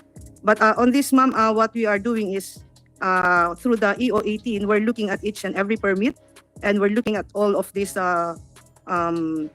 areas of concern para i-address. Normally, ma'am, but this long-term power supply agreement is bilateral in nature. So what we could do is we can just encourage the parties on how we can unbundle this issue, Madam Senator. It's more of a grid issue. Right now, we have also in our recent meeting, also with the EVOS, that's the one that there's this energy online one-stop shop as well. We also met with NGCP, where we are now made aware that all the queues on this, all of this queuing would now be done by sometime April. So all of this, ma'am, tinitignan na po namin isa-isa through the EO18, all of these issues and concerns on how we can facilitate the operation actually, not just permitting, but eventually the commercial operation of the projects, Mr. Chairman. Thank you. Maraming salamat din, Attorney Governor Ramos Samaniego. And of course, Mr. Chair, I also listened to what Yusek Rosemary has repeatedly said na importante din yung papel ng ERC at yung upgrade ng capacity niya, also to facilitate these essential connections like the long-term power purchase agreements. Mr. Chair, I think Yusek Rosemary is raising her hand to interject. Yes, Yusek Rose. Before you answer, Yusek Rose, I might forget I wanted to ask this, kanina ko pa gustong hingin. Kasi nag-release ng PR ang PCOO kahapon na 12 billion dollars or pesos of the pledges have materialized. So could I get details on that, please? Because that's a very impressive number. We'd like to know the details, what industries, what corporations, etc. and so forth. So since we will take advantage of your presence to request that, please, before the next hearing. Thank you. The next hearing is next week. Thank you. Thank you, Sandrisa. Thank you, Mr. Chair. Papasa load to kayo. But anyway, no, just to say for the record as well na, as per press release din ng ERC, they only have 272 plantilla positions and they're supposed to do the processing of all these applications in addition to monitoring the performance. Then, so we really need to address the. I also know that they had a large cut in their budget yata. So yeah, so it has to be, like I said, a system-wide approach for this one. Thank you, Mr. Chair. Mr. Chair, the chair happens to be also the chair of our committee that passes the budget. But I law don't, every I don't year. handle ERC. It's Senator Gatchalian who handles That's true, Mr. Chair. ERC. Although Nung sinabi yun, nag-walk out yung staff ni Senator Gatchalian. De, joke lang. Baka pinatawa ko, baka pinatawa. in fact, I remember, Mr. Chair, that the committee, as led by the Vice Chair, Sen. Sherwin, and this representation, we restored the budget of the ERC. So what Yusek Rosemary has been saying, we'll find support. We'll continue to find support here in the Senate for I think what capacity. traditionally Senator Gatchalian, who's been handling the subcommittee of the Committee on Finance, handling the energy agencies, he just juggles it. He doesn't, in fact, he adds to it. But he realigns the budget where he sees fit. So if he thinks he doesn't take it out of the DOE family is what I'm trying to say. No, just in his defense. Kasi wala po siya dito. So. And I Go. confirm that, Mr. Chair. So just a last question for NEDA on the energy generation and distribution. So kasi nga napakaseryosong usapin po itong supply ng kuryente. Kung wala to, of course, wala ang manufacturing sector na inaasahang magbibigay ng empleo sa mga mawawala ng trabaho sa sektor ng agrikultura na patuloy na gumagamit na ng mga makina. Alam na ng mga bansang gaya ng Vietnam, which we've been talking about a lot, na ang susi para pumasok ang foreign investors sa manufacturing sector ay ang supply ng mura, sapat at maasahang kuryente. So, given these so far, Yusek Rosemary, hindi kaya ang pag-amyenda sa EPIRA law ang dapat nating inaatupag sa halip na ang tsatsya? Any thought on that, ma'am? Yeah, Madam Chair, I have to beg your indulgence, and we'll just get back to you. I'll ask my colleague to give his comment on that. Thank you. Your colleague, ma'am, meaning Director General Balisacan? Yeah, and Yusek Dokoy. Yusek Capuno. Senator, what was the question? We missed the question. I was just wrapping up that napaka-importante yung mga usaping kuryente. So, hindi kaya amyandahan na lang natin yung EPIRA sa halip na amyandahan ng konstitusyon. Maybe the Philippine Development Plan even had some points about that. Comments there from the resource persons? She said that the good Yusek said she would ask Director General Balisacan. Anything on the development plan regarding EPIRA? Or do you take that as also as an initial condition? Yeah, please speak in the mic, Yusek Rose. It's in the legislative agenda. Meron ho doon Yes. to amend the EPIRA. So we'll just ask for details maybe, Senator. Thank you, Chair. It's good to know that it's on the LEDAC priority legislative agenda. At least probably 2 years before this whole idea of amending the Constitution came up. Chair, I think Yusek Fita is also raising her hand. Yes, of course. Yusek Fita and anyone for that matter after her could offer a response. Go ahead, ma'am. Thank you, Mr. Chair and Senator Risa. Actually, I was raising my hand to go back to the petition that was raised by Senator Risa a while ago. But I believe as well that we need to review the EPIRA.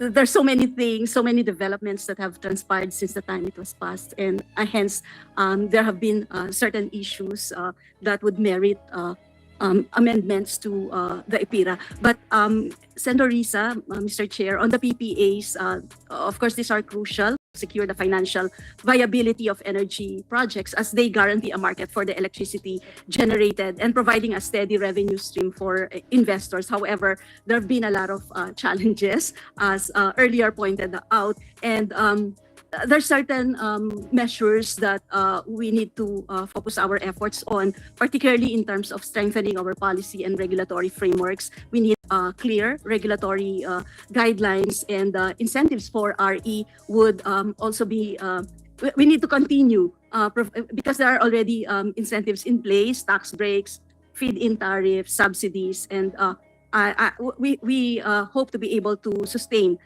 these incentives for RE and enhancing the financial models in order for us to address the risks. Some risk mitigation instruments would need to be developed, along with some certain flexible pricing structures that could be put in place, or for now probably they need to be studied in order for us to see how this could be implemented given our current context, and promoting more public-private partnerships, fostering collaboration between the public and private sectors to share risks and benefits, capacity building, enhancing the capacity of our LGUs and utilities to negotiate and manage PPAs, ensuring they are structured to attract investors while serving public interests, and improving market access and infrastructure by way of developing or establishing grid infrastructure investments that would ensure that the generated power can be effectively distributed and sold, and hence enhancing the attractiveness of PPAs, and then also open access policies and encouraging innovation and technology adoption. For instance, the support for emerging technologies and digital platforms for PPA transactions. And we have some startups, by the way, who are already creating these digital platforms for electricity, Madam Chair. Thank you so much, Yusek Fita. Very much appreciated the several concrete input that will guide that will guide us not only in this hearing but also dun sa gagawin naming hopefully proseso ng pagbabalik-tingin sa EPIRA moving forward. So right now, Mr. Chair, klaro there are maybe a million things we can do now. Halimbawa, ayusin yung permitting process, identifying deterrents for industries that are already liberalized, nang hindi kailangan ang chacha. Do I still have time in this round for another topic, Mr. Chair? You used up 11 minutes, so Mr. Chair, I'll ask Senator Bato if he wishes to ask questions. Yeah, I'll Mr. Chair, wait, may I- Mr. Because Chair. I think usually Senator Bato is very fast, so we can go back Okay, to afterwards. thank you, Mr. Yeah. Chair. Senator Bato, yeah, with your permission, Senator Risa. I just only have one question, Mr. Chair. Thank you. One question lang. Sorry for, I am late. Hindi ko narinig lahat ng mga session ng mga ahensya nandito. I just would like to get the recapitulation of their positions. Can I request, Mr. Chair, or we still have 1, 2, 3, 4, 5, 6, 7, 8, 9, 10 resource persons around. Can I see a raising of hands?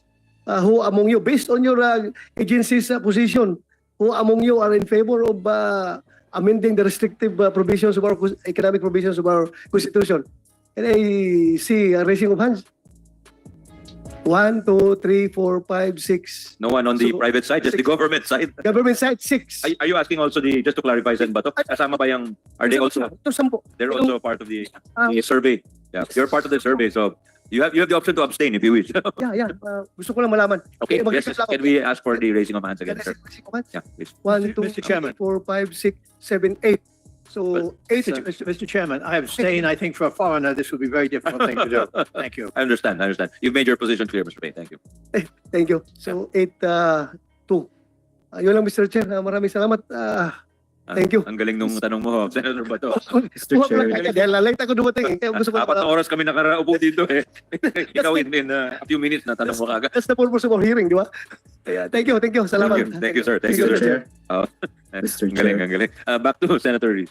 Mr. Chair. Sorry. Senator Reese, I've been informed by my staff, si Dr. Doy Santos has been raising his hand for quite some time. With your permission, we'll just ask him if he wants to contribute. Might be on the subject matter at hand. Go ahead, Dr. Santos. Thank you, Mr. Chair, senators. In response, We can't hear you, sir. Could you speak a little louder? Sorry. How's that, Mr. Chair? Can you I hear me understand now? you've been raising your hand. You wanted to contribute to this. Yes, I discussion. have. Yes, sir. Yeah, go Yes, ahead, sir. Go ahead. Can you hear me? Much better now. Much better. Okay. So in response to the Honorable Madam Senator's question, I'd like to share the emerging practices now from my state, where I'm based now in South Australia, where the power prices used to be the most expensive in the nation. It has now gone to the cheapest. And a lot of that has gotten to do with the fact that we made a transition into renewables earlier, and it varies during the day. The task of the grid is to maintain parity between supply and demand. So the battery storage was thought to help in prevent blackouts by supplying energy. The utility derived from that 100 million investment was that it helped to stabilize the grid, because you're talking here about microseconds rather than minutes to balance the influx, and it has resulted in that lower power. And then the other thing is that microgrids. So earlier it was highlighted that a lot of the investments are off the grid. So in fact, as I mentioned earlier in my statement, that Most of these projects are remote from the grid, but are actually closer to the consumer. So it can provide to households in the locality. But then if you're going to set up a microgrid, then you're no longer engaged in power generation. You are now engaged in power distribution. So these are the emerging, and then there are these platforms, as was mentioned earlier by the USEC. And then lastly, there's the ASEAN grid, where actually Australia, in my home state, they're producing solar commercials at a commercial scale to feed into Singapore through undersea cables via Indonesia. And so there is a plan by the ASEAN group of countries to connect ASEAN. So in fact, if you're talking about foreign power, that means that the power, when there's a deficit in the Philippines and there's cheaper power elsewhere, it could help meet our demand. But then you're talking that the power generators are completely foreign, right? But then, of course, there needs to be a connection. There needs to be a grid connection. And all this renewable, we are aiming for 50% renewable by 2035. If we have to wait for all those permitting and things like that, the 200 signatures or so that are needed, are we going to meet that target? Are we going to do it in a stable manner? Because flexibility is needed, but also stability. And so I submit, Mr. Chair, that the technical know-how, the capabilities, the innovation, for that to be diffused, it's all happening in the major centers of powerhouses of the world. For that to diffuse to the Philippines, we need to be more open. And so if we were to just simply amend the PSA Act and include grid distribution and transfer, how thin are we going to slice that provision? Because sooner or later, EVs will come into the picture. So then are you going to include public utility vehicles? How thin are you going to keep slicing that ham until there's no longer any ham left? So it might be better, Mr. Chair, that we consider the proposal at hand that you have laid before the table through the RBH6. Thank you, Your Honors. Thank you.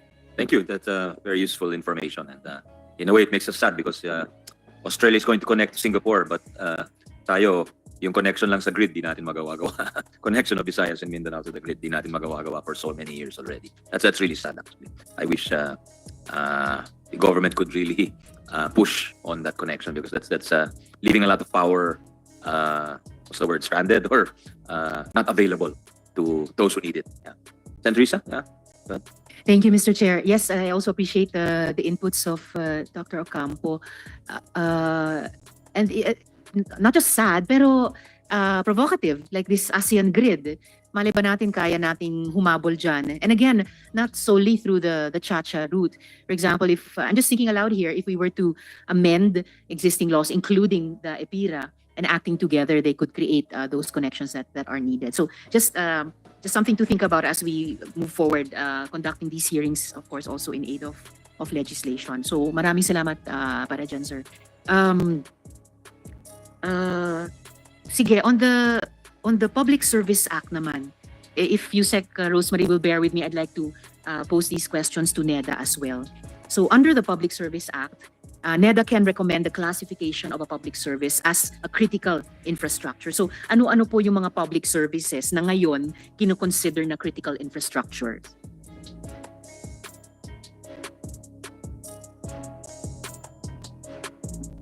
Yeah, Madam Chair. Right now, we're just looking at it's the telecoms industry that is still identified in the law and in the IRR. We are actually requesting for a TA on this because we are supposed to come up also with a baseline survey, and so we are requesting for a TA from World Bank on which to base actually yung define ng ano yung gagawin ng public utilities. Thank you. So sa ngayon, prior the baseline survey, meron na ba kayong inirekomenda, I mean ang NEDA, na iba pang public services for classification as critical infrastructures? None yet, Madam Chair. Mr. Chair. All right. Salamat, ma'am. I'm asking this also because kasama po ni dating Senator at ngayon Secretary Ralph Recto at ni dating Senator Kiko Pangilinan. Actually, kumontra po ako sa Public Service Act amendments dahil sa tingin ko yung telecommunications, airports at mga tren at riles dapat manatiling public utilities na hindi mapapasailalim sa kontrol ng dayuhan. Pero sa huli, so ipinasa ang RA 11659 para palawakin ang public services na pwedeng pasukin ng dayuhan. Pero pagkatapos ng maraming debate, nilinaw ng batas yung kakaibang pagtrato sa critical infrastructure na sa tingin ko po nararapat lang. So dito, bawal magmay-ari ang anumang entity na kontrolado o kumikilos para sa dayuhang gobyerno o foreign state-owned enterprise. And I remember that our good chair himself, Sen. Sonny, even interpolated the sponsor on this specific point. And if I remember correctly, and please correct me if I'm wrong, his concern then was on the law effectively allowing China to own and take control of Dito Telecom. But according to our good chair of that bill, now law, may additional safeguards sa telecoms industry dahil tinuturing nga itong critical infrastructure. So that. Ngayon, ang lehislatura, so parehong sa Senado at saka sa House of Representatives, kinilala yung pangangailangang protektahan ang critical infrastructure. So sa RBH 6, sa tingin ng NEDA, tama po ba na wala nang ganitong distinction, wala nang ganitong proteksyon sa critical infrastructure? Actually, no. National security is really an issue that we should really take very seriously. And so, kaya nandun pa rin talaga yung mga, kumbaga yung protection na yun, really looking at the security review. So that's part of it. Meron na actually guidelines para doon. All those other safeguards with respect to information, kukuha sila ng yung parang ISO na certification and all that. Thank you, Madam Mr. Chair. At ngayong lumalalim yung hidwaan sa pagitan ng mga bansa, mas nagiging konkreto yung mga banta sa cybersecurity natin. Di ba, mas mahalaga pa nga na protektahan yung national security natin? Yes, of course. But like I said, actually yung issue of cybersecurity, nandiyan talaga siya, no? Regardless of course, like you said, with the geopolitical tension, mas prominent siya. But just the same, we really need to beef up our capacity to guard against cyber attacks. Salamat, Yusek. So I think one thing that's affirmed to me dito sa recent exchange natin, kailangan explicit, even for those who support RBH 6, na merong pa ring pagkakaiba yung mga ituturing na critical infrastructure. Hindi sila kapareho lang ng iba na pwede lang buksan sa 100% foreign ownership dahil nga critical infrastructure sila. So isang halimbawa lang before I leave this topic. Napabalita na mayroon ng 3 prospective winning bidders yung 170.6 billion peso na IA privatization. Sa pagkakaalam ko, all of the 3 bidders have foreign partners based on existing cap on foreign equity ownership. Pero sa amended Public Service Act natin ay iniwan sa diskresyon ng Pangulo ng Pilipinas kung alin sa natitira pang public services ang itatalaga nito na critical infrastructure. So sa RBH 6 po ba, nakikita nyo ba na may plano na nating itodo bukas sa foreign ownership ang lahat at alisin na ang naiwang diskresyon sa Pangulo sa bagay na ito?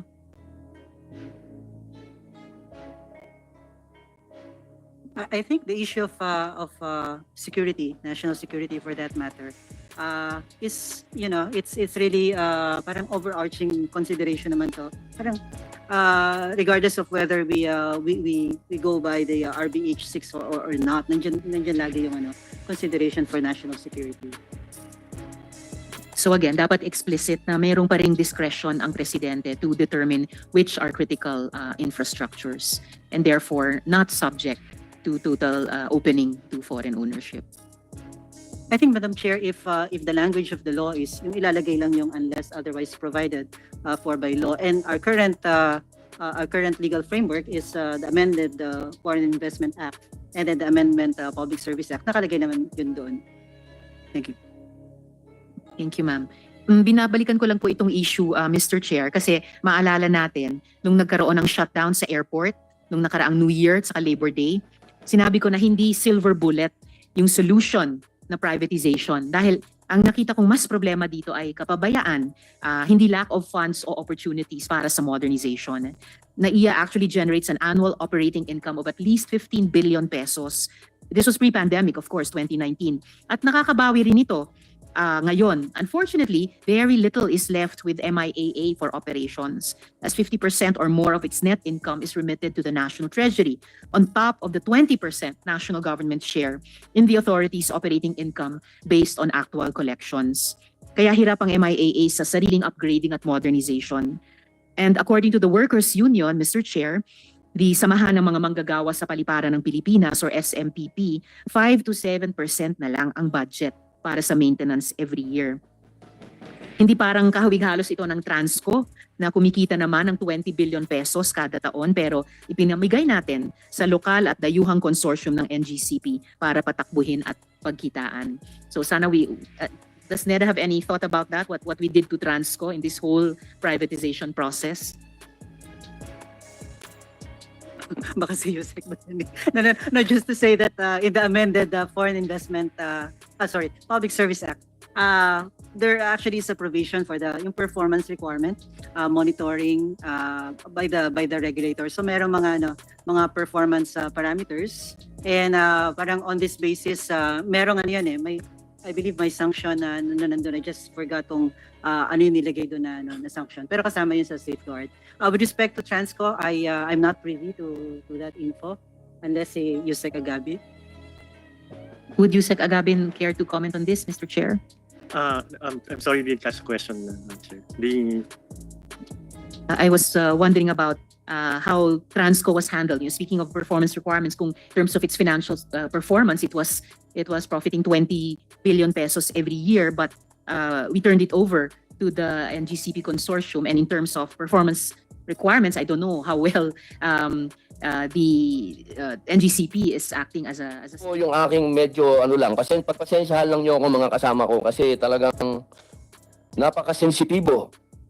Unang-una, tingnan nyo, napakaganda ng itsura namin dito. Ako nasa majority, nandito ang aking hinahangaan, nasa minority. Napaka-interesado kami dito sa usapin na ito. Yung inaantay namin, mambihira, oo. Sana magbigay po kayo ng interest dahil lang ang bill din na pag-uusapan po natin dito ay galing din kay Win Gatchalian, kay Senator Win Gatchalian na nasa majority din. Kaya ang akala ko, kaalyado natin itong mga nasa executive. Kung kaalyado namin talaga kayo, siputin nyo kami. Pambihira, oo. Napakahirap po ng sitwasyon natin. Gusto natin bumalanse. Pero kung ganyan naman ang maaabutan namin dito, mag-parliamentary na ho tayo. Wala na ho akong pag-uusapan dito, kundi mag-parliamentary na tayo. Para harap-harapan tayo. Ang hirap ng ganito, taguan eh. Hindi ako sanay sa taguan. Baka sir, gusto niyo pong magsalita para lumabig lang ng konti ang sitwasyon. Maganda pa yung sinabi niyo, Mr. Chairman. Tsaka mabuti nandito rin si Senator De La Rosa kahit online. Na-witness namin kahapon yung yung init ng ulo ng isa pang chairman natin sa Agriculture Committee na halos hindi umusad yung hearing kasi sa galit na galit nga siya sa reports ng mga heads of the agencies to implement laws. So, andun din si Senator Padilla kahapon eh. Alam ko katabi niya si Chairperson Villar eh. Which, yung ganong situation could really be, hindi ko sinasabing panacea, nasagot lahat ng problema, but improved by the parliamentary system being mentioned by our chairman. Kasi yung head of agency, head of the department, implementing the laws passed by the parliament or legislature belongs to the parliament in a parliamentary system. Therefore, una sa lahat, he could have been the nominee of the majority group in the parliament. Therefore, the head of the department or government agency shares in the wisdom, in the philosophy of the law and programs and activities authorized by Parliament. So yun na wala nang, you share it eh. That's why you get appointed to it. Therefore, your mission is to implement it. Yan po ang nakikita ko rin benefits ng parliamentary system. The merging or fusion of legislative and executive powers. May ganun, may nag-overlap po sila. So unlike now, nakikita natin purely presidential tayo, appointed by the executive branch. It's as if it's as if they are also a compartment na ito amin ha, dito kayo. So we create laws, they do not implement it. we are the failure. The legislature is the failure. Hindi kayo nararamdaman ng taong bayan. Ang ginagawa nyo, hindi namin nararamdaman. Totoo, kasi tayo naman, tuturo natin ng executive. Hindi nila kasi ini-implement eh. While in a parliamentary system, walang takas. It's the government of the day which is determined by the majority in parliament. So ang sabihin ng taong bayan, hindi namin nararamdaman ang programa ninyo because mali ang wisdom ninyo, mali ang priorities ninyo, or palpak kayong mga majority in the legislature. Therefore, we demand elections to change you. Ganun po yun. So, actually, I agree with you, Mr. Chairman. Wala akong problema sa parliamentary system. I think it's better for the Philippine culture then. Yung flexibility, we can make a mistake in an election and we can correct it after 2 years down the road. 2 to 3 years down the road, we can correct it in a parliamentary system. Pwede nga 1 year down the road. So, ganun po yun. Yun po yung nakikita kong benefit po sa Republika ng Pilipinas if we adopt a parliamentary system. Ibang usapan naman yan sa federal, because federal is central national relationship with regional states. So, but parliamentary is the fusion of or the sharing of powers between legislative and executive. At saka, ito na yung totoo na when you call the Congress as the representatives of the people, yun ang totoo sa parliamentary. Oo, yun ang totoo. Kasi, di ba, even the executive branch is determined by the legislative will and the members of the legislature are representatives of the people. So, mas maganda pa yun, Mr. Chairman. So, I agree with you. Concentrate. We also concentrate on a proposal to adopt a parliamentary form of government. Thank you, sir. Thank you, sir. Maraming salamat po, Senator Pimentel. Napakaganda po nung pagkakapaliwanag. Yan po ang ating bar top notcher. Napakasarap pakinggan. Maraming salamat po. Atin po ngayon medyo humupa na po ang aming mga, hindi naman po yan galit, kundi hinaing. Hinaing po. At gusto lamang po naming mas mapaliwanagan ang ating mga kababayan na pantay lang po ang kapangyarihan ng legislative at ng executive. Wala pong mas mataas dito. Tama po yung sinabi ni Senator Coco Pimentel at ni Senator Bato at ni Senator Tolentino na hindi po kami bata-bata ng sinuman. Hindi po kami tita ng sinuman dito. Kami po ay nagtatrabaho. At yung susundan ko lang po yung sinabi ni Senator Coco na alam niyo po, napakagandang batas. Lalong-lalo na po yan yung patungkol sa agrikultura. At kahapon, narinig ko po lahat yung napakagandang batas na yon na hindi po nai-implement. Hindi po nagagawa. Hindi po kasalanan yan ng mga senador o mga congressman. Kasalanan na po yan ng executive. Yung mga hindi po nakaka-perform. Bilyon po pondo para sa mga magsasaka. Pero hindi po nagagawa. Hindi natin malaman kung anong problema ng mga tao dyan sa executive. Kung gusto nyo ng silipan, maghapon tayo magsilipan kung gusto niyo. Tapos, sasabihin sa akin ng mga tao sa paligid, ganito gawin mo, gumanti ka. Kausapin mo yung mga nasa commission and appointments. Pagdating sa budget, harangin nyo, bigyan mo 0. Hindi naman natin pwedeng gawin yon kasi ang magtatamaan po dyan ay yung taong bayan. Kasi ang prioridad po natin palagi, tandaan po natin, ang taong bayan. Kasi po, kaya naman po tayo nang gagalaiti dito dahil itong Constitutional Amendment and Revision na committee na to, ang nakasalalay po dito ay future ng Pilipinas, hindi po future namin ng mga senador o kung sino man. Ang pinag-uusapan po natin kung tayo ba ay magbabago o hindi. Kung mga ganitong sistema, payag na ba tayo dito o hindi. Yun lang po. Kaya po, pakikinggan na po natin ang ating pong unang bisita. Ma'am, meron pa ba tayong online? Lahat ba ito? Sige po, ma'am, ating secretary, Comsec, paki-acknowledge lang po. Sorry po, ma'am secretary, acknowledge lang po namin. Baka sakaling may nagising po sa ating mga sabi pong pinakamahalaga na kalihim po natin dahil ang usapin po dito ay seguridad ng ating bansa. Ang ating pong pinakamamahal, Secretary Clarita R. Carlos. Magandang umaga po. Thank you very much, Your Honor, Senator Padilla. Just to repeat, if the senator had not invited me, I would have volunteered to come. Mainly because many years ago, starting in 1989, I was already part of a group composed of your father, very good friend, Nene Pimentel, Pepe Abueva, our UP president, and several others who went around the whole archipelago doing political education. Why did I say it was political education? Because we were not really like advocating federal and parliamentary system. We were really laying down the groundwork for a future referendum when the population would be asked in regard to constitutional changes. And so whenever we have these interactions, I would always be the curtain raiser, the first one to introduce the subject area on federalism and parliamentary systems. So what you really need to realize is that a democracy can only work because you have informed citizenry. After all the government authorities come from the people, and I think that is enshrined in our constitution. So anything that the people grants to the government, it can also take away. That is the reason why you have recall, you have impeachment, and the like, so that even if you had been elected by X number of votes, there are also mechanisms by which you may be not elected anymore. And that brings us to the question of why are we revising our constitution?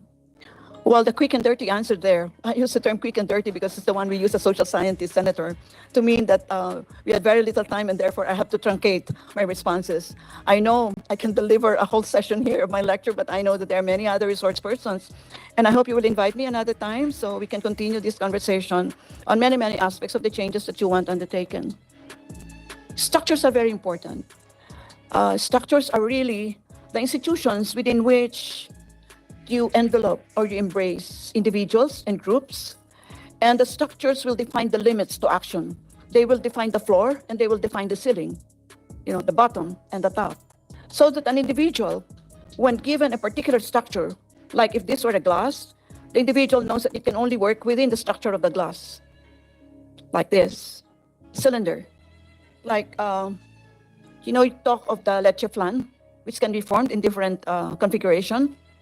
If you form it in an oblong, the milk and the sugar will only work along the edges of the oblong or whatever shape the leche flan will take. That is the nature of structure. Now, if you put warm bodies in structure, then the warm bodies will have to align within the structure.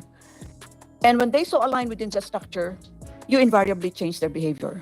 So the basic groundwork, Senator, of the changes that you want would really be this philosophical perspective that the structures will result in behavior change. That's the reason why we're revising the Constitution.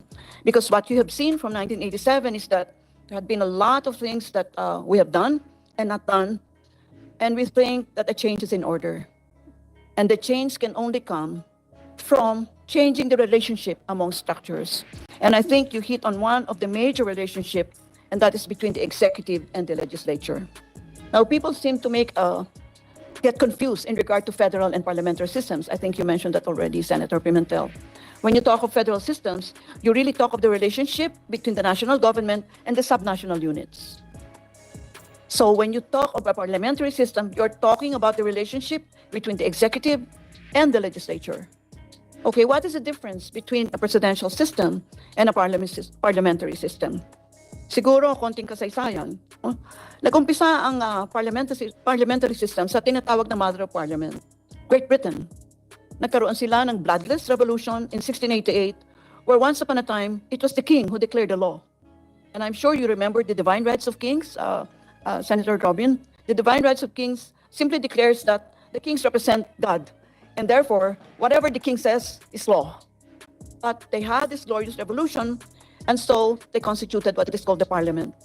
The word parliament comes from the French term parler, P-A-R-L-E-R, which means to talk. That's why parliament is like talking environment. You talk. If you zipper your mouth there, you'll be ousted in the next election because that's why no bobo can be member of parliament, by the way. I'm sorry for the use of the word, but I cannot find any other one which is appropriate. Meaning somebody who has nothing between his ears will eventually be kicked out of the parliament because he will not be able to converse. He will not be able to exchange views. He will not be able to sustain the question hour, which will happen. I think you mentioned that a while back, because in the question hour, every member of the parliament will be asked, what have you done in agriculture? What have you done in health services? And the like, and will be made accountable for what he has or has not done.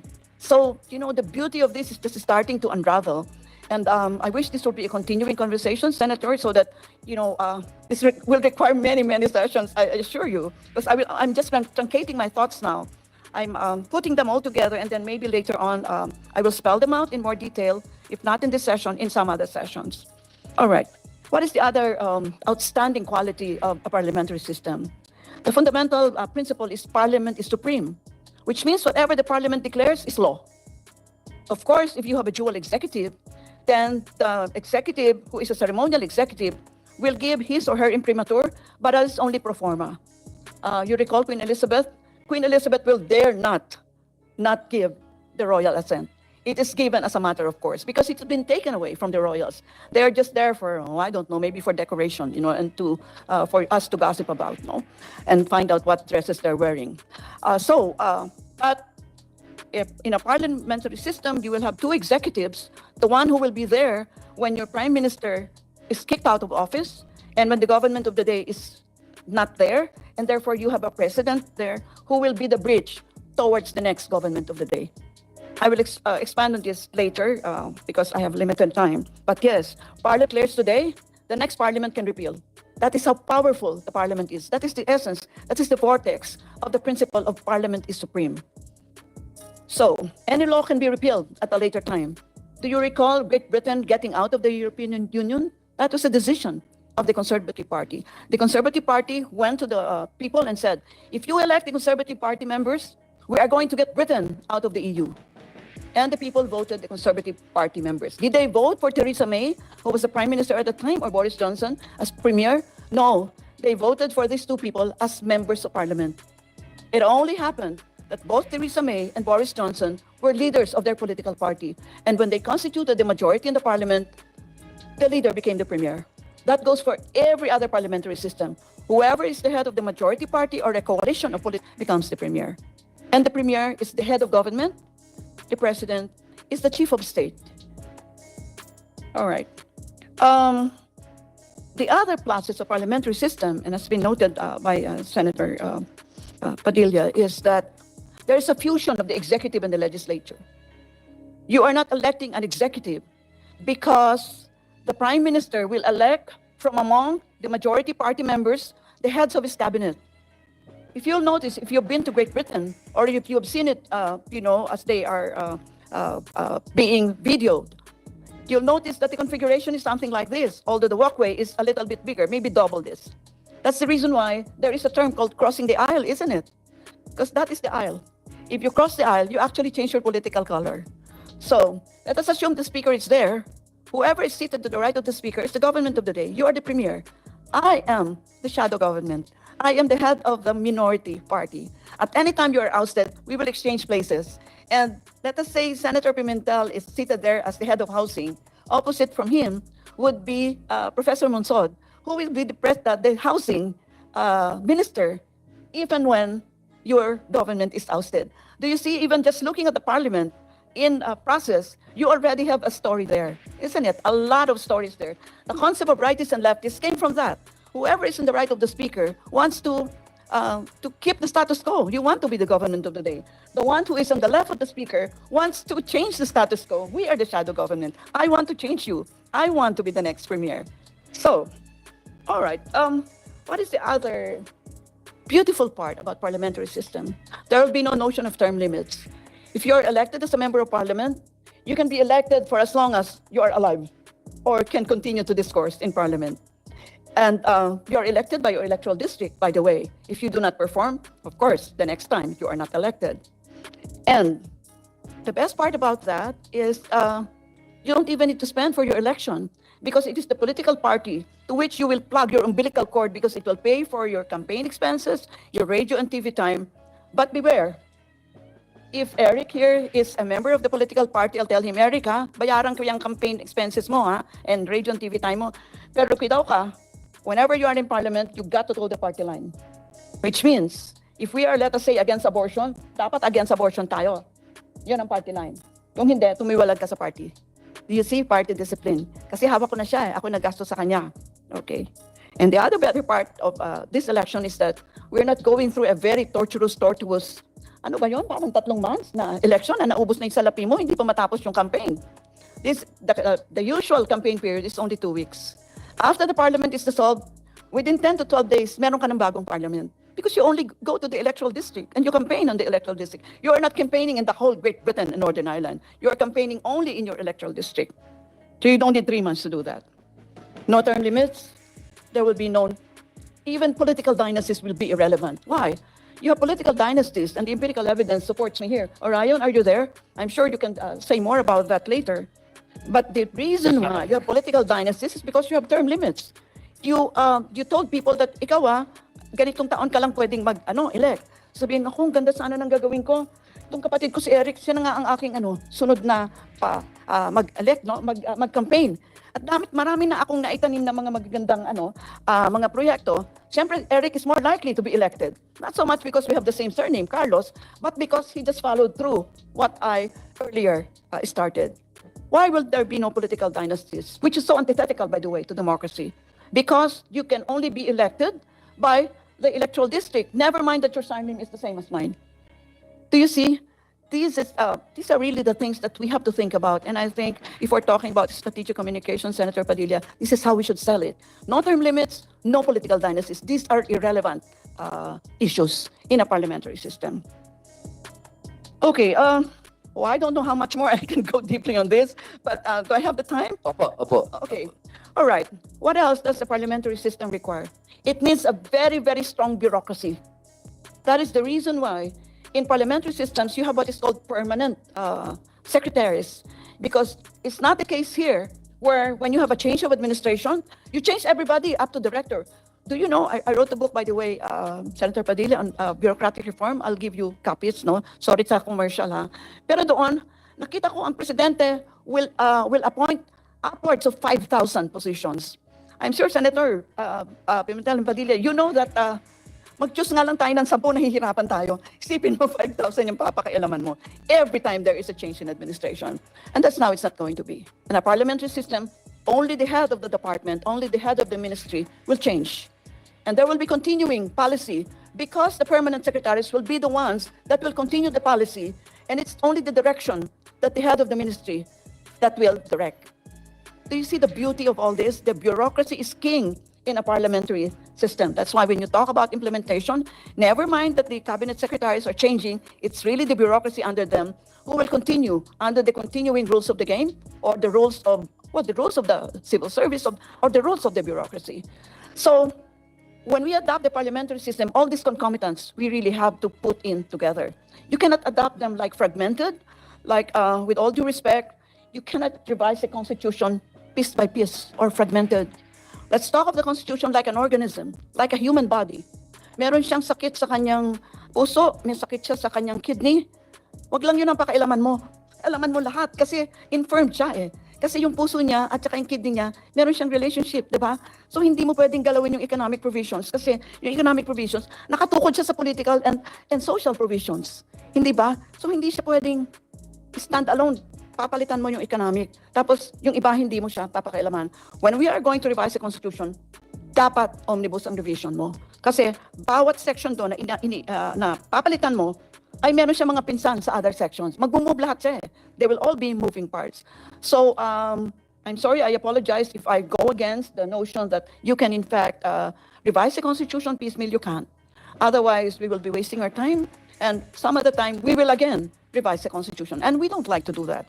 Revising the Constitution is not like suddenly, we scratch our heads. Sa Ligang Batas po natin yan. It's the basic law of the land. It is not revised willy-nilly. It's not as if, ganito yung kapritsyo natin ngayon, we change it. No, we don't. We're changing it because we want structural change. We want structural change because we want behavior change. I think I shall conclude at that point. Thank you. Maraming salamat po sa aming kalihim. Napakaganda po ng inyong pagpapaliwanag, lalong-lalo na po doon sa usapin na magkaharap na yung dalawa. Hindi po nagtataguan. Napakaganda po noon. Kasi yun po ang gusto ng ating mga kababayan, na gusto nila, marinig nila, na sa bibig mismo ng mga pinuno nila kung ano yung mga plano nila ng harapan. Hindi po pwede na dadaan pa muna sa media, kanya-kanya munang pagalingan sa media, kanya-kanyang banatan doon, pero hindi naman sila nagkakaharap. Napakaganda po talaga noong harapan na nandiyan yung shadow government, nandoon yung ruling, sige, balatan kayo dyan. Yun po sana ang gusto natin na mangyari para yung ating mga kababayan ay hindi nangangapa. Tungkol naman po doon sa May I immediately react to that? Okay, that's a very good point. Because during the question hour, the Prime Minister, in fact, together with government of the day, we say government of the day because at any day they can be ousted. That's the reason why we use that term. The government, in fact, can stake the life of his government on a question of policy. Policy X, for example. No?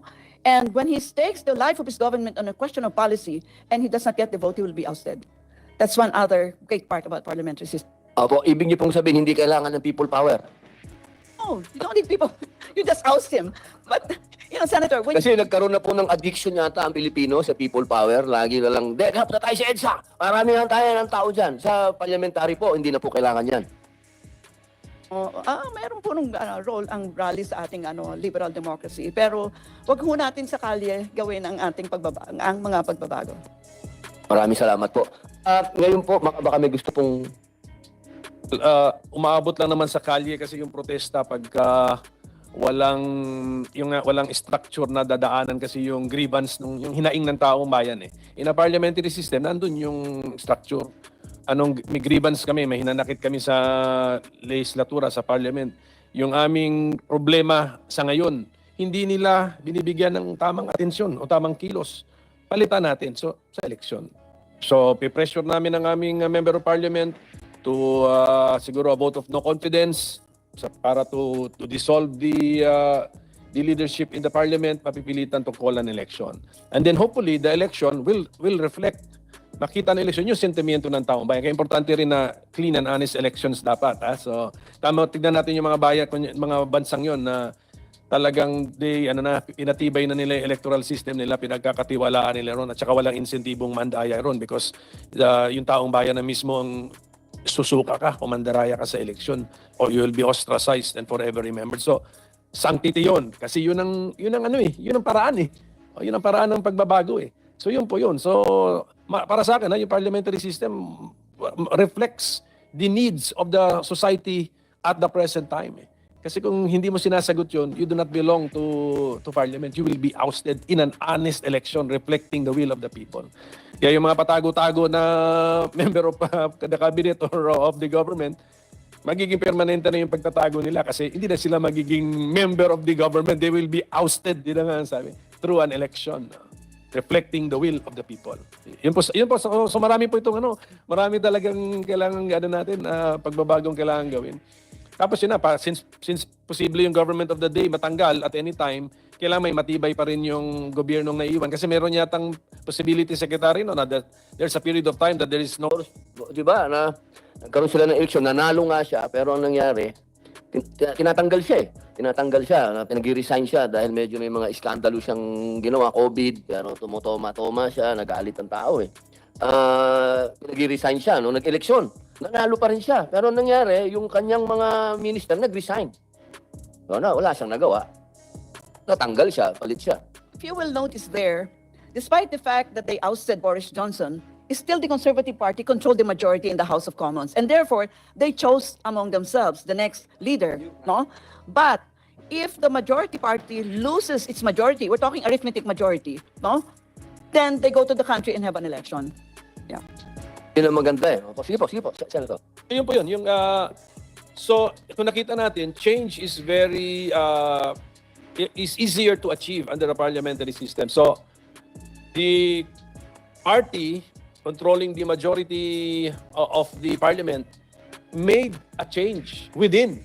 So, internal. Nagawa nila. Bago. Kasi yung face nila, ayaw na ng tao. Let's say it's masyadong too costly for the party to maintain that face of the party. Palitan, internal. Tapos sinasabi nga sa atin ni Secretary Carlos, kung kailangan silang palitan yung mismong majority, kaya rin. Because bakit papalitan? Nagbago ang sentimiento ng electorate. Hindi na kayo ang representative, the tamang representative sa panahon na ito. Maybe sa last election, totoo. Nagbago. So nagbago ang sentimiento namin, papalitan. So, ganun po. So, I mean, napakaganda if we are after a structure which will allow changes in the government to be made easier because the structures make it possible. So, napakaganda. And then kung ganyan nga, you're a member of parliament, you're the persons running the government, parati kang on your toes. So pati yung change in behavior na sinasabi ni Secretary Carlos, on your toes. Hindi yung katulad kahapon na na-atake ni Senator Villar na ang tamad nyo, ayaw nyo magtrabaho. O, gano'n. So, change of behavior on your toes parati. Di ba? Kasi kahapon, ma'am, ang excuse na nabibigay, we are a member of the board. The board, this is the board decision. We need approvals, 2 to 3 levels of approvals. Ganun yung kahapon na excuses na nabibigay. So, you are not on your toes. In effect, kung tutuusin, the whole structure is not on your toes kasi you can turo eh. You can ipasa mo yung bola eh. Pasa mo yung blame eh. Which is also lumalabas doon sa ating Blue Ribbon kay Senator Tolentino na excuses din. Pasa rin ng bola. Gusto nga niya manood daw ng Gilas, nag-investigate siya ng Blue Ribbon, nakapanood din siya ng basketball game. Kasi anong napanood niya? Puro assist. Pasa bola. The blame game. The pointing, the finger pointing. Ganon, nangyayari. Unlike in a parliamentary system, kung mapagod na ang taong bayan, pagod na kami sa passing the ball nyo, pagod na kami sa finger pointing ninyo, palitan na lang yung party in power with the new party because they are disorganized or whatever. So, yun po yun. So I really want to pursue all this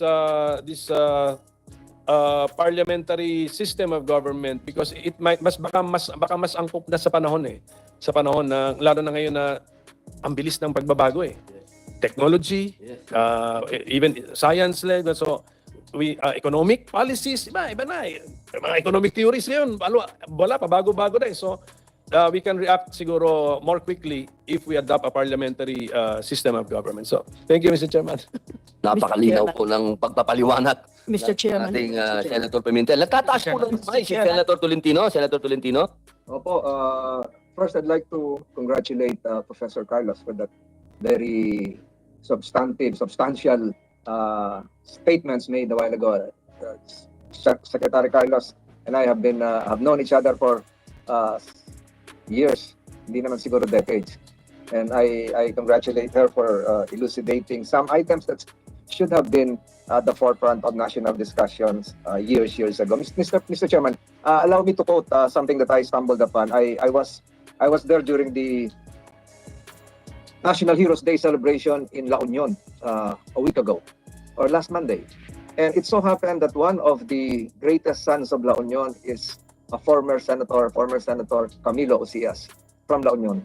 And Camilo Osias, in February 2, 1962, made the same assertion like what our chairman is saying, or even Senator Pimentel. And if I'd like to have this recorded again for the second time, and I quote, Mr. Chairman, if you'll allow me, Senator Primicias had a privileged speech in 1962, and the gist is this: what kind of government should we have? The question was answered by the Malolos Convention when they included in the preamble of that document, and I quote from memory, this is from Senator Osias, I was not yet born then, El gobierno de la República es popular, representativo, alternativo, y responsable. These adjectives used in that phraseology need not be explained. We know what a gobierno popular should be, namely one rooted in the will of the people. We are operating under that ideology. And we also know we are operating under that ideology. And we also know that a government should be responsible. Mr. President, this is Senator Osias, there is one adjective used in that constitution which I think, as far as I know, is not found in any other written constitution of the entire world. I refer to the adjective alternativo. There are no written precedents or jurisprudence on this matter. We can only imagine that those fathers of the Malolos Constitution did envision, and I dare say that they included that adjective as a rebellion against hereditary monarchy, wherein the son of a king or emperor, merely in virtue of accident of birth, may ascend to the throne upon the death of the occupant of that monarchical government. I believe, against Senator Osias, that it was an expression of the conviction of the Filipino people that there must be periodic change. Ito po yung sinasabi ni Senator Pimentel kanina. There must be periodic change. Turnuhan in the national language. A government nga masukat-sukat in the Ilocano language. Now we are operating under that. That was during the time of the speech of Senator Primicias. Mr. President, I think the proceedings today is very timely because during that period, they talk about the upper house and the lower house called Cámara Alta and Cámara Baja. It should have been in one building where the upper house would be located, the Senate would be located in the upper floor, the Cámara Baja would be located in the lower floor. But then again, Mr. President, after 1962, this speech of Senator Osias still would reverberate in the memory of historians because we're now talking of parliamentary federalism, and these are all very timely, especially with the explanation given a while ago by my former professor, Professor Secretary Carlos, and I hope the discussion would be elevated nationally to a level beyond partisan politics, and even a discussion that should include the grassroots level. So, Mr. Chairman, though I was absent last time, I would be a participant in your committee hearings virtually and perhaps later on physically. Maraming salamat po, Mr. Chairman. Excuse me po, sir. Maraming salamat po ating Vice Chairman sa ating Senator Francis Tolentino. Meron lang po ako, napakaganda po nung sinabi nyo, no? 1962.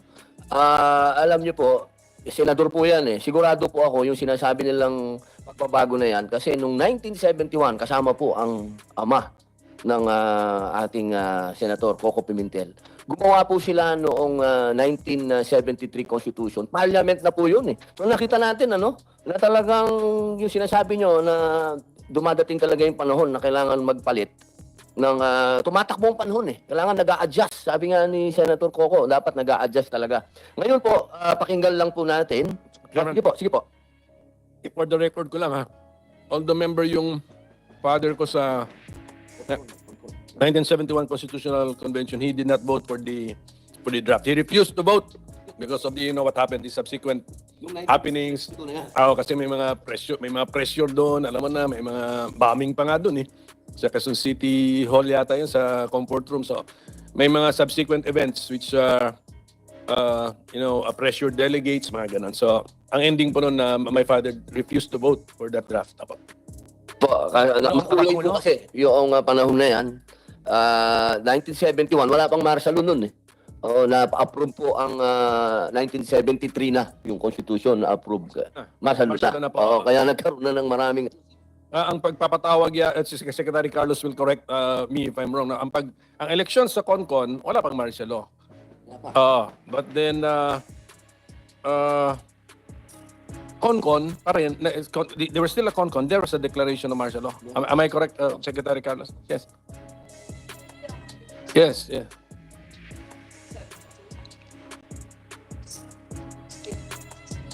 Time? Yes, ganun yun. So, ano pa sila eh? Nagkakadimandahan pa sila. So yun po na yun. So, imagine niyo na lang when you're now asked to vote for a draft, and then it was under a martial law situation. So, maraming influences po, which may not be maraming influences sa decision mo which may not be connected to the merit of the draft, di ba? So, yun po yung gusto kong sabihin. Salamat po. Okay, maraming salamat po, Senator Pimentel. Meron po gustong magdagdag si Ma'am... Ako po, sir. Kanina pa po ako. Sandali lang po. Ma'am Sulita Munsod. Ma'am, kayo pala yan. Kanina kasi Ma'am, kamusta po? Long time no see. Opo, salamat po at...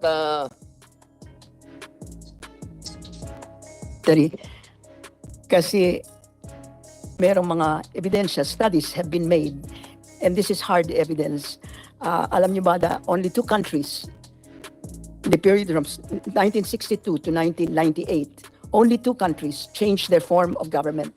There was Cyprus in 1970 and Sri Lanka in 1978, because it's very hard. And both of them shifted from parliamentary to presidential. That is the situation. Now, I have a rebuttal to that. Sandali lang po. That is a fact. Mr. Orayon, sandali lang po. Tatawagin po kayo. Please lang po. I'm not putting an argument. Sir Orayon, please po. Makikiusap lang po sa inyo ang committee. Always address the chairman. That is a fact. I mean, please. All right. Okay. Mr. Chairman, may No, I'm just trying to give the empirical findings. Mr. Chairman, This is may I- not subject to argumentation. This is a fact. If you don't want me to point give of you order. facts, Mr. Chairman, no point of problem. order. At least we should allow Ms. Monsot to finish her statement before any other resource person can butt in. That's Yes, all. yes, Vice Chairman. Opo, maraming salamat po pa. Tuloy po, ma'am. Opo. I'm trying to get back.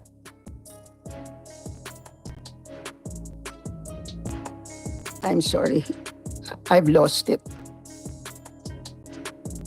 Habang hinahanap niyo po, Yeah. ma'am, magkukwentuhan lang po kami ni Senator Coco Pimentel dahil napakaganda po nung topic na pinag-uusapan natin. Noon pa lang kasi nakikita mo na talaga, no, Senator, talagang meron talagang need for change. Kasi 1935 Constitution, naging 1973, tapos naging hindi bago yung pagpapalit ng konstitusyon no? Hindi, tsaka ito lang po Mr. Chairman. I've got Hindi, it. the mere fact na merong article sa Constitution na on how to change it, how to amend it. Ganun po yun. We really need to be flexible. Flexibility is the name of the game. Ngayon, our 1987 Constitution, because of the structures nga linagay doon, naging rigid tuloy. Although theoretically, andun yung way to amend it, pero imperfectly phrased yata yun na pagdating sa usapin tuloy sa constitutional change, imbis na sa merit tayo nung substance, ano ba yung babaguhin, oras natin na divert sa paano babaguhin. Ayun. So kaya nga ang trap, yan ang trap. Wag tayong bumagsak sa trap na yon. Merito ng proposal sa ating i-discuss. Then pagka maganda na yung meron na tayong conclusion na maganda. At meron tayong consensus, hindi ko sinasabing unanimity, but merong suporta ito sa majority. Saka natapos natin pag-usapan yung paano babaguhin. Kasi dinadivert tayo yung oras ubos doon sa paano, hindi na papag-usapan tuloy yung magagandang proposal. Ayusin na muna natin itong substance before procedural process. Maraming salamat po, Senator Pimentel. Ma'am? Yeah. Opo. Yeah. Now, with respect to the form of government and corruption, ang mga studies, there are ambiguous, conflicting. There's one study where it says that the evidence supports that the theoretical finding that accountability is stronger. In other words, corruption and rent-seeking is less in presidential than in parliamentary. But that only happens when the quality of the democracy is good. If it is bad, that does not hold. Measured by the constraints on the what about other studies? Lederman in 2005 said parliamentary systems are associated with lower corruption. So one says presidential is with higher corruption, parliamentary is lower corruption. The finding supports the theory, of course. Now the form of government and democratic survivability. One study, Stepan and Skak says parliamentary democracies had a high rate of survival, more than 3 times higher than that of a presidential democracy. Presidential democracies were more than twice as likely to have pure parliamentary democracies to experience a military coup. And not one presidential regime managed to survive as a democracy for 10 consecutive years from 1980 to 1989, while 15 of the 41 parliamentary systems did. However, that study was criticized severely by another study which said that no evidence that constitutional type has had any significant bearing on the success of third world experiments in democracy. And there is no statistically significant difference between breakdown rates of presidential and parliamentary. In fact, the selection of successful parliamentary democracies was biased against Latin America in favor of Africa. So here are studies done empirically to test the experience of these forms of democracies, and this is their findings. Now, this is an empirical finding on the form of the government and government spending. Parliamentary democracies have larger government spending. The shift from from parliamentary to presidential would reduce the total size of government spending by about 5% of GDP in the long run. Spending also grows much faster in parliamentary forms, and this is according to Person and Tabellini. More on government spending. A new majoritarian and presidential democracy cuts government consumption by almost 2%, while a new parliamentary democracy raises it considerably. The difference between the two forms of government is highly significant. Meaning to say, that difference is not zero. Now, with respect to, this is more empirical evidence with respect to form of government and structural reforms, defined as openness, protection of property rights. And the studies show that there is a large and significant correlation between parliamentary proportional democracy and structural reforms. There is significant, and another study says that there is significant correlation between parliamentary systems and openness. But with respect to the government and economic performance, the form of government and economic performance, there is no significant effect of parliamentary system on economic performance as measured by per capita GDP, total factor productivity, and labor productivity. That is one study. And another study says a new parliamentary democracy grows 1.5% less than a new presidential democracy. These are the empirical facts that come out of studies. So, in summary, there is conflicting empirical evidence as to which form of government will lead to lower corruption. That is, there is conflicting evidence as to whether constitutional type has any significant bearing on the survival of democracies. But the evidence is pretty strong that presidential regimes have smaller spending, meaning to say government spending as a percentage of GDP than parliamentary regimes. And a parliamentary system is systematically correlated with structural policies. But a parliamentary system has no significant effect on economic performance. And the sixth takeaway here is a new presidential system grows faster than a new parliamentary system. This all come from studies. No argument on my side. These are what comes out. Right? Okay. Just a question. Were those conclusions your conclusions or conclusions of a study? No, these are the studies. Study. Sige. Yes, these are. So around six, no? Six major. My conclusion. Okay, you just read the study. So nakuha ba ng stenographer natin yung the name of the study? So we can. These are several studies. These are a whole. Several studies, but you listed the 6 conclusions. From those several studies. Yes, from those several studies. So thank you for. Just summarize. Yes, thank you for summarizing the studies for us. Yun lang yung kinaklaro ko. Salamat po. Maraming salamat. Tapos na po kayo? Yes. Meron lang pong sasabihin si Secretary Clarita Carlos. Yes, thank you very much. I would like to compliment my colleague, Professor Monsod. We're colleagues at the University of the Philippines. I at the Department of Political Science and Professor Monsod at the School of Economics. I complimented her because she presented empirical evidence which were done by social scientists in regard to which type of structure would enable us to reach the desired result. There is no doubt that if you will notice, some of them are conflicting results. Yes, and as it should be. As is in the nature of social science research. Mainly because social scientists, including economists who are social scientists, use different variables to test, and they also have different levels of confidence when they test. And so when Professor Monsod talks about no statistical difference, it simply means that whatever difference that you're seeing is happening by chance. But when she says that there is a very high correlate, that means that they are moving in certain kinds of direction which in fact are related to each other. This would be for the benefit of those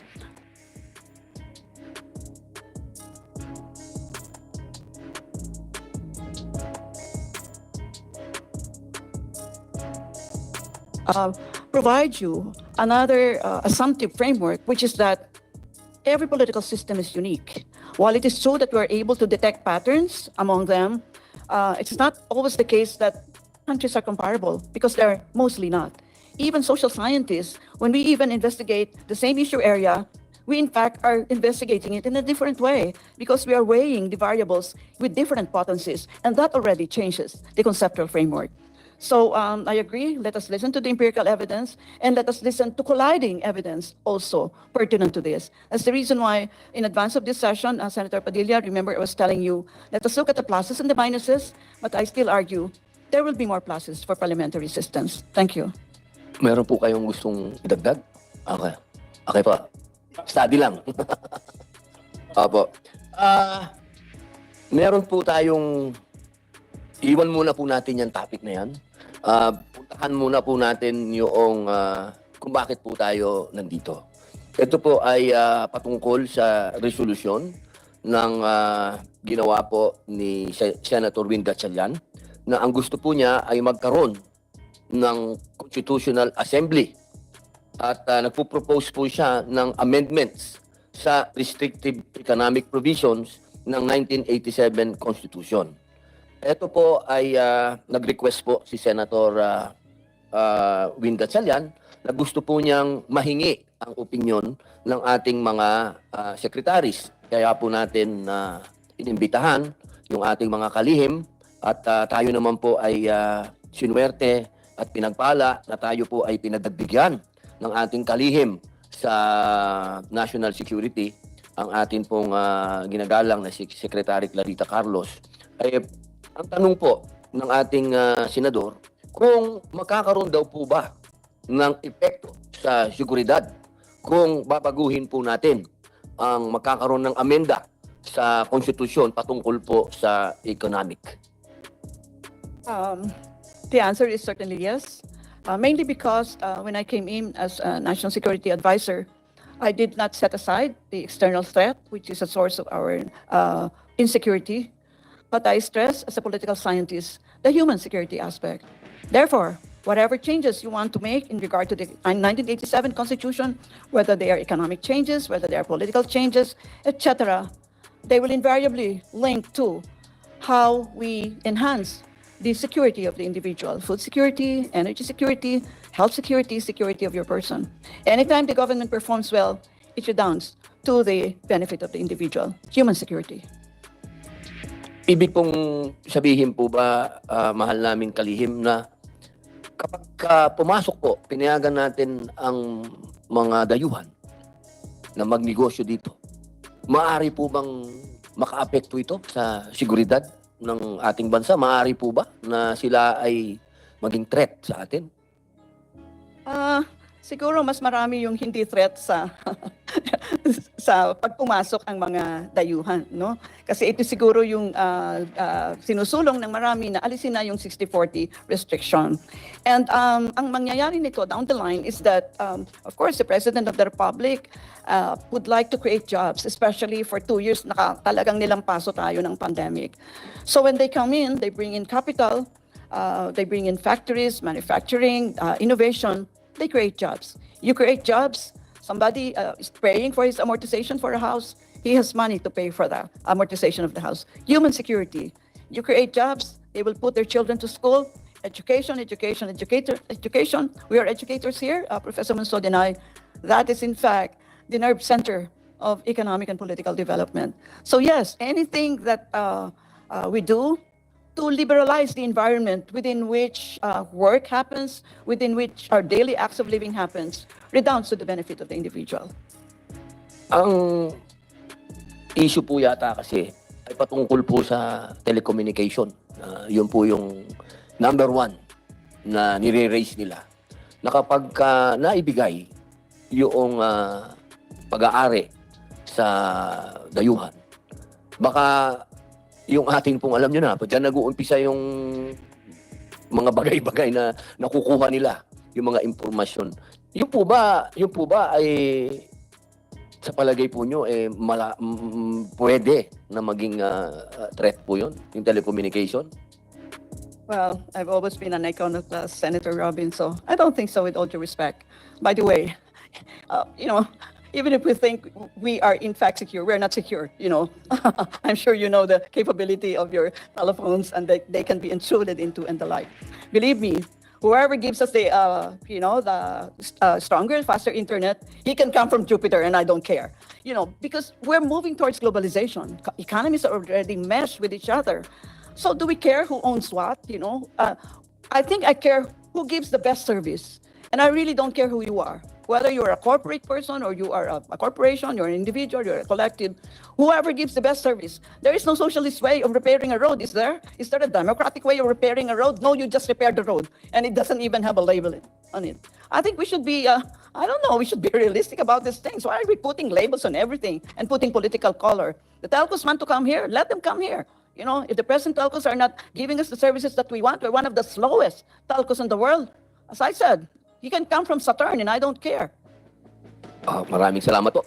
Sige po, Deputy Secretary Michael. Well, Senator, you cannot prevent a determined actor if he wants to penetrate your communication, whether he is an owner or an outsider. I mean, we can talk about any other country with capabilities and they may not own your telcos and they could do something about your system. But what the problem with this kind of, you know, fear is that first and foremost, there is no evidence that would support that in fact when you have the ownership by foreigners is that it will automatically be a breach of our security, because you know some people would only want to do business and would not, you know, do something else. And we have to weigh the security implications and our desire to have better services, because the better services redounds later on to your ability to progress economically.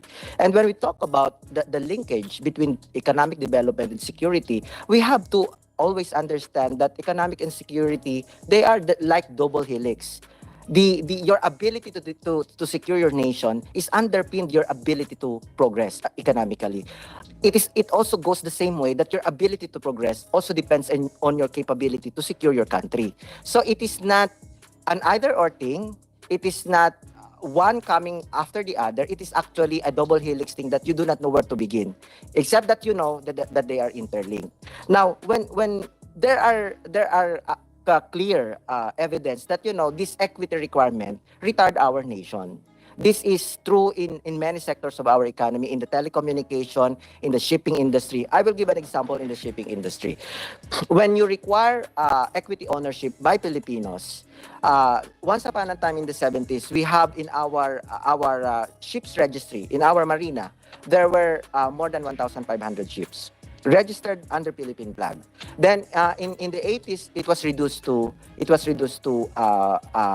800. Now we have less than 150 ships. And what does it mean? That's the reason why you have your seafarers boarding foreign ships instead of Filipino ships, because instead of Filipino flag ships, because of many requirements that we are imposing. I mean, if I am the owner of the ship, for example, I am a German, of course, I would have to have some say on the decision making. If I don't have the decision making power, then I will not invest in your country. Okay. Malinaw po na hindi po kayo kontra dito na magkaroon ng tanggalin na itong 60-40. Senator. Malinaw na hindi sila kontra at hindi sila worried. Hindi sila worried. Okay po, tatanungin naman po natin ang ating mga bisita. Sino po? Ano ba yun, Secretary? You're not even worried about it? Let us say it's not a high threat. Okay po, sa NEDA. Sino po ang pwedeng sumagot sa NEDA sapagkat kayo po ang ni-request ni Senator Win patungkol dito? Ito po ba ay makakatulong ang pag-aamyenda nitong batas na ito? Makakatulong po ba ito sa ating ekonomiya? Marami pong salamat to the Honorable Chairman, Senator Robin, and the members of the committee, Senator De La Rosa, Senator Tolentino, Senator Pimentel. Magandang umaga po sa lahat. Now, on the matter concerning resolution of both houses, number one, NEDA has been supportive naman po. We support the objective envisioned in the proposed resolution, as this recognizes yung need for the country to adapt to the present and future socio-economic condition of the country. in recent past, Honorable Chair, NED has been supportive of the Senate initiatives to relax restrictive foreign ownership limitations on certain key investment areas. For instance, sir, papasalamat na kami sa Senate for passing the amendments of the Retail Trade Liberalization Act, the Foreign Investment Act, and the Public Service Act. Actually, sir, Sir, maputol ko po kayo, sir, ha? Meron pong yung po sa Foreign Direct Investment Act, madami po ang nagre-react. Opo, kasi ang sinasabi, ito daw po ay questionable. Yung pong pagkakapasa po nun, although hindi ko po ito kinokontra, tandaan po ninyo, po ay kahit pagbalik-balik na rin po ninyo ako, PDP laban po ako. Ako ay nasa wing ng kasama po ako dito sa sa act na to. Pero syempre, ako po ay nasa committee na ito na marami pong sektor ang nagsasabi na illegal ang pagkakapasa noong Foreign Direct Investment Act. Sapagkat ang nararapat lamang daw po na magdesisyon at magbigay ng interpretasyon sa saligang batas ay ang Supreme Court. Kasi ang nangyari po doon ay binigyan nila ng definisyon yung public utilities. Alam niyo man po siguro kung ano yung foreign direct investment, hindi po ba? Yun po ang kine-question.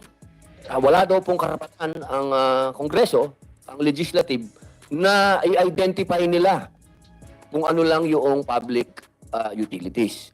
Ang dapat lang daw po noon, ang meron lang daw pong dapat na nag-i-interpret noon ay ang Supreme Court. Gusto ko lang pong sabihin dito, kahit na meron tayong batas ngayon na existing, sa akin pong palagay, hindi po tama na sa ating pang nanggagaling yung mga question. Kasi meron pong question na ito ba ay pwedeng questionin sa Supreme Court. Alam niyo naman dito sa Pilipinas, laging ganyan. Pagka questionin ng isang tao, dadalhin sa Supreme Court.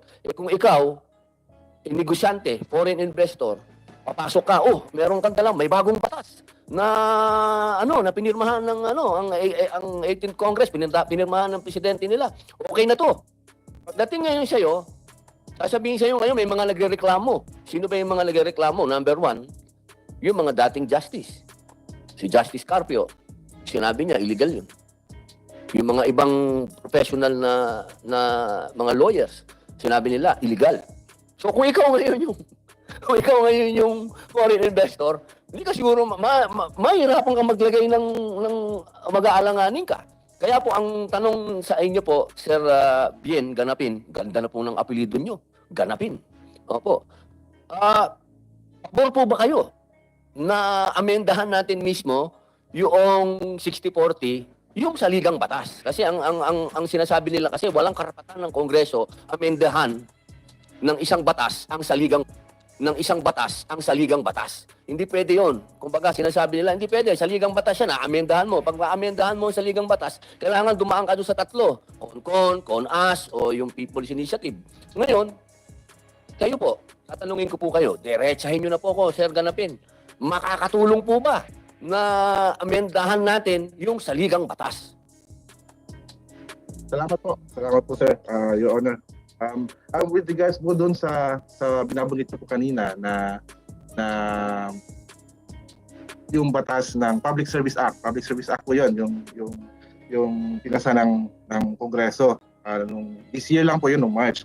Ang ginawa lang po doon, Senator, is to define kung ano yung public utility as a separate from... Boss, yun nga yun, boss eh. Boss, yun nga yun. Yun nga ang point. Ang point natin, binubuksan natin kasi yung public service daw natin, public utility sa foreign. Di ba? Yun nga yun, boss eh. Yun nga yung point. Ang sinasabi nga ng mga dating justices, illegal. Illegal yung ginawa kasi dinefine ng Congress kung ano yung public utilities. Hindi nga daw po pwede yun. Yung Public Service Act. Ano yan eh? Ang mangyayari dyan, boss, mauuwi sa Supreme Court. Mauwi yan sa Supreme Court. At ang sabi ng Supreme Court, sila lang ang may karapatan mag-define. Sila lang ang may karapatan mag-interpret ng saligang batas. So, simple lang po yung tanong ko, wag na po nating balikan yun kasi pag ang haba po tayo. Simpleng tanong, boss. Pabor po ba ang NEDA na amendahan yung 60-40? Yung hinihingi po ni Senator Gatchalian. Pabor po ba kayo na ito po ba'y makakatulong sa ekonomiya? Itong pag-aamenda ng saligang batas. Kalimutan na po natin yung sinasabi natin ng mga bagong batas. Kasi po, ang sinasabi nga ng karamihan, ito ay illegal. Hindi niyo po ako pwedeng sabihin na against ako dyan dahil galing po yung batas na yan doon sa aking presidente, ex-president. Kaya kung akong tatanungin niyo ako, pabor ako dyan sa batas na yan. Pero ang pinag-uusapan po natin ngayon ay ang katotohanan. Ano ba yung katotohanan? Kine-question ito. Kine-question. Lahat ng bagay na may question. Pag dumating sa Supreme Court, alam mo, ako yung dayuhan, may pera ako, nag-invest na ako. Nandiyan na, biglang dinesisyonan ng Supreme Court, illegal yung batas. Patay tayo dyan, boss. Yun ang inaano po natin. Ano po ba kayo? Pabor na amendahan, ang 60-40 na yan, o hindi? Yun lang po, boss.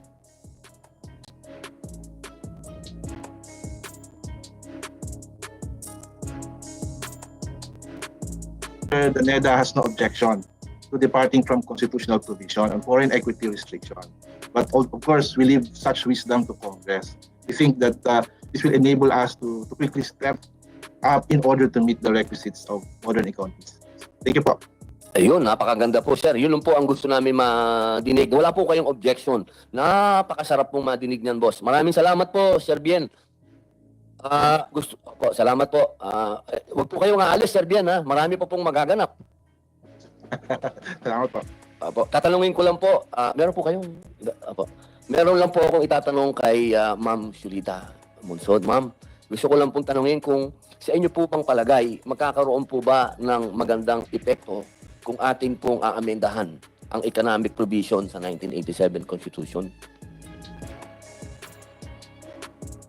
Ang stand ko po is that amending those constitutions are neither necessary nor sufficient to attract foreign direct investment. Hindi po necessary. Just the fact that, the economic provisions, the economic provisions are 7, and the resolution now talks only about public utilities, advertising, and media, means to say that, somehow or other, the other restrictive provisions have been taken care of without having to touch the Constitution. So that's what my presentation is all about. The economic provisions of the Constitution, the so-called restrictive. Amending that is neither necessary nor will amending it, bring in a flood of foreign direct investments, because there are other. If you will allow me to make my presentation, I will do it. But that's the crux of my point. Okay po, pakinggan ko lang po si Secretary Michael Castillo. Mr. Chair, there is no problem for an equity requirement on certain sectors of the economy because that is a tool for regulation. But it doesn't have to be in the Constitution. It has to be given to Congress to determine which particular enterprise would require equity requirement. Because by keeping it in the Constitution, it limits the power of Congress to define policies and to enact policies that would in fact support economic progress. The fact that it is in the Constitution, it is a constraint there is no problem that in every enterprise, the Congress will define, okay, in this particular sector, it's 70-30. In this particular sector, it's 60-40. Then in another sector, it must be 51-49. There is nothing wrong with that. But if it is in the Constitution, I think it is limiting.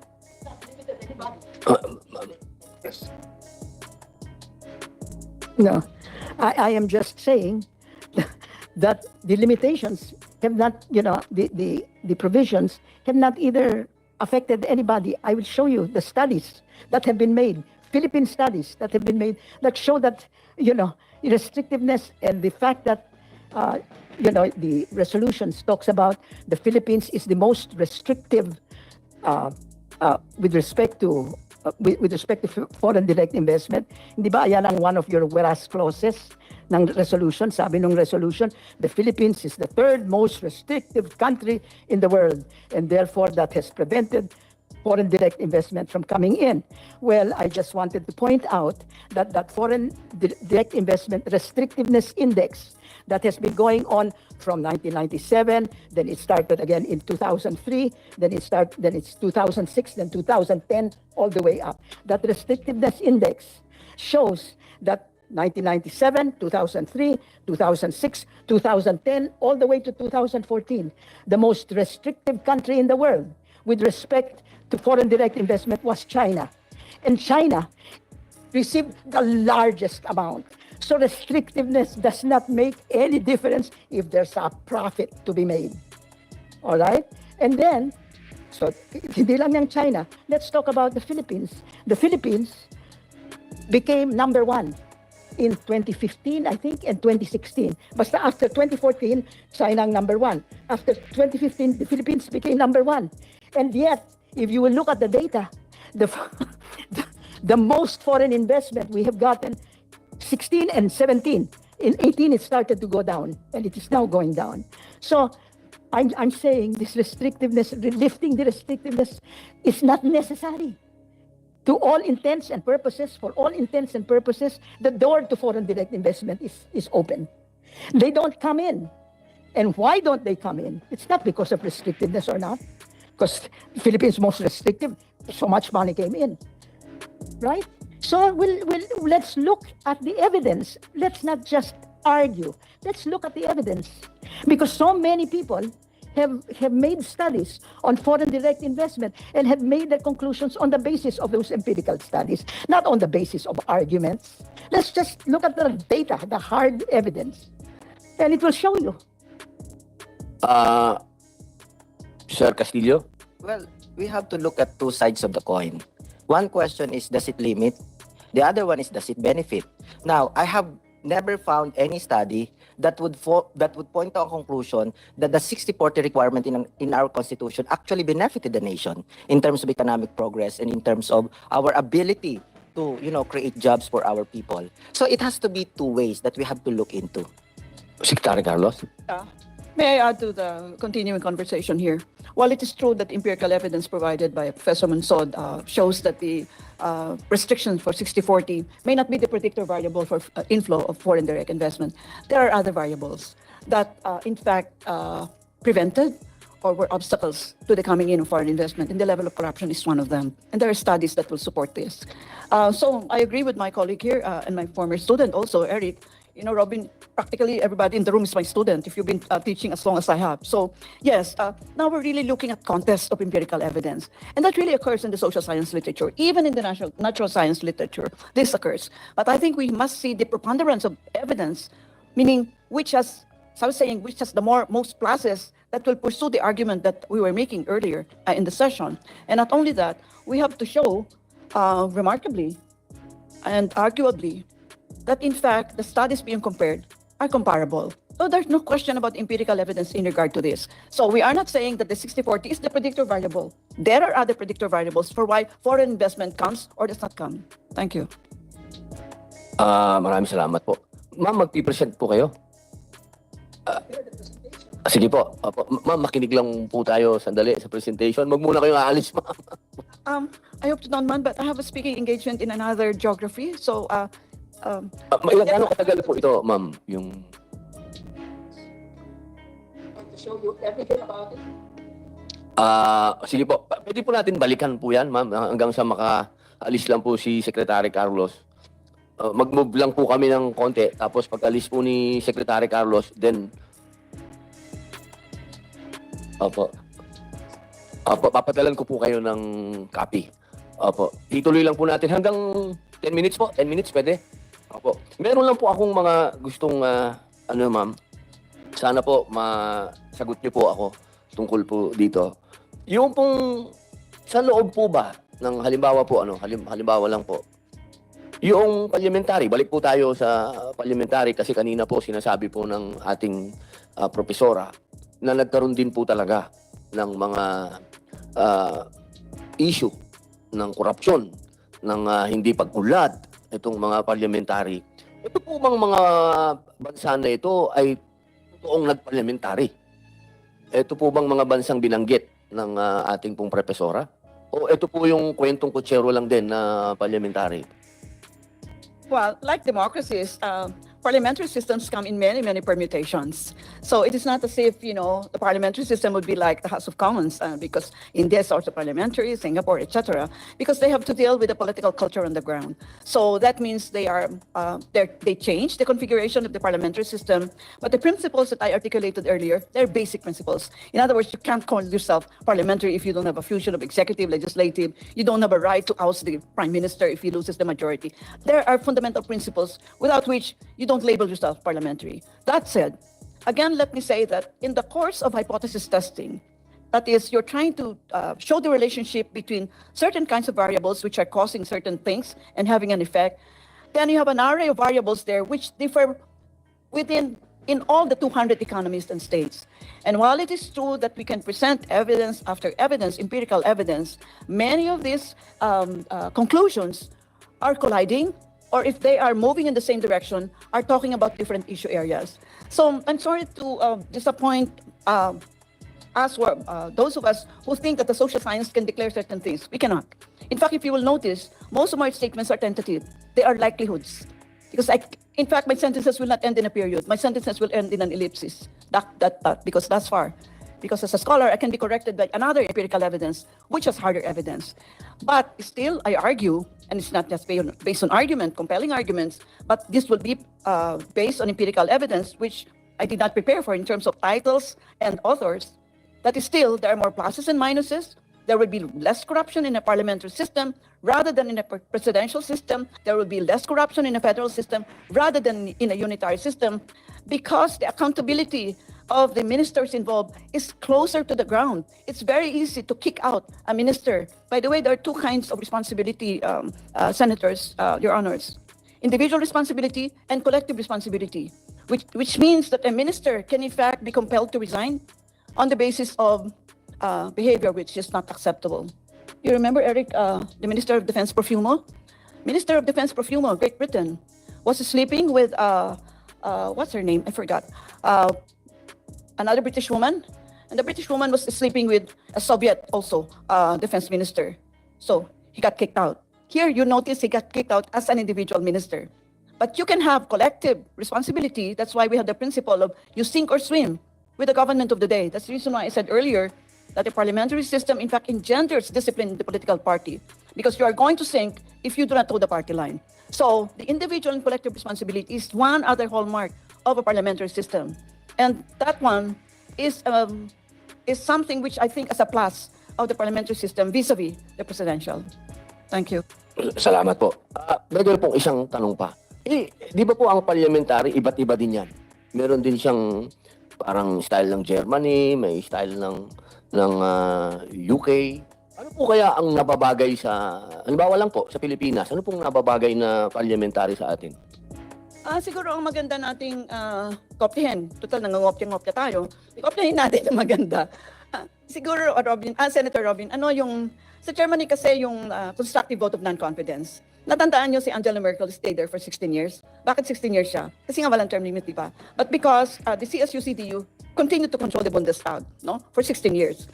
But the only way to kick out Angela Merkel is for you to have another one to replace her. That's why it's called constructive vote of non-confidence. Hindi ka pwede mag-kick out ng premier or chancellor hanggang wala kang inilalagay in his or her place to be voted by the same absolute number of votes. So you will not have a constant rotation of governments of the day na, willy-nilly, you just kick out the premier kasi ayaw yung pagmumukha niya or for whatever reason. No?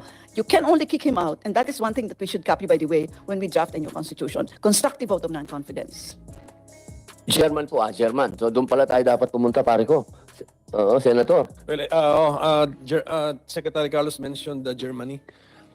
Yung party list system yata natin, we tried to copy the German model, but we Filipinized it. And then, but I've heard mga reporters reporting on the German electoral system, and sabi nila, we need to be rocket scientists to understand their system.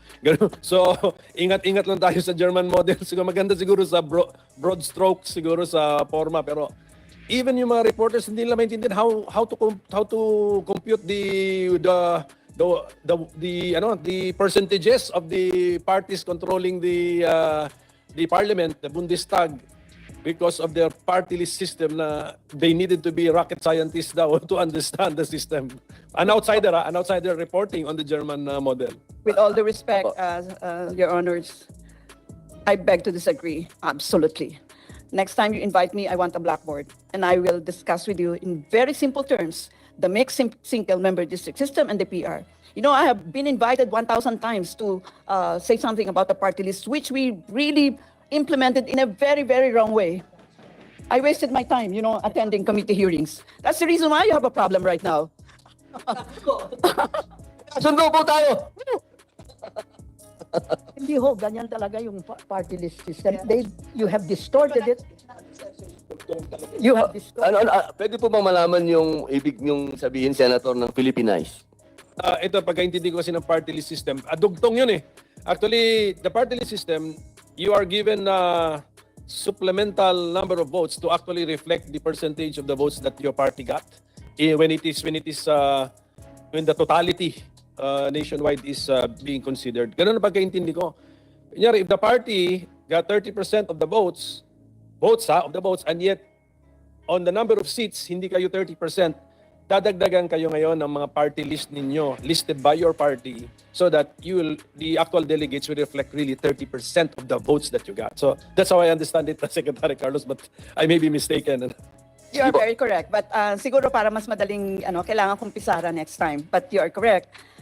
It's not only the system of government that we're changing from presidential to parliamentary, but we're also changing concomitantly the electoral system. And I would recommend very strongly, Senator Padilla, that we incorporate this, where we incorporate a single-member district and a PR system called the proportional representation.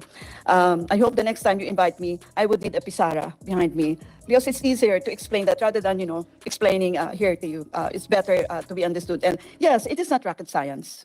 Maraming salamat po, Secretary. Brother? Senator, when you do studies of nations, you will see similar system with different performance. And you will see different systems with similar performance. So we will be asking ourselves, what accounts for the difference in performance between similar political systems, and what accounts for the difference of performance between similar system, and what accounts for similarities of performance between two different political systems? The answer is the context. Systems operate at different contexts. That's why it's also dangerous when you compare two political system, yet you do not dig deeper into the context at which they are, they operate. Yeah. So of course there are so many factors to take into account. So that is just a caveat when we read studies, because what are presented as evidence are not really the exact evidence that we need to come up with a valid conclusion. Now, generally speaking, if we are going to amend our constitution, personally, I would suggest that if we are to amend our constitution, it must be designed in such a way that it is the political parties that would choose the candidates. Okay. Pabor po kayo sa two-party system? Well, that necessarily, but that one is actually for a strong political party system, and it has to be a constitutional reform in such a way that it is the people doesn't elect candidate, rather the people elect the government. So those are key directions. If we are going, regardless of whether you want to do it parliament or federal, it has to be towards that direction. Now, if there is also amendment to the constitution, what I want to suggest is that to change the development orientation of our constitution, because the development orientation of our constitution is mainly land-based, and we have to recognize that the Philippines is an archipelago. So if you look at the development, we are doing development mostly on land. That's why we have congestion in traffic, but our marine space is underutilized. But remember, our marine space is not just a strategic addition to our resource base. It is in fact the primary source. But we are, the marine space, the marine assets are not being tapped. We have traffic because we do not use the water for our transportation. Now, so it's the development orientation that we have to come up with an archipelagic framework for development. Now, there is also problem with how we you know the principle of checks and balances, the separation of powers, has been reduced to a system of mistrust. Eh, sabi nyo kanina, bago maka-attend yung isang in-invite ninyo, 3 layers ang approval bago siya maka-attend. Because our system is so designed that it is based on mistrust. That's why even a single check would require a documents, would require 69 signatures before the check is signed by the one who is authorized to sign the check. So it is premised on mistrust. We have to look into that because it is embedded in our governance system, and we need to correct that problem. Now on the 60-40, I think it is not necessary. What is important is stronger regulatory control. Now, my last point, Your Honor, is, and I have to beg your indulgence on this, you talk about difficulty in implementing our laws. In my 2 decades working as consultant in various government agencies and also as regular resource person in the House and in the Senate, what I have noticed is that most of our legislations are not properly abstracted. They are the ideas, yeah, they are not properly abstracted. What I mean by policy abstraction is that the different provisions of laws are supposed to be abstracted from the first to second to third and the fourth level of policy abstraction. The first level of policy abstraction is at the level of objectives, goals, principles, and ideology. Now, the second, but your objective must be supported by what we call policy lines. In the literature, we call it strategies. Okay, we call it strategies. Now, but your strategy is still broadly written. So it has to be supported by specific measures. And your measures must be supported by specific practices. Why am I discussing policy abstraction? Because when you look at Republic Act and implementing rules and regulations, they are copycat. They are copycat. And the reason why it also takes time for us to legislate, because we are putting too many details in our legislations. And we debate every provision. So my common experience, whenever I am asked to consolidate various bills or to refine a substitute bill, is that a 26-page bill, you could always reduce it to 10 if properly abstracted, because the first and second level of policy abstraction must be in the RA. But the third and the fourth level of policy abstraction must be in the IRR. And we cannot make distinctions whenever we review a Republic Act and its implementing rules and regulation. And it's difficult to implement. Ayos. Apo, meron lang po akong, boss? Good theory, pero dapat pag-usapan na lang siguro natin yun na outside of the committee hearing kasi yung topic iba eh. But that's good in theory. Tingnan natin. But ako, I advocate, ayoko ng generalization lang nasa law because I've seen the abuse IRR eh. These are unelected people, you know, feeling like they are the legislators. They change the meaning of the law, the objective of the law. Kaya sabi ko, if we can put some details in the law, I'm an advocate because of the Philippine experience. That may be applicable sa ibang bansa, but in the Philippine experience, as of the moment, hindi ko naman din pinutuldukan, as of the moment, if there are some important details, put them in the law. Kasi these unelected drafters of the IRR, they feel like they are the third chamber. They amend the law.